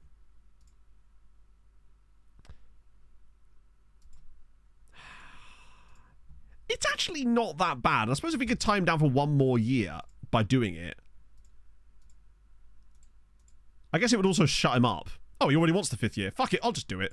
That's actually not that bad. 58k is not actually that bad. When you consider that we've got, like, yeah. Pocono. Yeah, Pocono. I'm glad that they've only got 1 day at Pocono because it seems to have improved the attendances as well.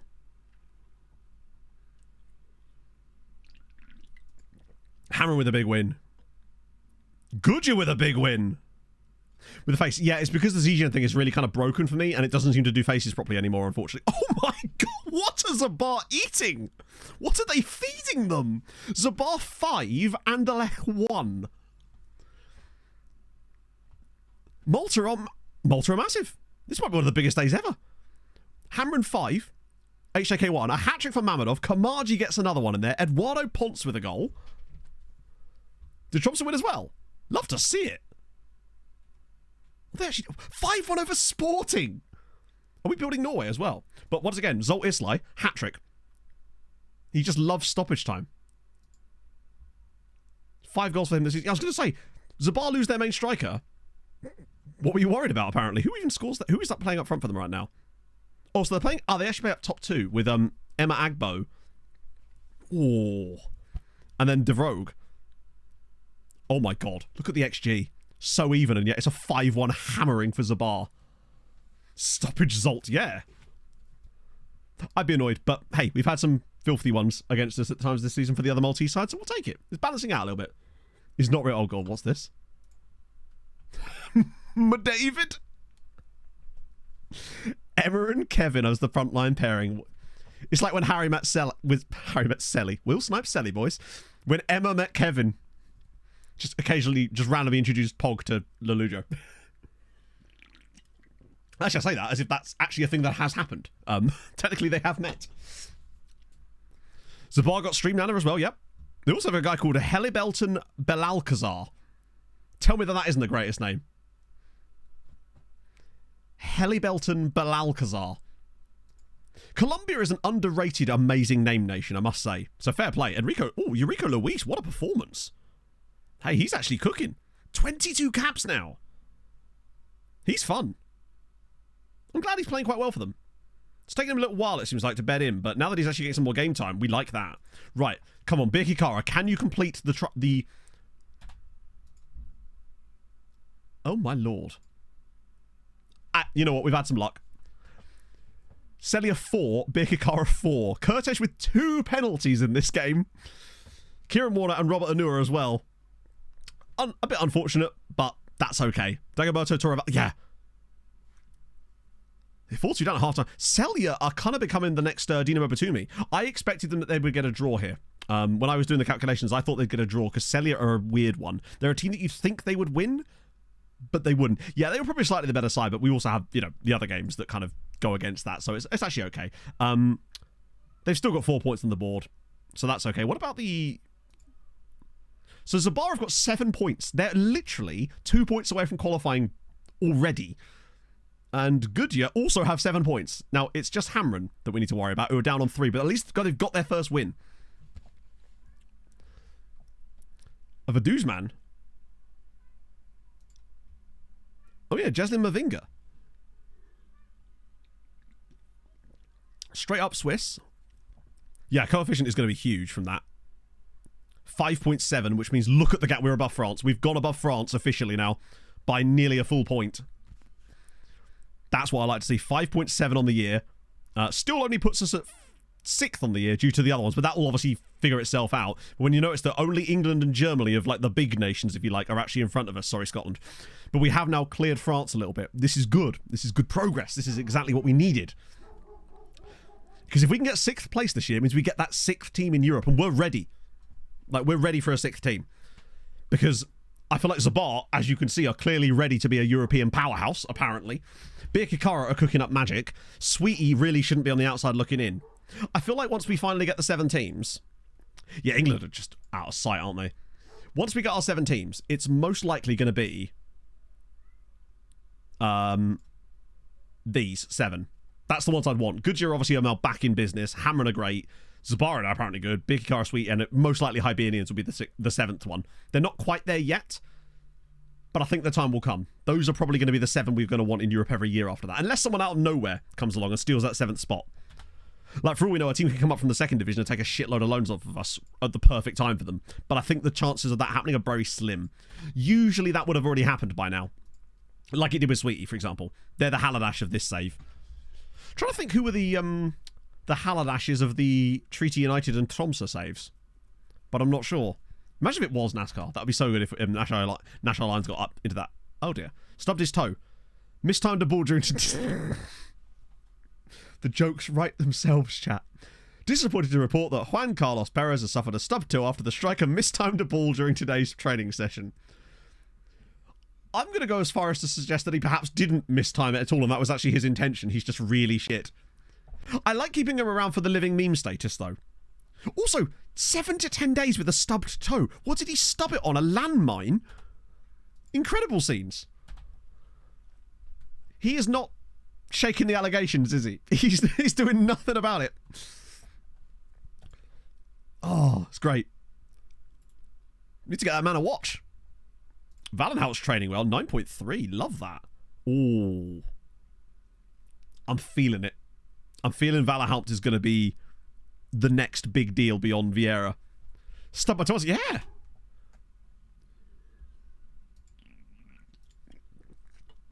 $7-0. Wow. 5 goals for Antonio Mendes. Oh, you're the Puerto Rican dude. Nice. An album cover. An album cover. Remember, his actual name is... Wait, what is his actual name? Obviously, Valenhout is part of his name, but I can't remember what his actual name is. It was like Manuel Zinho, wasn't it? It's Manuel Valenhout. Yeah, his name is Manuel Valenhout, but his actual name was Manuel Zinho, but we decided that Valenhout was a much cooler name. Third nationality German. No, that's even the stranger thing. No, he's just Brazilian Portuguese. But remember, there's quite a lot of German diaspora in, I believe, in Brazil and obviously Argentina as well, but I think in Brazil too. 7 times. Really? Did you stub it on a landmine? Because I must admit, like, maybe I'm being too harsh. I mean, both you and I aren't even expected to play professional sports with such injuries, you know?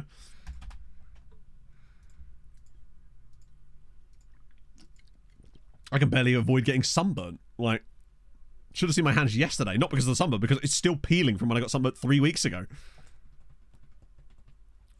Brenner Alfani. The fact that it was Alfani as well just makes it even better. How's Andreas Brink looking these days? I still think that was a solid buy from us, even if he's never going to be amazing. It was well worth it. Now I would have thought twice about it just because of our finances, but such is life. No, I won't ask. There's no reason. It's just natural, isn't it? It's just expatriation. Right. I should be able to play a pretty full-strength side here, really. But I do want to play Valmir. We'll give Gillet a little rest. And since all of our centre-backs have got high injury risk, I might give Paez a little rest as well, actually. Might as well give Val... I'm not going to do it for every game, but I will, for this one, give Valenhout a little rest. But I want to sort of bump Valenhout... I want to bump Valmir's numbers up a little bit, just so that he gets that confidence going, because he's going to be so important for this. We might as well play Lazio here, too. Lego the bed. Actually, to be fair, That does sound incredibly painful. Luckily, the leg of my bed like that, it's always in a position that I would almost impossible to do it, but I have done it in the past, and it's usually like a little toe in it. That's what makes it worse. What is this? I like this. Oh, it's Alex Warren, yeah. Yeah, I actually really like his stuff as well. I've had that Sabrina Carpenter song, Espresso, in my head since yesterday, and it is annoying the shit out of me because I actually really like it as a song, and I'm like, I couldn't stop thinking. It was like a proper earworm. Always stubbed my big toe. My mum stubbed her toe on my... Hang on, I'm going to rephrase this sentence because my dad played in bands in the 70s and stuff, and yeah. And when he met my mum, he was in a band, and so he had like an organ basically in his hallway. You can see where I was going, and it was like a Hammond one, and she stubbed her little toe on it so badly that it like completely snapped, and she's never had like proper use of her little toe on her, I think it's her right foot, ever since then. Ingrown toenail. I once did exactly that, Maris. Back about 15 years ago, I had a proper ingrown toenail on my my right foot, and I did exactly that. I didn't realise it. I was like, oh, that hurt quite a lot. Got home, took my shoes off. My sock was red. It was a white sock. Yeah. Peeled off so bad. Yeah, I lost the nail on one of my toes, but that was from running. I got the old black toenail, if you know, you know. Could have been so. Yeah, well, I mean, what I was going to say is she stubbed her toe on my dad's organ, and you can sort of see why I didn't go through with that sentence. Oh, cheers, Daz. Excellent shout. This isn't the song request we got on right now, is it? If it doesn't matter if it is. I'm going to leave it on anyway. And now you see, for once, chat, I actually thought about something before I spoke. You should be proud, if anything. It is a bop, in fairness. I'm not going to pretend that it isn't. Right. I can totally see Pereira scoring another hat-trick here, just out of nowhere. Old unfilled map back. Do you, though? I've gotten into so much trouble in the past. I haven't. I've never been in any trouble at all. I did, however, see this TikTok about this song, about how this riff that they used throughout the entire song was just something from Splice, and that anyone could essentially just use this. He did score another 2 goals. That's good. Crossed over with another assist. 2 more goals for Pereira. Even though this tactic wasn't designed to unlock him, it has. I actually wanted to turn him into more of a creative option, but he's got 14 goals this season in 7 starts. Second season. Not... What? How? How does that happen? Did they get a... I just simply don't understand how that could possibly happen in the second season. Surely there just isn't enough time to get good enough to do that. Also, what is with the... Such a congested... Also, look at Millwall with their minus 73. They go full Sheffield United, but they did win a game. Wagner's... I mean, yeah. Incredible.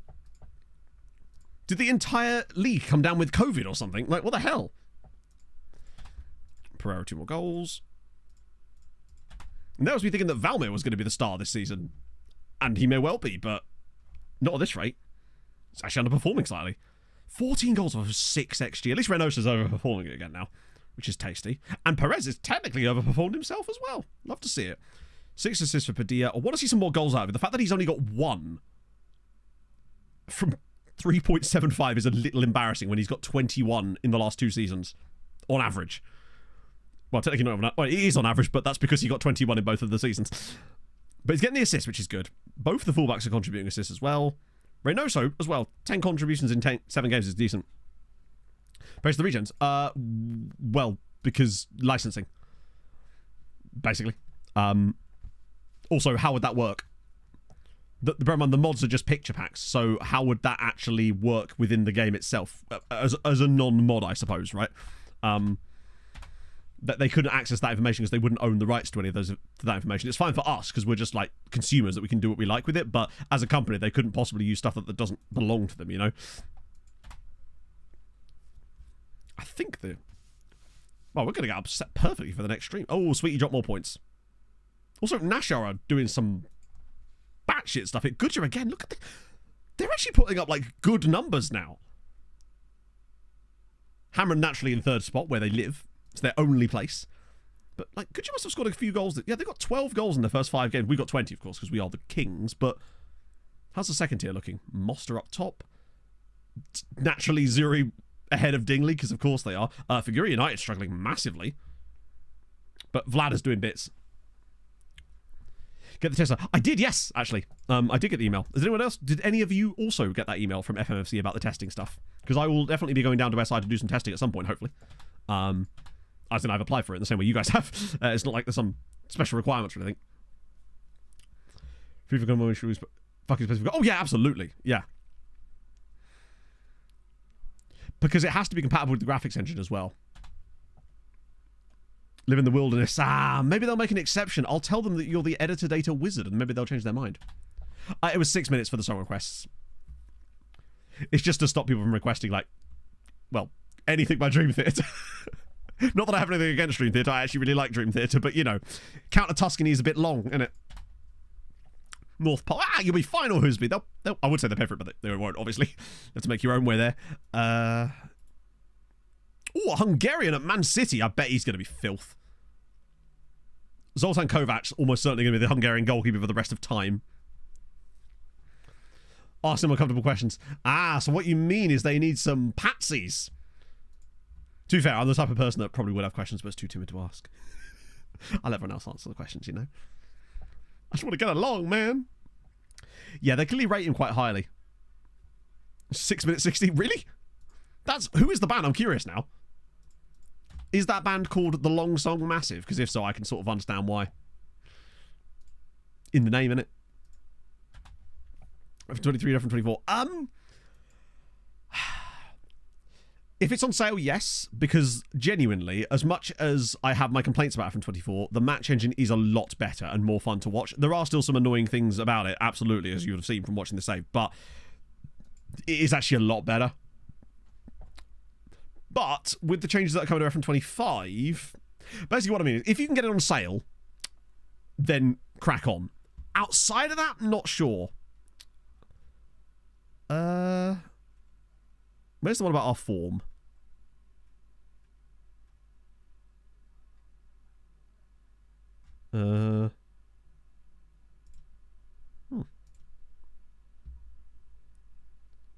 Don't take the easy way out by selling me. Arrange a loan. You didn't ask for a loan, or did you? Hey, look, chat. It's another one of those silly meetings where he wants a loan, and none of the options are me saying, yes, I will loan you out. Even though I'm more than happy to do that. It is infuriating bullshit. Say for since the game launched, so yeah, pretty much. So it was November, like really early November, I think. So wow, this is season 21. If it gives you any idea.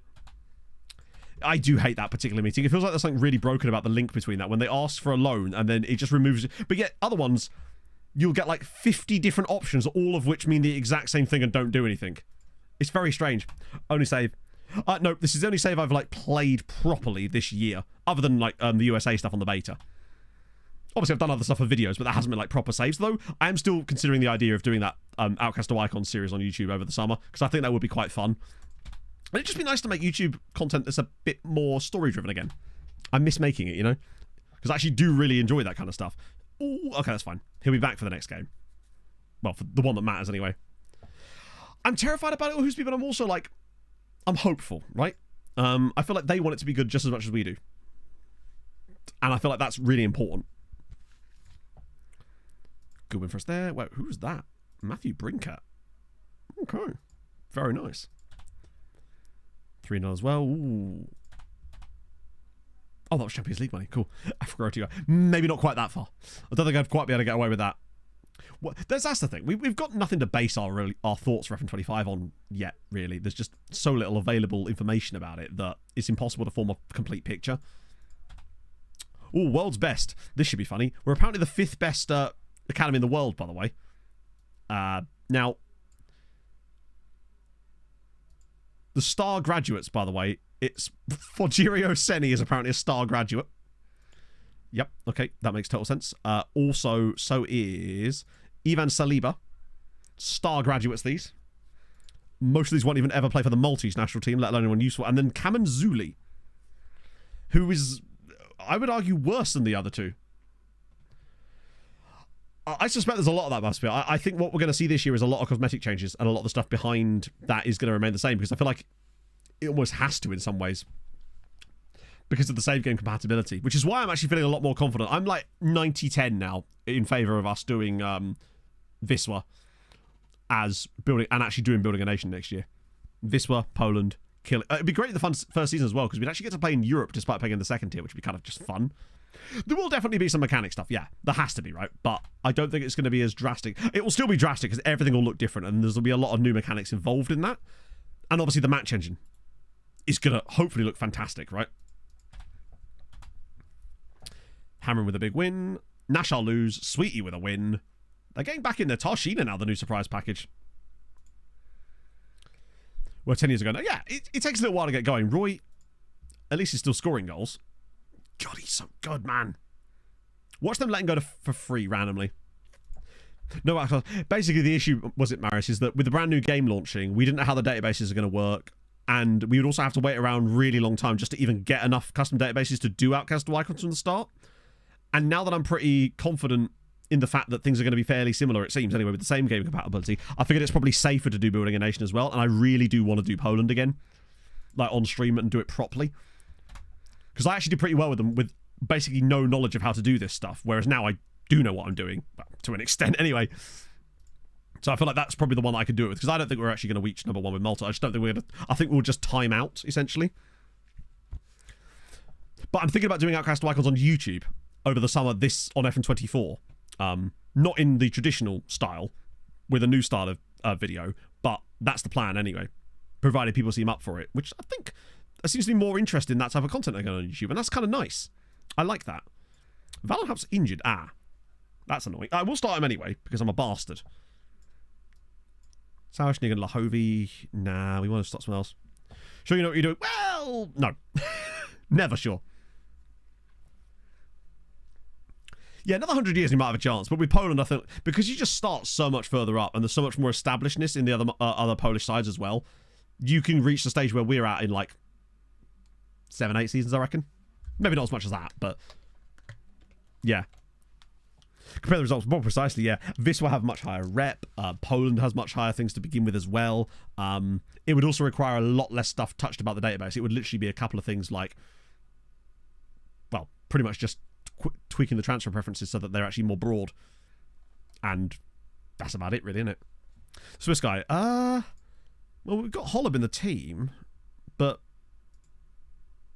he is actually fit this time. Might as well give him a go. Till it's on sale this time. Fair enough. I mean, obviously I have to get it, right? But, like, I can totally understand that point of view. Hey, Fonseca, all is, I would say, very good, honestly. I think, despite that result against Porto, I just feel like we look like we're more of a machine. Oh, yeah, we also want to make sure that we can have the women's team as well, for Wisła. Because we know that they're in the 4th tier in real life. We're not actually in Malta, you say? Nah. Doesn't sound any fun. Jesus Lord. Pineda's not played enough matches for us to know if he's popping off. Every time he plays, he gets injured. This is the first time I think he's played for us in a game that hasn't been injured. So he hasn't had enough matches to really show off what he's got. We have to be a bit careful here. 3-1. Yeah, it was 3-1, but it was an absolute clobbering. We bought like 4.2 XG in that game, and we missed a penalty. Lavinio, thank you for the 24 months, friend. Happy 2 years, dear Lord. What a sad little life, Matt. You've true. ruined my night completely so you could have the money. But I hope now you spend it on grace and decorum. Can't be done. Because you have all the grace of a reversing dump truck without any tires on. Consider me dump truck. Well, we're going to be doing Building a Nation Poland. We want to make sure that we've got the women's team available so that we can at least keep an eye on them. So they're in a playable, a division that we can actually watch, just because I think it'd be cool to have. Obviously, I won't be doing that. I won't be managing them as part of the save, but it'll also be fun. But we want to make sure they're still around, you know? John Dongsuck doing bits. Good stuff. Any more clauses I can sell? Wow. There actually is quite a lot. And I might still have to just keep calling these in just to help our finances out a little bit. What I really want is one of the big clauses to come in. They're starting well. From afar. Yeah, exactly. Every single one would just be like, why was insert name of manager from this save that's there in the crowd on this particular game? We'll never know. It would be cool if there was a way that we could actually like bump them up by having a proper affiliate agreement. Maybe there'll be a new affiliate agreement between the two clubs that sort of works in the same way that it does in real life, so we could actually share some revenue there and actually help like build them up and make them into like a world-beating team without actually ever managing them in any way. That would be kind of fun. I think that would actually be really sick. So as we finish off today, I'm pretty pleased with that. 5.7 points on the board. We've won 2, lost 1, but that was against Porto away, and they were brilliant in that game. Take nothing away from them. The others are absolutely smashing it in the Europa League, other than Hammerin, and they're doing all right. Like, to have 2 teams in the top 8 after 2 matches is more than I expected. There are points here. I'm very pleased with that. Yeah, that would be cool, though. Which is I think that would get me cancelled. Share finances are... No, they're separate clubs. So they won't work in the same way that, say, an under-23 club works like that. They are separate. But there might be like a new affiliate agreement thing. Yes, most likely, Fonseca. We're 99... no, I'm saying 90-10 towards Wisła in Poland. And therefore, obviously, building a nation Poland to go along with it. That's my current sort of plan, anyway, after considering all the situations. So, I feel like I haven't raided Salty on a Sunday for ages. And I need to rectify that. Because otherwise he might get salty at me, and you don't want that, do you? Boom. So, choose that. We get fun times, because firstly, we get to find out on Tuesday if Malta qualify for the fucking Euros, which is going to be incredible, because then we get that as a stream too, which would be so sick. We also get to continue what has been, I think, a fabulous season so far, even if we're still looking a little bit... I still think we're going to be a comfortable top 8 side again this season. It's about what we do in the knockouts, right? Pereira's popping off. Everybody's kind of popping off at the moment. Really enjoying this. So, enjoy the game tonight. Regardless, right? We can discuss this on Tuesday. Hopefully it's not... If we're going to lose, I just don't want it to be horrendous. Do you know what I mean? Anyway, I'll see you guys on Tuesday. Enjoy the rest of your days. And yeah, we will discuss and catch things back up on Tuesday. Hold your gun. Capybara. Carlisle, honey.